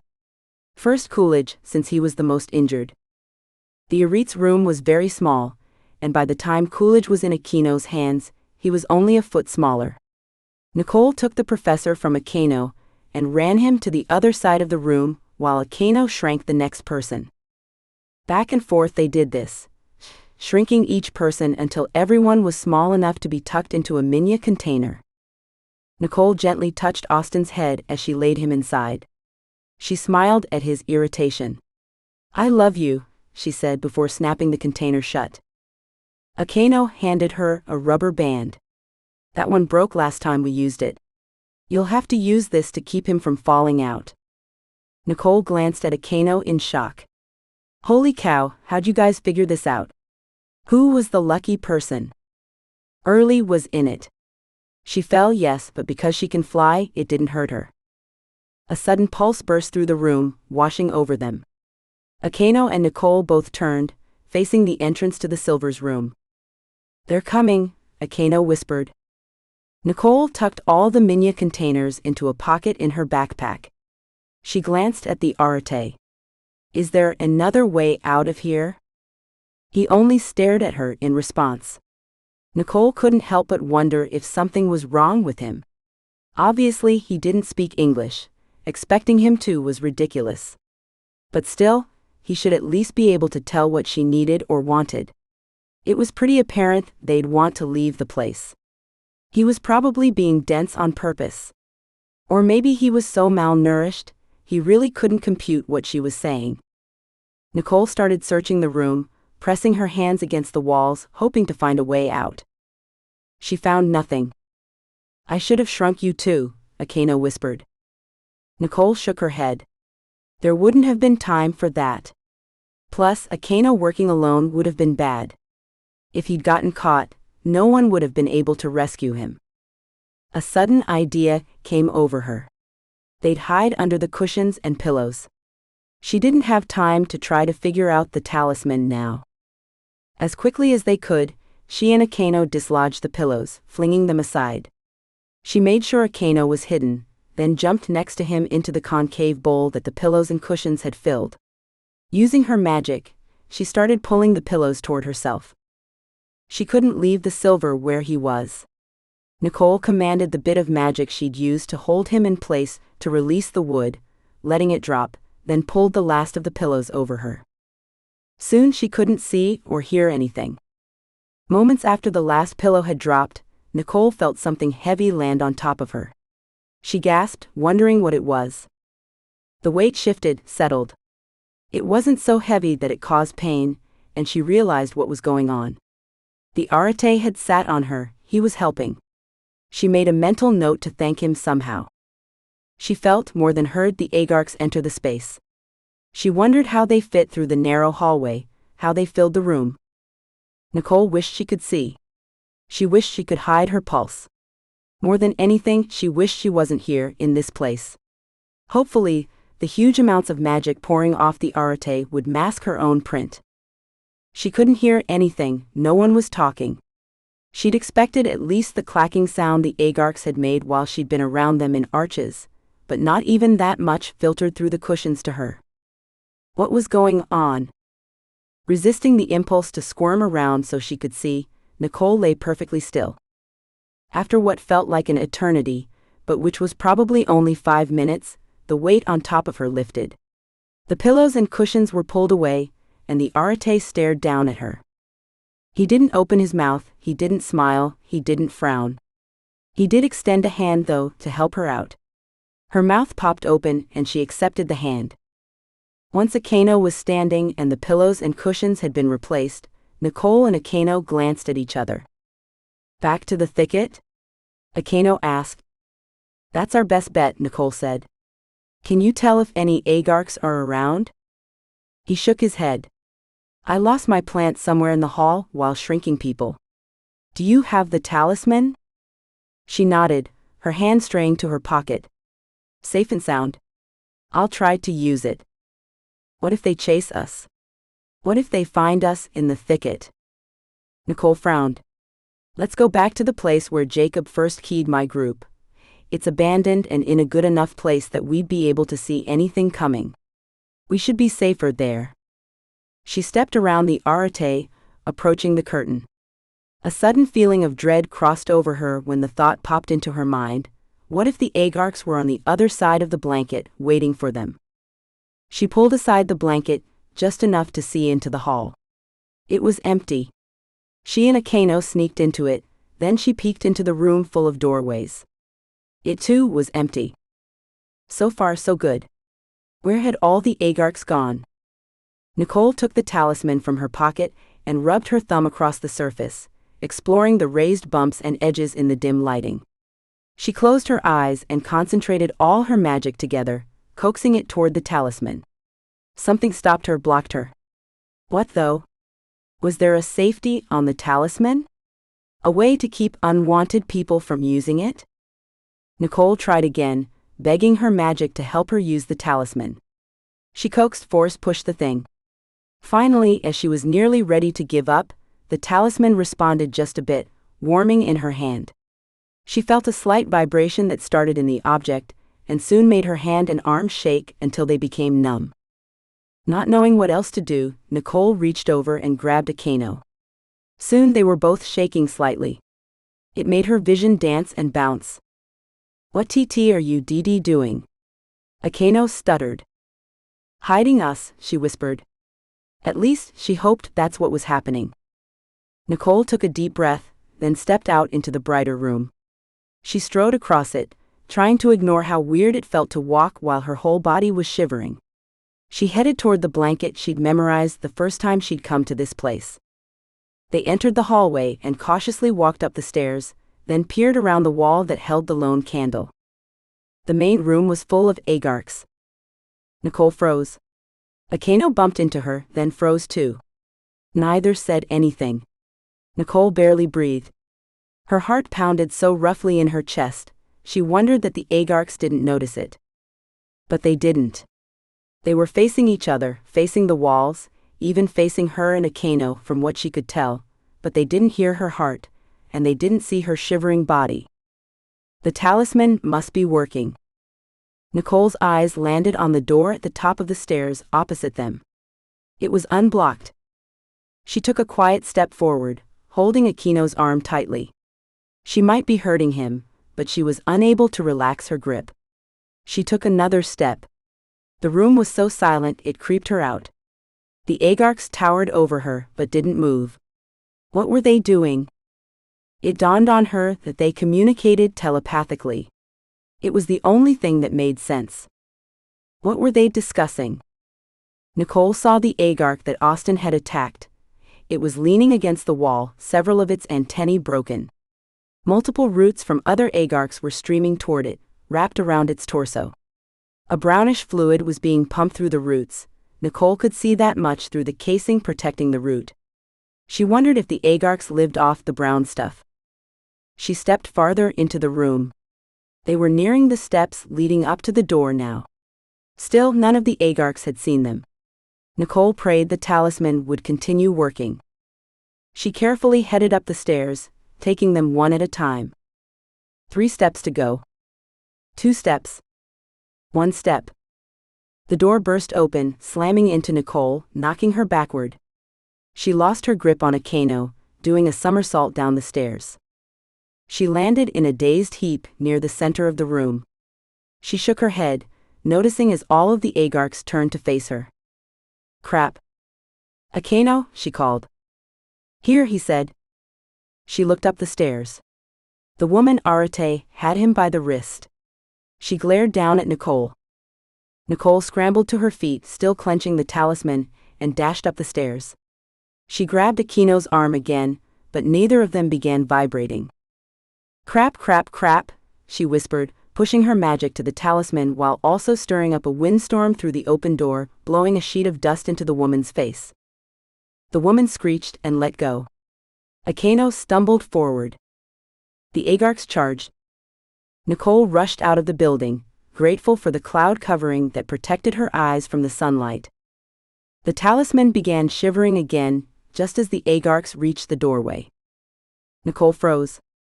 The agarks also froze, unable to sense her anymore. Nicole pulled down the winds again, begging her magic to make the windstorm larger, big enough to hide the sound of her and Akeno running. There was plenty of material to use, and soon, enough dust was in the air that even though Nicole was only 5 feet away, the Arate would no longer see Nicole if the talisman stopped working. Not hesitating a moment longer, Nicole began running toward the hill. She raced up it, practically dragging Akeno along. They dashed as fast as they could away from the compound, panting in the extreme heat. It wasn't until they'd gone over the hill, and had been running for a good long time, that Nicole let the windstorm go. By this time every bit of her was warm, but she couldn't tell if that was because of the horribly hot temperatures or because she'd overdone it with her powers. She suspected it was both. Finally, Nicole released the talisman magically. It stopped shivering, and she let go of Akeno's arm. "Whoa," Akeno said, bending and putting his hands on his knees. "That was intense." "Too intense," Nicole said. She jumped when the talisman in her hands wriggled, then broke in half. "Holy cow," she said, grinning, showing it to Akeno. His eyes bugged. "It broke? What are we going to do now? And why are you happy about that?" "Because Keitus can't get what he wants with a broken talisman." Akeno grinned. "Point taken. So to the abandoned buildings?" "Yup." Akeno motioned. "Lead the way." Chapter 12. Nicole sighed, leaning against the door of the mud hut. She pushed her sweaty, dirty, greasy hair out of her face for the umpteenth time. At least things weren't as horrible as they could have been. She'd been delighted when Akeno had opened his bag to show her what he'd brought. There was a refrigerator, shrunk to about 4 inches tall. Whenever they needed food, he opened it, and used a pair of tweezers to pull out what they wanted to eat. Using his resend, he was able to keep the fridge running, and as a result, they'd eaten very well while waiting for everyone to wake up. He'd also enlarged a large fan, and had kept it powered constantly the entire time they'd waited for the others to wake up. Akeno looked up from where he was preparing soup, from foods he'd enlarged. "You okay? When we get back, remind me to buy you whatever you want for the rest of your life." It wasn't the first time she'd said it. Akeno chuckled. "After all the things I've been through with Jacob and now with you and your friends, it just made sense to pack food, and lots of it." Nicole wished they could share their food with the silver back in the compound. But without the talisman to hide them, she knew that would not only be very unwise, it would be downright stupid. Instead, she'd contented herself with the plan to go home, get refreshed, grab her friends, then stage a rescue of all the Arates here who wanted to be freed. She suspected that even though the silver would protest, he'd end up loving it back on Earth. And why wouldn't he? This place was miserable. And she should know, they'd been there for 3 days now. 3 stinking days. Akeno jumped, then grinned. "I think someone just woke up," he said, pulling the containers out of his pocket where he kept them. Sure enough, the lid on one of them shifted, then opened, and Dave clambered to his feet. Akeno enlarged him, and he and Nicole took turns relating what had happened. Like Nicole, Dave was enthusiastic about the talisman breaking. He immediately brought up the possibility of getting the silver. "It's not a good idea," Nicole said. "Not until everyone is awake, and we have a safe exit plan. Jacob's still out of it, and there's not much more of this heat and humidity I can stand." Dave agreed, and sat down to join her and Akeno. Pretty soon, Elise and Austin also woke up, followed shortly by Jacob and Coolidge. "How much time has passed?" Jacob asked. 3.5 days, Nicole said. "Not here," he said. "Back home." Nicole bit her lips. This was what she'd been worried about. If my math is right, and there's a huge chance it isn't since I can't think straight in this heat, I'd guess around 4 months. 4 months? Jacob asked. 4 months. Oh my gosh. My parents have got to be worried sick. Coolidge nodded. But they understand, I'm sure. Jacob pulled the key from his pocket. We're not sitting around anymore. Nicole jumped up. I was hoping you'd say that. The reunions with Lizzie, Jacob's parents, and Aldo and the fat lady were joyful. The entire group was happy and grateful to be together again, but it didn't take long for someone to ask Jacob what was going on with Keitus. His eyes glazed over, and he was out of it for several moments. Something's wrong, he said when he came back, a worried expression on his face. What do you mean? Coolidge asked. I don't know, I can't find Keitus. Where have you searched? Austin asked. His dimension, ours, Renforth's. Jacob's voice raised in pitch and volume. I can't see him anywhere. Coolidge glanced at Nicole. At least we have 2 of the talismans. She nodded. Regardless of what Keitus plans to do, he's going to have to find another way to rise to power. With the water talisman broken, he can't possibly use it now. Coolidge relaxed in his chair. And thank goodness for... Wait, what? The fat lady said. The talisman broke? Give it to me. She reached her hand toward Nicole, waiting until Nicole had placed both halves of the talisman in her palm. She brought them up, inspecting them closely. They're designed to be unbreakable. There's no way it just snapped. I was putting a lot of magic into it, Nicole said. Yeah, Austin said. She's really powerful now. No. The fat lady shook her head emphatically. A strong arete would only need to gently coax the talisman. It should practically read the holder's mind. Aldo took the pieces from the fat lady, inspecting them himself. His face paled. He swallowed, his Adam's apple bobbing. Finally, he looked up at the group. This isn't the real water talisman. It's a replica. This has been Obscure, Mosaic Chronicles Book 7 by Andrea Pearson. Thank you for listening. Would you like to know what was on Austin's mind when he first met Nicole? Why he was so annoyed with her? Austin's Perception, the audiobook, is available only to members of Andrea's Readers Group. Click the link in the description for more information.